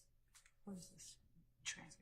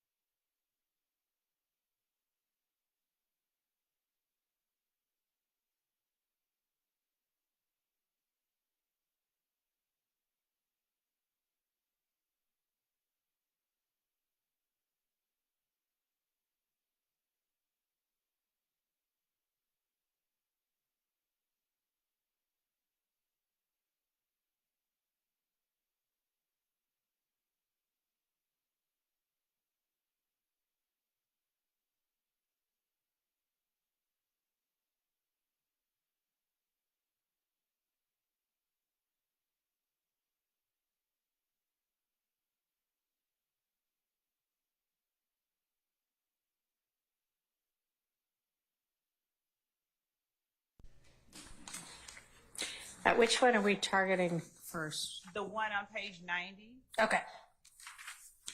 I'm just trying to get. So where we are, the line he's at right now is the line 25 on page 89. Okay. So if I may, I'll just. Sure, that's fine. Yep. Dang, Slug real just take care of him. So Slug ain't go on the bus yet? No. Why not? I told you he grew up, he even on that. When he got jail, he hadn't grew up, he wasn't on that no more. But you said Shannon. How Shannon get involved in everything? So when they hear his speak, it's almost like call Shannon. Because that's what they say, because Shannon the shooter.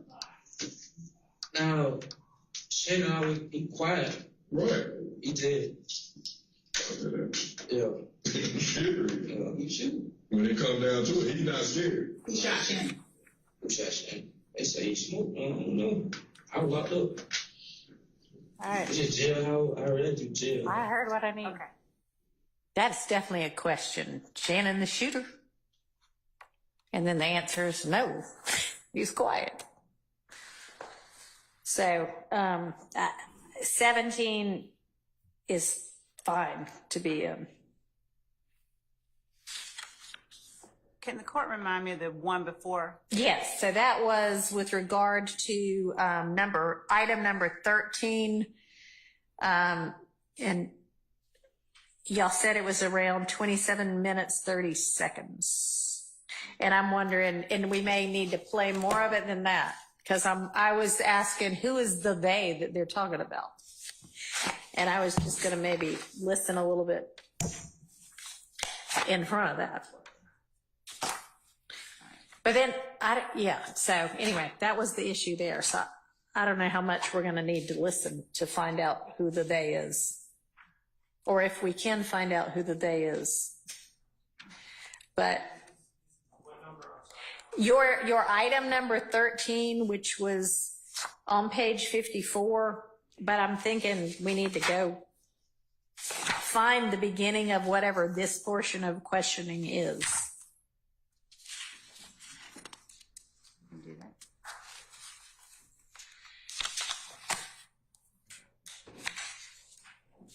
There's a whole lot of days in here.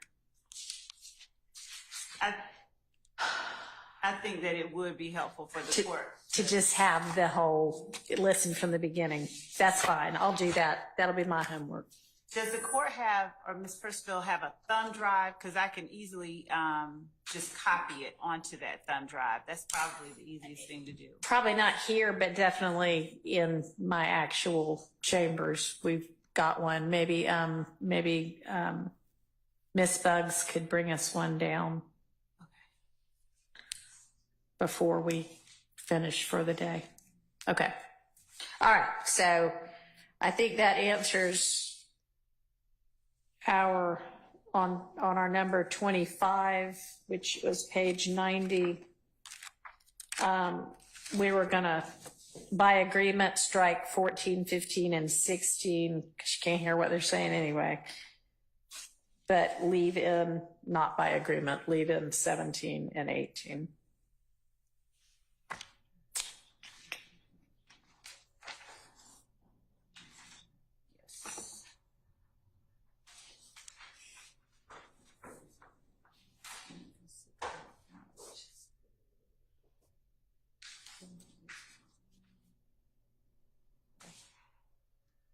All right, so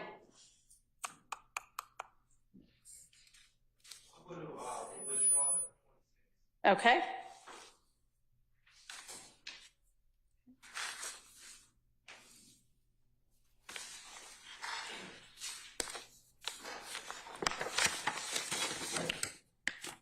All right, that takes us to 92, line 11 through 94, line 22. Dennis, who's Dennis? It's investigator Dennis. Okay.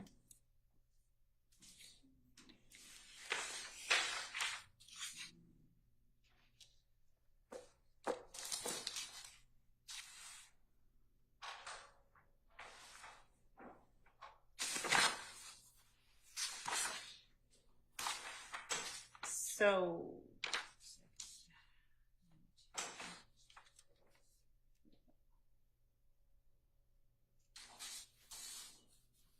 Okay.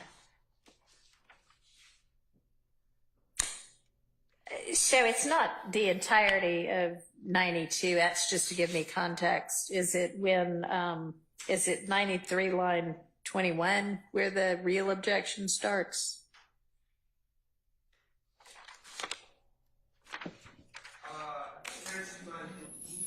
92 line 15. Oh, if y'all don't mind turning those speakers back around now so we don't have squelch. So, Matthews, bring around the corner.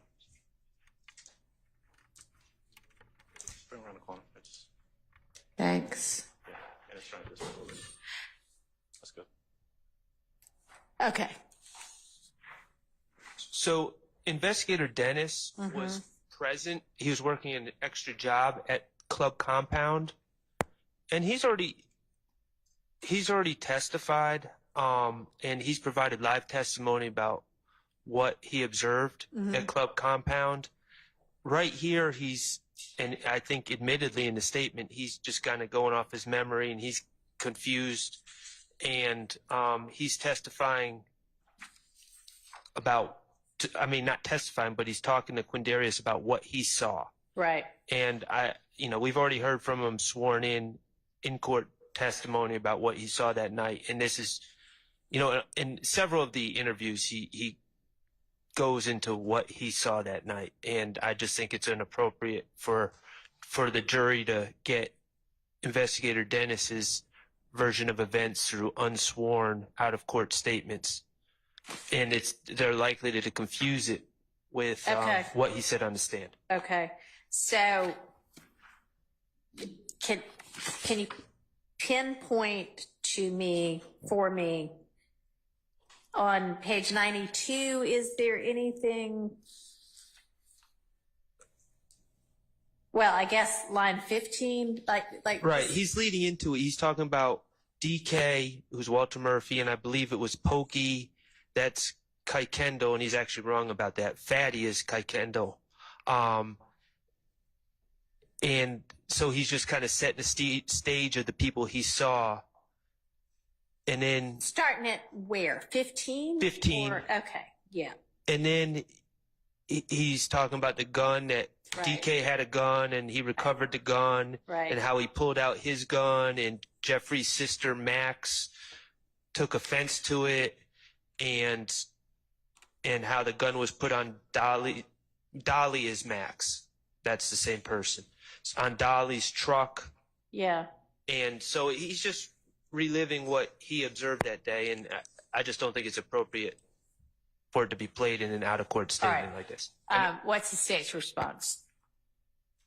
Your Honor, with respect to the sections about Detective Dennis relaying and receiving input from Mr. Zachary, information about the Little Wayne bus shooting, as Mr. Sharp said, Detective Dennis was there that night, and as he relayed what he saw, Mr. Zachary's reactions are the more important thing. Obviously, the jury has heard Detective Dennis on the stand, and particularly at line 93. On which page? I'm sorry. Page 93, line 15 through 17, for instance, where Detective Dennis says, but DK had a gun. I recovered a gun from DK that night. And Zachary says, yeah, I saw that.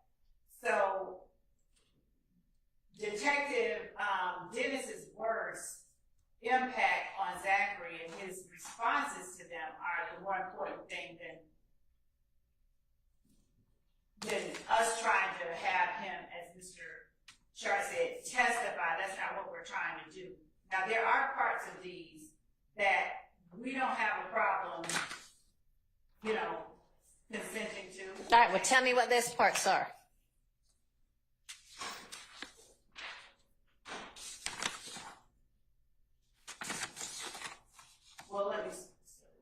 Or the opposite. Tell me what parts you really maintain you want / need / believe you're entitled to get in.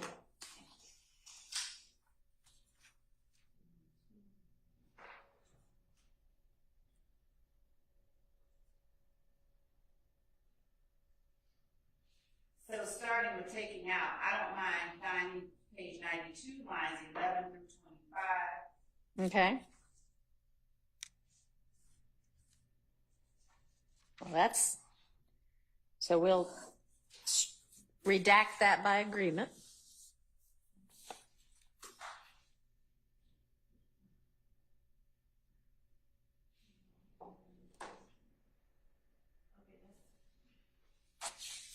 And I'm sorry, I missed what the court said. I said we'll redact that by agreement. Page 93.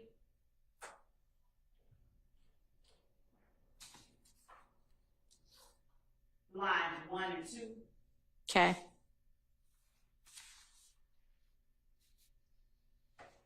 We would object to page 93, lines 3 through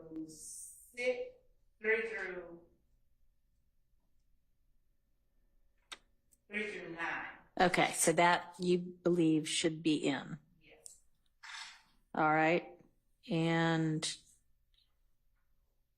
that's because as Investigator Dennis is talking about cooking dog fatty and DK being like this, Mr. Zachary is making his assertions about who among them was actually there. so he's actually showing I've got knowledge of this. And okay. That's our position. All right. Any response on 3 through 9 of 93, Mr. Sharp? No, I'm fine All right. with that. So that is then in by agreement, essentially. All right. As we go on further down. And then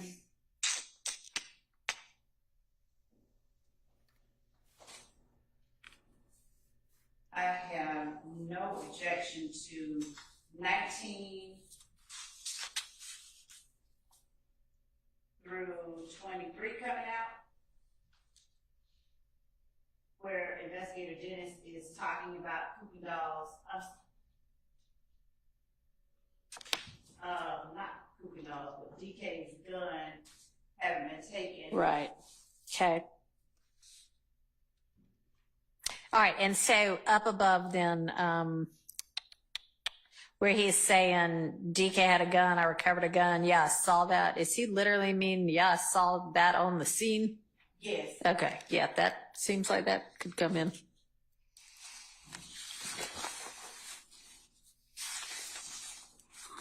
All right.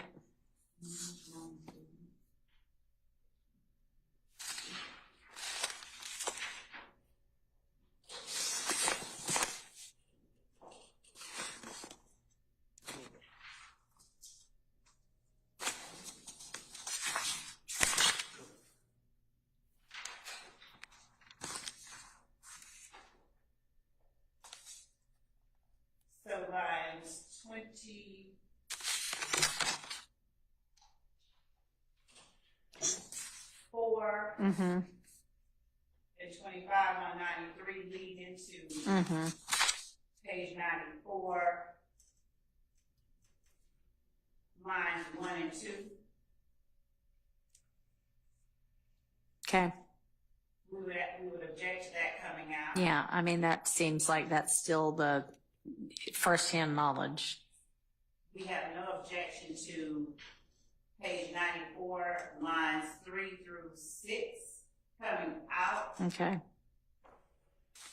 3 through 6. Actually. 3 through 7. Well, Or 3 through 7, that's fine. okay.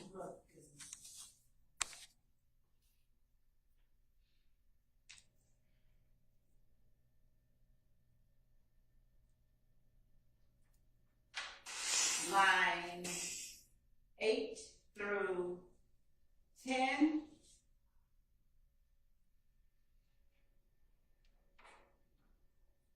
In, we would object to that coming out. Okay. We object to line 11 through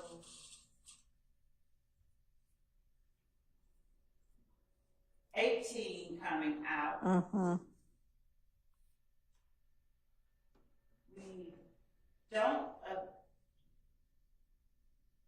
actually, we would object to line 19 through 25 coming out as well. Specifically, word only that Detective Dennis said lines 19 through 22, Right. but then Mr. Zachary gives. Is sort of agreeing and yeah, okay. All right. Any further argument on basically like lines 8 through 25, Mr. Shart? No, Your Honor. Okay, all right. I'm going to permit that in. And so is everybody clear on what's out and in, or do you want me to? Good. I'm clear. All right.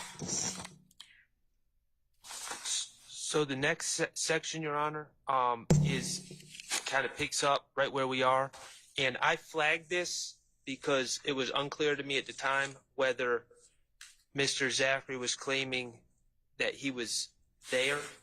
But I am satisfied that he is claiming that he was at the compound, but I think we need to review it with the knowledge of where he was at the compound and where he wasn't. Okay. What is based on firsthand knowledge versus what is speculation. Can you speak to that, Ms. Love? Which part are we talking about? I mean, essentially, like through the 94 line 24, I guess, through 96 line 14. So my first issue is on 94.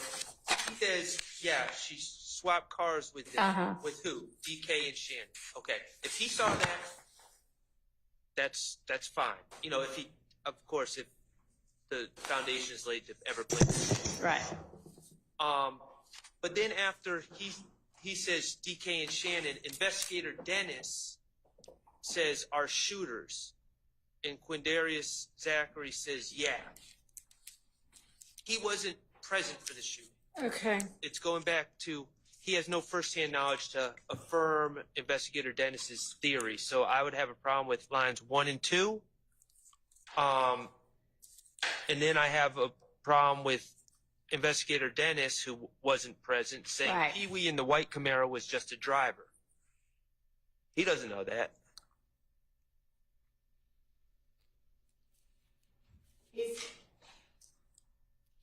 So I'm going to start out 95, 1 through 4.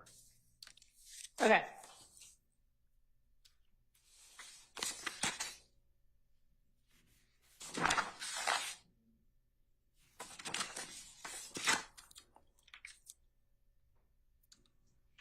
So I think essentially that one is, okay, this is the law enforcement theory at this time, but. So we're starting on 95 lines 1 through 4. Or, yeah.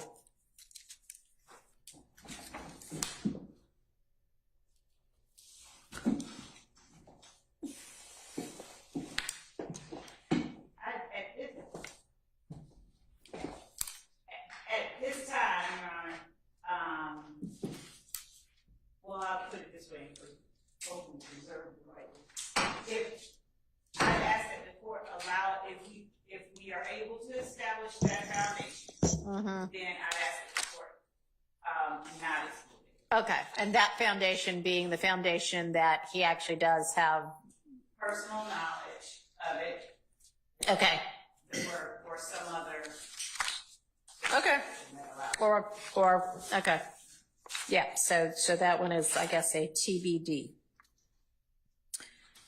And Your Honor, I want to also say, so with respect to Mr. Zachary, he has, and the reason we have some TBDs by some of this is that he has not been the most cooperative person. And I would leave it. Okay. All right. So we'll just see on that. I understand the objection. I understand that it can't actually quite be answered yet. There's a foundational issue. We'll just have to see. Okay. So then we've got, I guess, what? 6 through 14.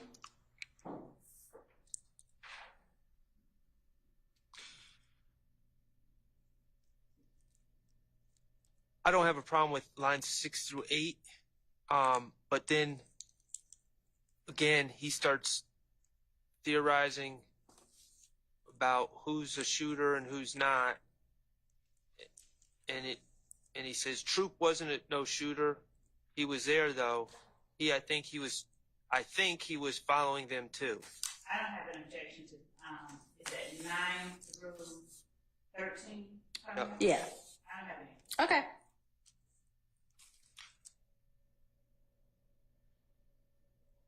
And then I have a problem with 14 through 22. 14 through 25, really.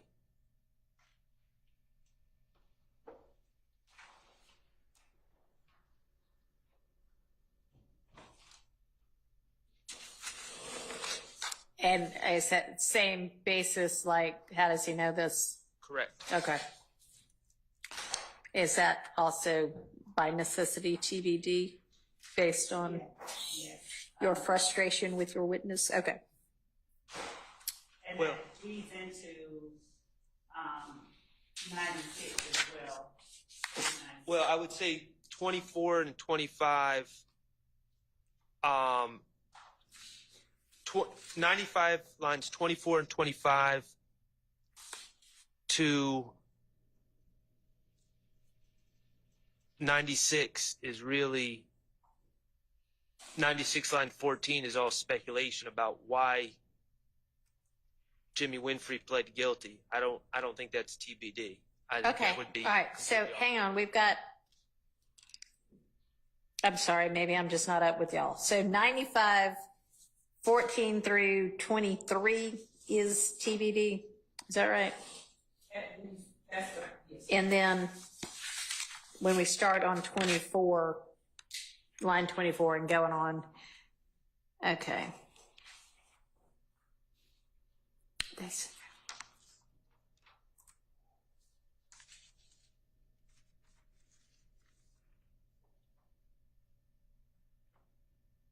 yeah. I mean, so the objection is on page 96, what, lines? I don't have an objection to 96. 95 line 24 to 96 line 14. I don't have an objection to that. Okay, out by agreement.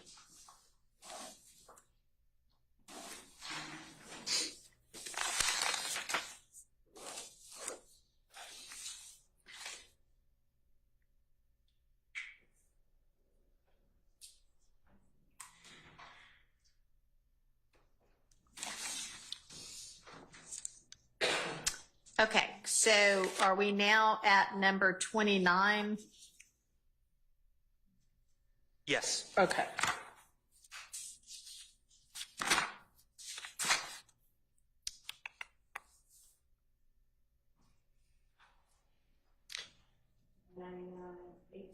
Uh-huh.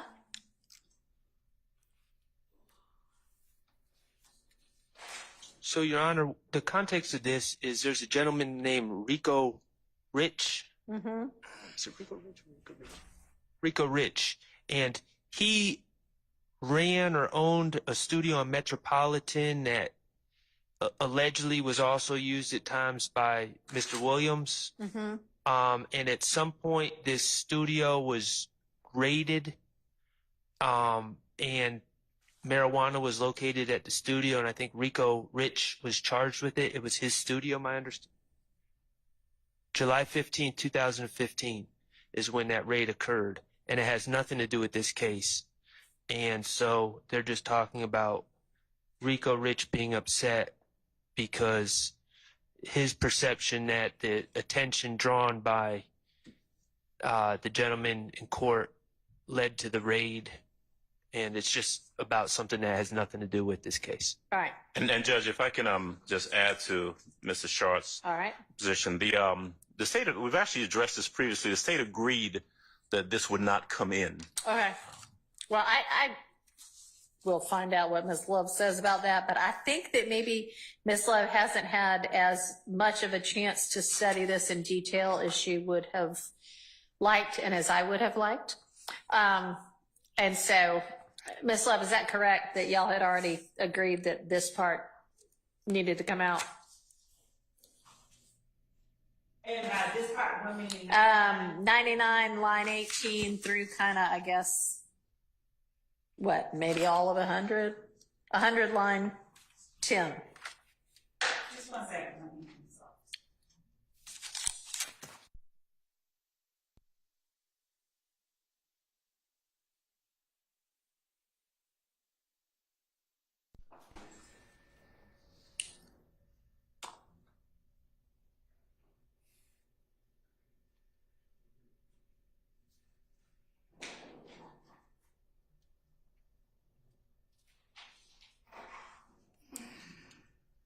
So I don't have an objection. Okay. Page 99, lines 18 through 23. And I don't have an objection with that. Okay. It continues on to page 100. Yeah, go on to the next page through about line 10. It seems to be the same topic.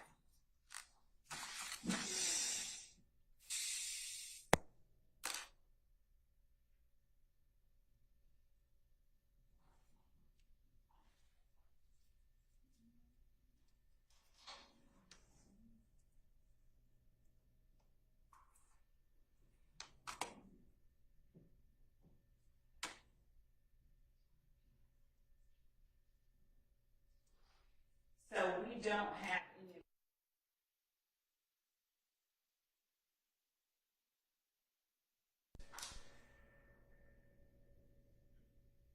Frankly, 14, I think, or 15. Right? I mean, isn't that all the same? 15, Okay. Right. All right. And so that would also encompass 99, line 24, which I think we accidentally left out of there. So, all right, by agreement, all the way through 100, line 15. So that would be 99, lines 18 through 24, all the way into 100, up to line 15. Right. All right. Now, Your Honor, if I could go off the list for a second, I believe Sure. one of my co-counsel has a objection to page 100, line 20 to 101, line 5. It talks about Jeffrey's family, how he likes to be in the hood, and he likes people that are going to be right there with him, same people he grew up with. And then Investigator Dennis says, right, that makes you guilty by association. And that's improper. And then they talk about Mr. Bennett's aunt being shot. Okay. So, Your Honor, the state has no objection to page 100, lines 24 through 25, but we would ask the court to listen. I think I have a different take on lines 20 through 23 than Mr. Sharp. I don't think he's talking about Mr. Williams' family so much. He's saying, though, I'm saying, though, Thug is family. He likes to, yeah, okay. Yes. I can listen to it. Do you want me to listen to it right now? Regardless, it says he's hanging out with the same people he grew up with, and then Investigator Dennis improperly. Oh, yeah, no. She Yes. says she's fine with 24 and 25 coming out. Oh, okay. And then that continues on to 1 through 4. I think 1 through 4 can come out. We don't really need, that is not additive to the issues that we're on trial for. Okay. Huh? Let's just, yeah, you agreed, so. All right, so then,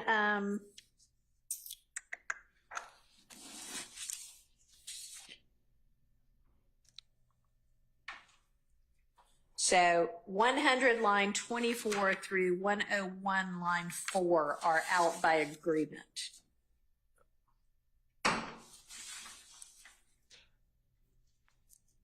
And then at 101.9, they start asking Mr. Zachary how he would feel if his mother got shot while she was Okay. in the bed and all of those things, and I don't think that's appropriate either. So, Judge, based on the court's ruling regarding 1 through 4 up through 11 would be okay? Yeah, all right, well, you agreed with it. I All right, so all the way through 101 line 11. Thank you. I mean, it continues beyond 11. Okay. It continues. Yeah. But Judge, Yeah. with respect to the ones after 11, Mr. Zachary is saying his expressions, I believe, are relevant. I don't think that is the same All right. as 1 through 11. And when you say his expressions, then you mean like facial expressions when he's talking, or what do you mean? What he expresses, they just shot up my cousin's house.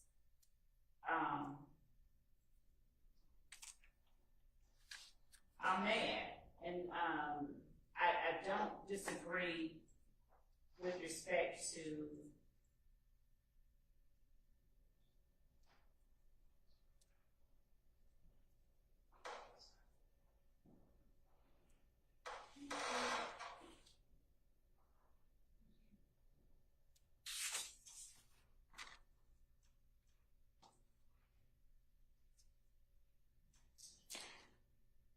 Yeah, I think it goes to line 20. I don't mind all of that up to Okay, so now we're to 101 line 20 out by agreement. Judge, Yes. if I may, the conversation continues on. It's just well beyond 101. I don't think reference to that incident ends until we get to page 102.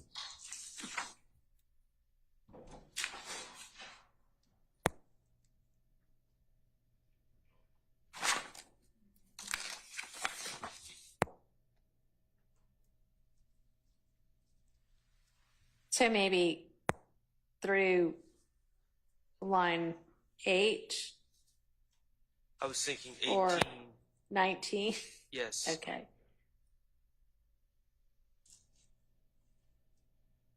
Yeah, I mean, yeah, essentially they're saying bad things happen. How would that make you feel? And he's not saying anything other than maybe how he would feel, but you can feel whatever way. Aren't these kind of hypotheticals? All right. So through 102 line 19 out by agreement.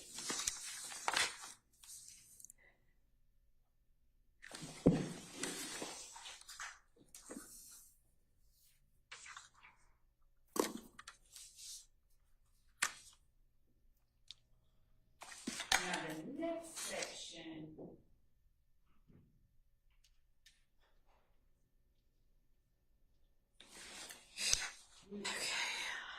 So the next objection, okay, so that's carried us through 30 and 31 then. Okay, right? Yes. All right, so we're now on item number 32, which starts on page 104, line 3, and goes to the next page, line 3.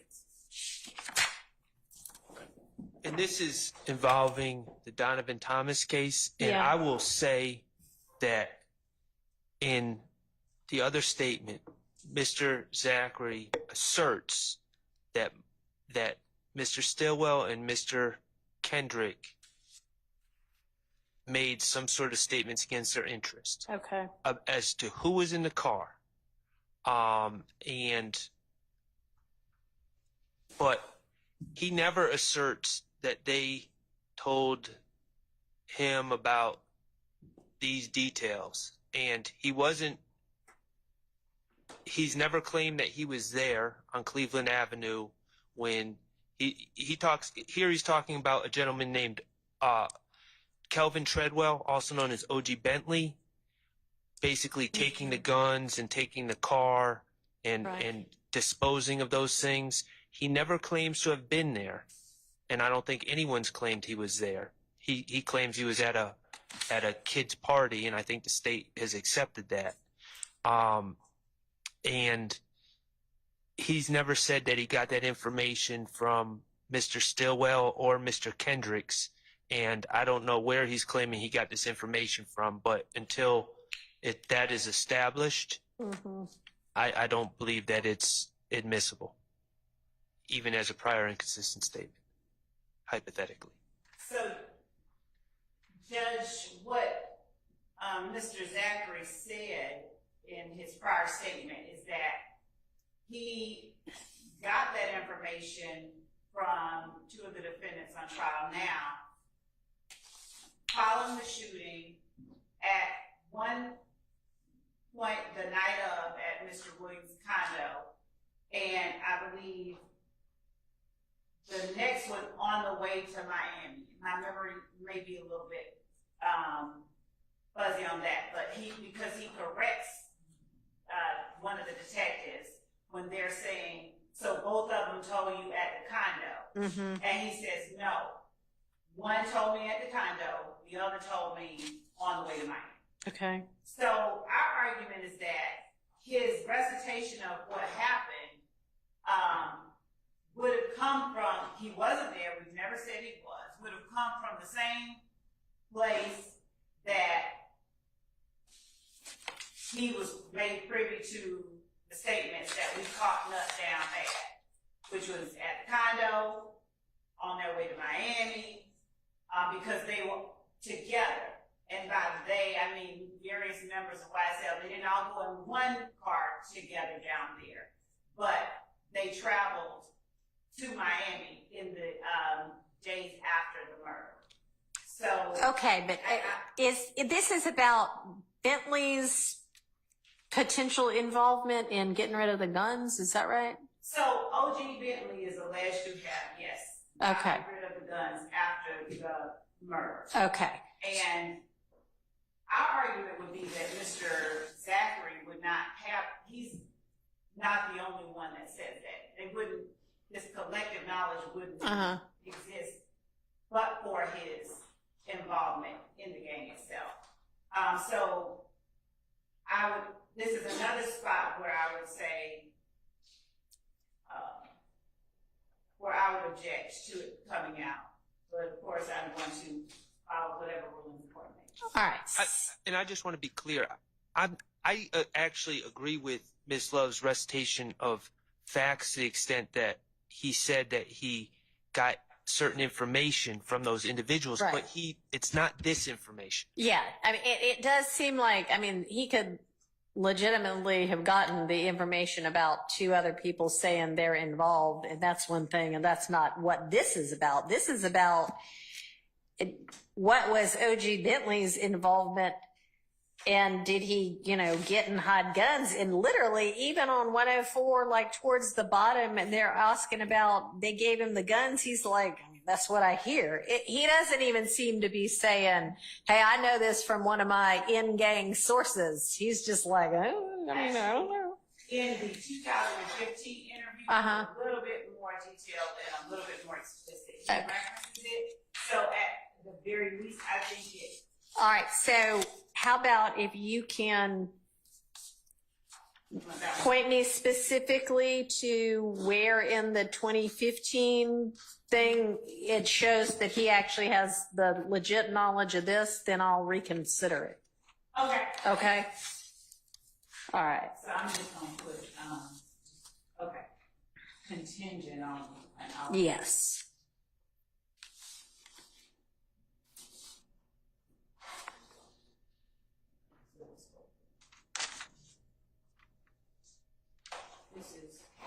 And this would be all. All, basically, 104 line, what, 3 through 105 line 3? Is that right? Yes. Okay. 104.3 to 105.3.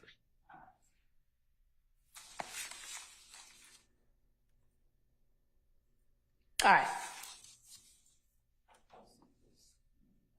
So moving on to item number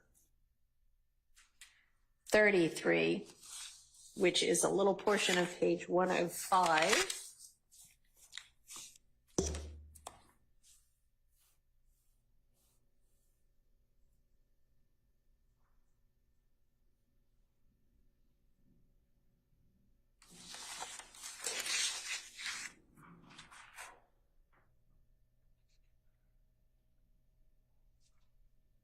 So the state has no objection to 11 through 14 coming out. All right.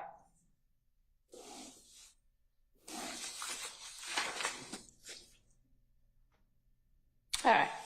So that takes us to page 107.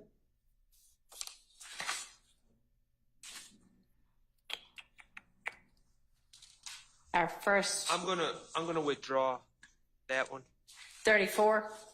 Yes. Okay. And how about 35? We're still gonna sort out. 35. Yes. Item number 35, which is 107 line 23 through 108 line 1. I didn't remember talking about that one. Well, it's in your list. No, you said we're still gonna. No, I'm asking you. Oh, yes. So that's what we're moving to next, right? Yes. Okay. Sorry. I thought like, you were wait a saying minute. we had already discussed it. I got it. No. Okay. All right. 107 line 23.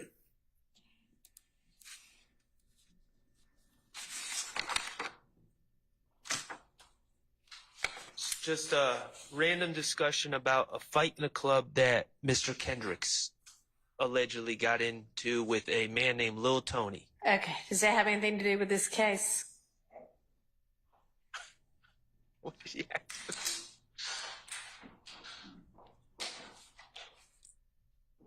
No, it doesn't. All right. Thank you, Mr. Shard. I'm asking the state now.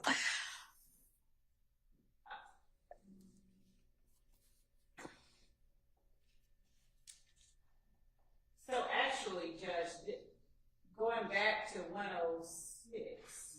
Okay.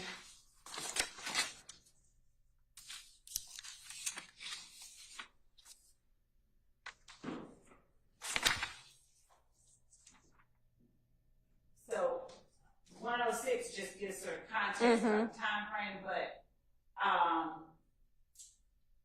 from 1 to page 107, line 1, when Dennis is asking. Right. Is this about the time the beef's kicking off? Okay. Well, they don't have an objection to that. So it's going back to the gambling house shooting, and they thought the quote unquote the mob did it, but then we find out that apparently Kelvin Watts pillow talk with a young lady led to it being revealed that Kelvin Watts did it. And essentially they're asking, why did you think the mob did it? Why did you mistakenly think the mob did it? Assume. And they're saying, oh, because Mr. Kendrick beat up one of them named Lil Tony. Okay. And so I don't know why. Okay. And this is all around as Detective Dennis said, this goes back around, this is all around the time that this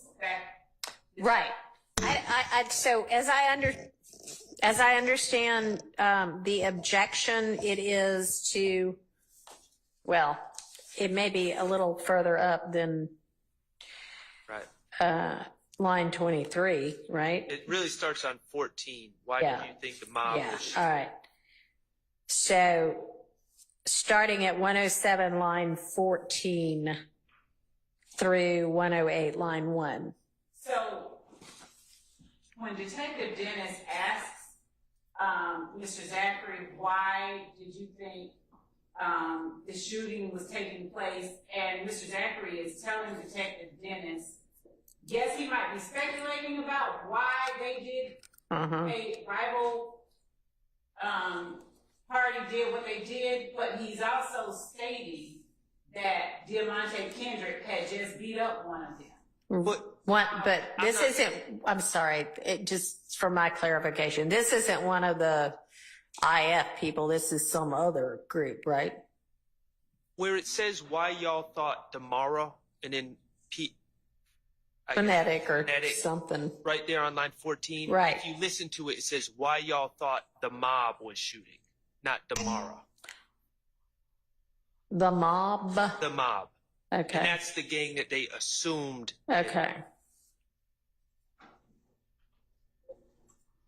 All right, so why do we need this? What is your position as to why this would be admissible? Line, 14 through the next page, line 1.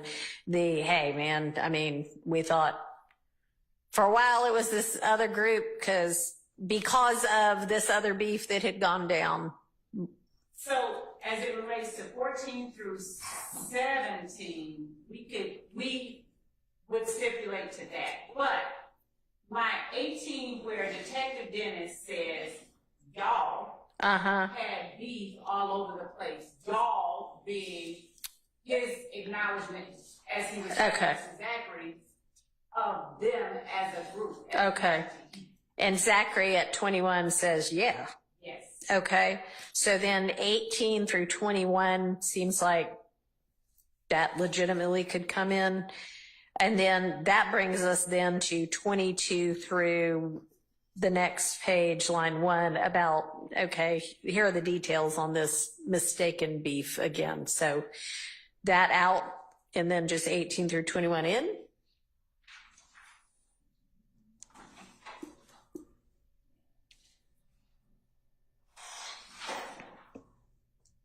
Because it seems like 20, you're okay with that? So I don't have a problem with, you're saying 23? 22, yeah. Well, actually through the next one line on the next page. Correct. Okay, so thank you.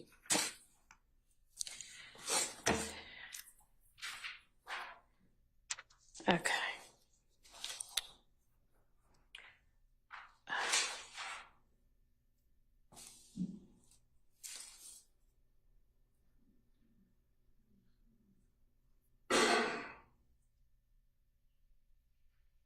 Are we at 109:23 now? Yes. Can we go through the exact? Yes, so on the ones that I just said, okay, so if we go back to page 107, 1 through 13 are in without any objection. 14 through 17 are out by agreement. 18 through 21 are in over objection. No, was there an objection to that, Mr. Sharp? 18 through 21? No. Okay, are in because there's no dispute about it. And then 22 through 108, line 1 are out by agreement. All right. And then we're moving to line 23? Yes.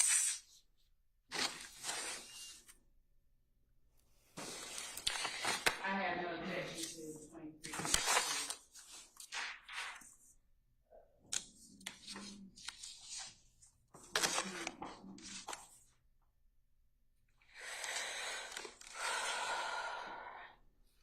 I have no objection to 23 through 25 on 109.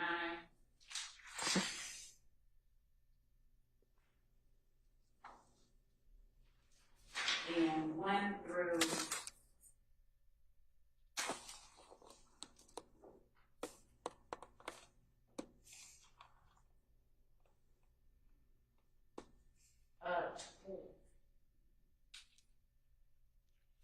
13 on page 110. Okay. All right, which I guess means that if there is objection to 110 lines 14 through 19, is there? Yes, because Wait, so y'all want that out? no, we won't. Yeah, so I'm asking the defense. Well, if 14 through 19 is played, there's going to be no context to it at all. Because it starts with, they've been shooting at each other for how many damn months? And no one's even going to know. The last time we talked, they were talking about somebody Nut else. and Greedy and Okay. Kel being half brothers. And Right.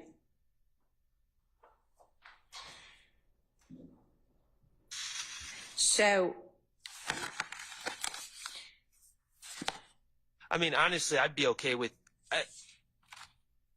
I've identified this as hearsay. I don't have any problem with it coming in, to be honest with you. But okay. you know, if the state needs to play 14 through 19, I just say play the whole thing and Okay. give context. All right.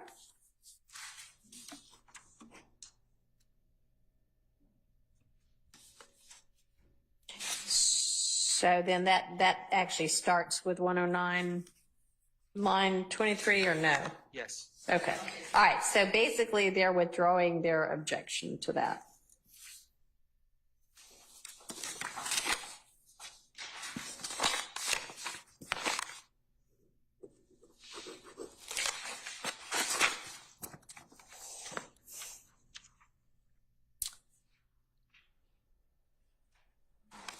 Page 111, lines 7 through 9.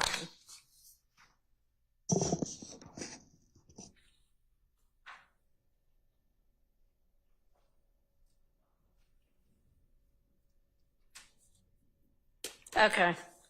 What does the state say as to that? That Mr. Zachary's response, no, Thug just stopped messing with Booty. Uh-huh. And the subsequent lines are important evidence in this case. Obviously, Booty is Mr. Copeland. He's the one on the stand right now. Uh-huh. I can't. Yeah. No, and he doesn't object to line 10 and 11 and 12. He objects to 7 through 9. 7 through 9 is necessary because they cause the response. That is line 10 through further down. And it is necessary, it is Mr. Zachary's reaction and response to Detective Dennis's question. It's not a question, though. Between.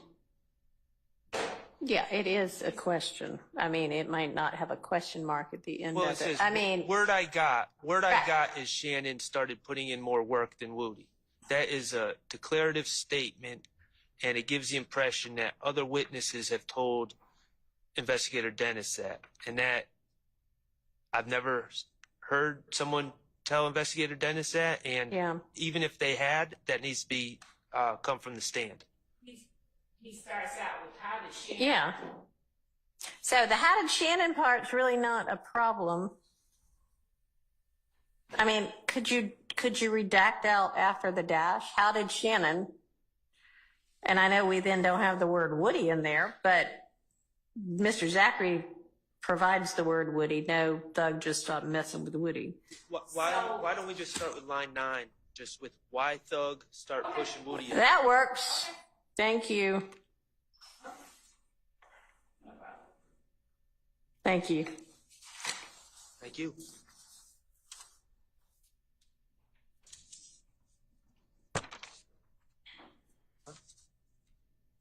113 line 20 through 114 line 3. So do y'all, before we dive into the substance of this, we're not gonna unfortunately get through the entirety of this one statement today, so we can look forward to doing more of this tomorrow.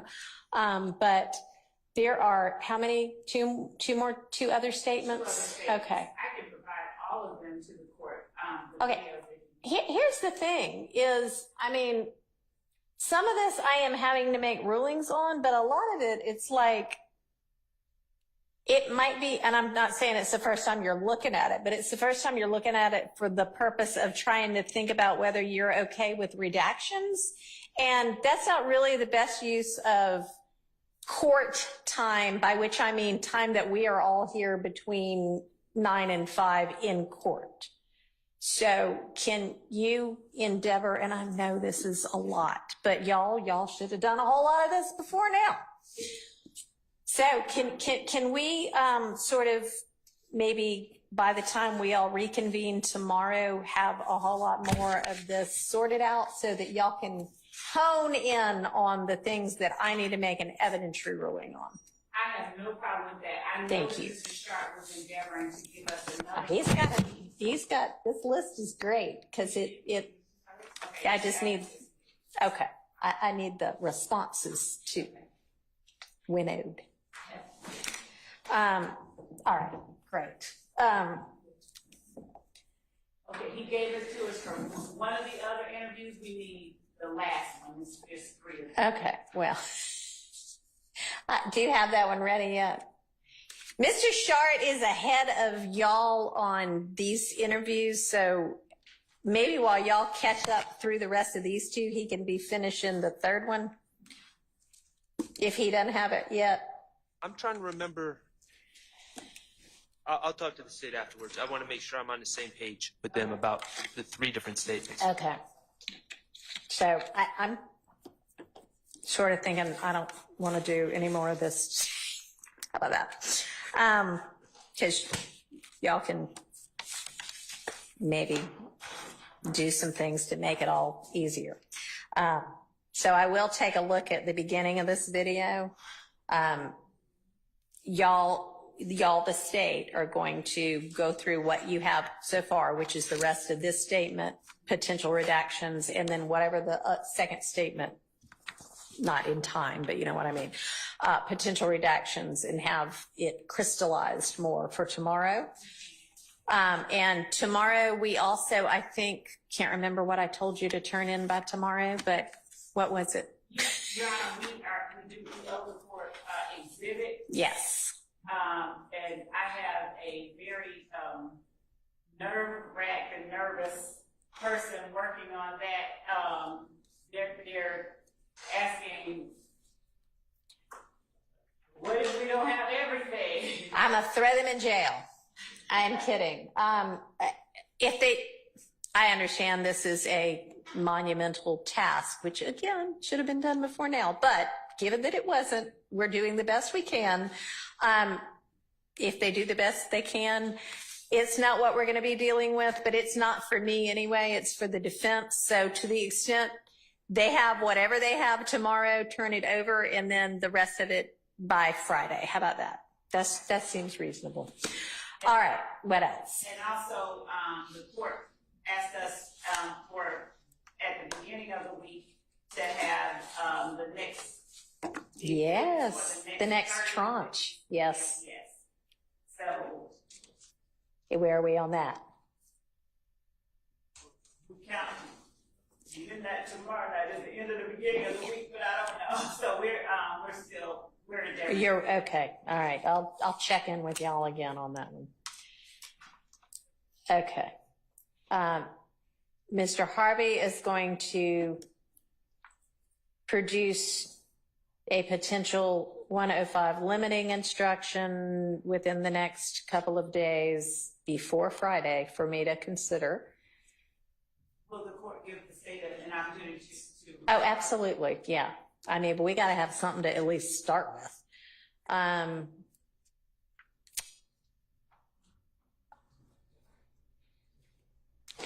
Oh, y'all are also all supposed to be thinking about what it is that we tell the jury about why we're starting over with Mr. Copeland, which may not, necessarily need to be a whole lot of detail, but we are going to be starting over with him. So it's going to be a disregard everything you heard so far, and then we either hear from him again or we don't. I don't know. We'll find out depending on how he wakes up that morning. But I'm gonna have, that'll be, it's gonna be a strike everything you heard, and then we'll see what happens next, But any kind of suggested instruction as to that as well, since we're starting over on him. Okay. Yeah. So you're not talking about trying to offer it up and work it out now? And no, I think, didn't some people have objection to any of that? Right? I mean, hey, if y'all want to, super, that's easier. But the gist I was getting earlier today was that there were some defendants who objected to that, and that it might be just cleaner to just start entirely over. And frankly, if he ends up, it depends whether he ends up testifying or not. So, I mean, yeah, I'm happy with if he ends up testifying and y'all are like, yeah, we're going to use this day, whatever, all of it, whatever. I don't care. But that's going to have to be because y'all agreed to it.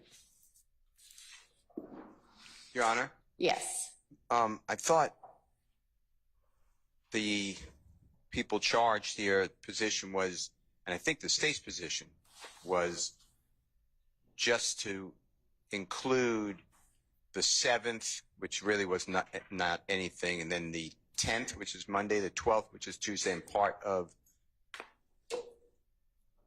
the 11th, 10th, 11th, and 12th, part of the 12th, but nothing thereafter, not strike everything. There was a lot of exculpatory information on the 10th, 11th. Here's the deal, though. And if he ends up testifying, and y'all want to say those 3 days, great. But if he ends up, since what I am trying to do is sort of circumvent the whole issue of potential coercion and give him an opportunity fully and correctly informed to make a decision about whether to testify, then if he says, no, I don't want to, throw me in jail, then that means none of his testimony should come in unless everybody wants to agree to it, which would be kind of, an odd scenario. If we don't get to cross-examine Mr. Copeland, we would like to strike all of his testimony under that circumstance. Right? Yeah, right. So, and then, if y'all want to try to call him as your witness, if anybody's calling a witness, if you want exculpatory parts of it, but then that, of course, comes with risks. So it just, a lot of this is up in the air depending upon, I think if he says, now that I'm fully informed, which I am not saying that any of his decision before was because of any incorrect information. I just think, like he said, it depends how he feels when he wakes up in the morning. So, but anyway, yeah, in order to try to tackle all of the issues surrounding this, this is the best I have been able to come up with. So, so y'all be thinking about that. Did Your Honor get the thumbs up? Yes, magically. All right. Anything else before we break for the day early? Because I'm going to go do some work on it, not in court. Just for your edification, we'll file a written motion. The state yesterday gave us a Dropbox link, and it includes additional telephone numbers that I was unaware of. Okay. Where an expert, he's already been qualified. His name is Agent Bernie, B-E-R-N-I, from the FBI has done now an analysis of historical cell site location data, and I'm objecting to that very late, I believe, notice. And then the state has a couple other, they changed charts. I personally don't have a problem with that, but I need to study them. But the new reports and data and a new phone number, I am not agreeable to. Okay, an entirely new phone number. Tell me some more, Ms. Love. Yes. So the new phone number is, there was another person in the vehicle during one of the murders in this case that investigators were still investigating during the time we began this trial. They were trying to hash out whether or not this particular person was even in the car, if you will, with some of the alleged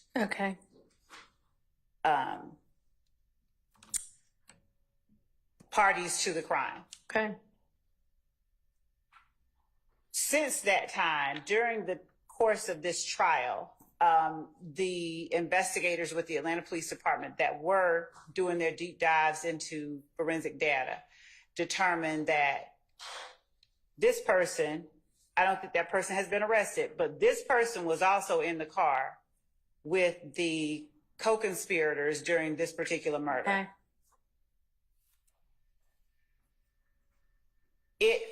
We got it before now, but we got it after the trial began, like between, I think, January and now. And I think it was inadvertent that it had not been disclosed. All right, can I stop you and get some clarification? Yes. When you say we got it, do you mean we got this report from this agent, or we got information that there might have been yet another person in the car and that person had XYZ phone number and that was going to be investigated? So those are two separate things. The report from the investigator, from Detective Burney, involved plotting. Sure, I understand what that means. When did y'all get that? We recently asked him to plot those two, because the green store is a thing that came up recently during trial, and the other location was.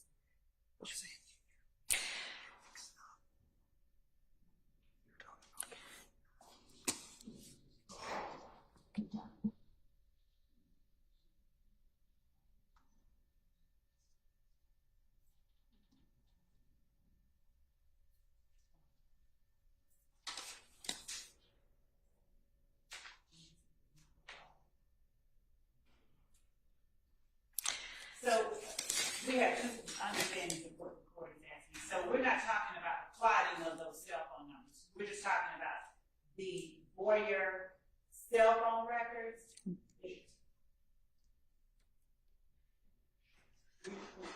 We're just talking about the cell phone records. We're talking, I don't know what we're talking about. That's what I'm trying to pin down. So there was. Hang on, yes. We were given cell phone records linked to a last name Boyer. Boyd, B-O-Y-D? B-O-Y-E-R. Boyer, okay. On Monday, on yesterday? Okay. Yesterday. And so that is the late disclosure that we're speaking of. Okay. And they were charted as well. Which Nobody really, I'm sorry, do y'all care? Is the objection to the charting, or? It leads me to believe that they've had them for a while if they've plotted them. All right. So the plotting of the cell site location information report done by Agent Burney, that's of this Boyer phone number? Yes. Okay. And y'all just recently asked for that based on some testimony about something? No, that's a different thing. I literally sat there and conflated two different. Okay. All right. So then let's back up to the original issue. When did you find out that law enforcement believed that there was another person in the car and had a cell number that they were going to investigate with regard to that to find out whether, in fact, that was a reasonable lead? Your Honor, I'd like to check with another team member because I don't know the answer. Can you give me an idea? Let me clarify. You said about something that it was sometime between January and May, and that might have been that you got something. What was that about? So the conversation that I had with the team member most recently, like 2 days ago, was that I have to turn over these phone records. Right. This person was someone that they believe might have been in the car. Okay. And they got phone records, and now we know that based on the phone records, this person was in the car. Okay, so when did they ask for, we or they, not we, but y'all or they, ask for the phone records because they thought that might be... I beg the court to allow me All right, find that out. And then, do you know when y'all got the cell phone records? When you said we, I thought you were talking about us. I don't know the answer at all for the Atlanta Police Department, but I can find out. Okay, so unfortunately for you, we equals, y'all equals, the state equals both the DA's office and the Atlanta Police Department. You know that, and I know sometimes there's a little lag in communication, but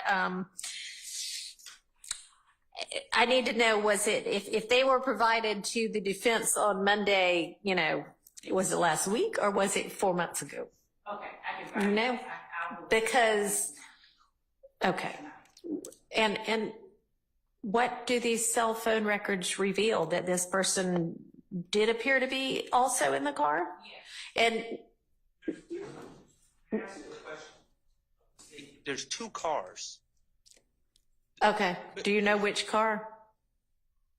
I mean, there are 2 cars that obviously one, well, not obviously, at least one contains at least one shooter, right? Is there any assertion that others contain shooters as well, or just people that are involved? The state Okay. is alleging that there's a white car with my client and Mr. Garlington in Right. it, and then another car with Mr. Nichols and Mr. Farley in it. And now it sounds like they're saying that this Boyer phone, whoever owns this phone, was in one of those cars. And I'm inquiring what, I don't know anything I'd about like to provide that information if I can. You don't know, you want to check and make sure on that, okay. Because it was not a part of the original. Yes. Okay, how long has the defense known anything whatsoever about this person named Boyer?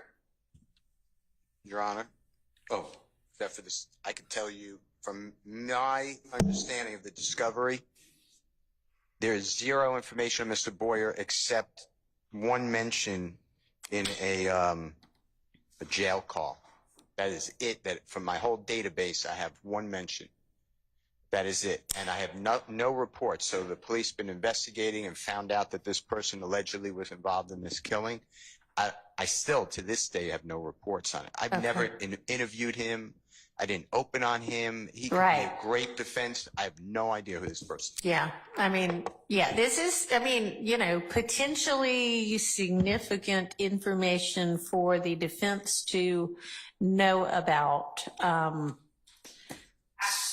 can't say that at the time we did openings that the police had it. I'd like to be able to say. All right. All right, we'll find out. But there's been a long period of time between opening and now. 8 months to be. That was 24, okay. 7 or 8 months. So, yeah, we need a lot more information about this. I love how y'all save all of the like bombshells for late in the day, right before we're wrapping. Y'all like going, hey, guess what? So, okay. I mean, it is what it is. Okay, so we'll need to find that out and put that on the record and sort that out tomorrow. Okay, so exhibits, next 30 witnesses, and then you also, I believe, we're going to get by tomorrow actual, like, a list to the defense of here's what we think is a co-conspirator statement, right? Okay, so we'll be waiting anxiously for all of those. Anything else? As if that wasn't enough. Your Honor, somebody I wrote down said that there are 3 Mr. Zachary statements. I have 2. Okay, and I might have misspoken. Did I misspeak? Miss Love misspoke. Did Miss? I might have put a date wrong, but I'm talking about the 2015. I think it was August 2015. I believe March 2017 and the proffer. So I'm sorry.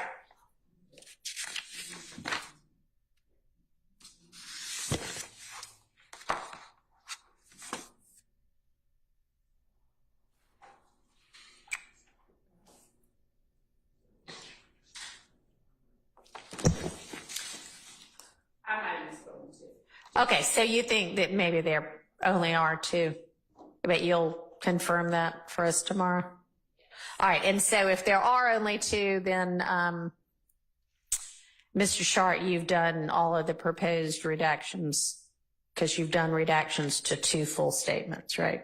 Or proposed redactions. I have. I didn't quite finish the second one, but I don't believe that the state is going to be trying to use it. It's a discussion with ATF agents and. All right, y'all were going to get together and sort that one out too. Okay. Sounds good. And Judge, if the board needs to finish the court, just allow me to get this thing copied.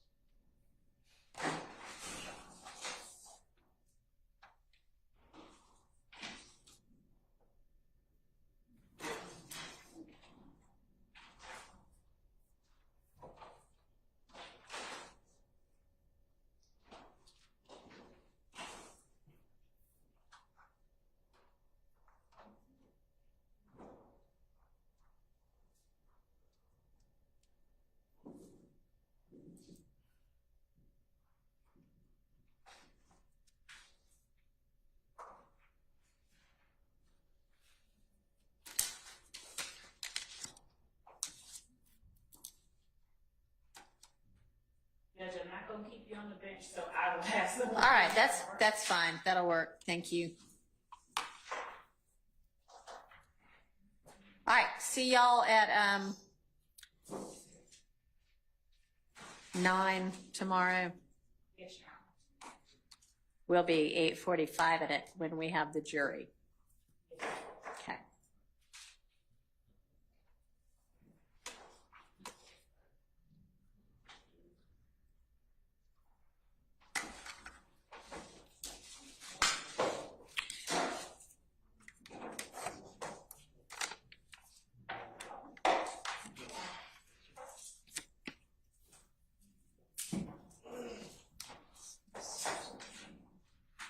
All right, so we're adjourned.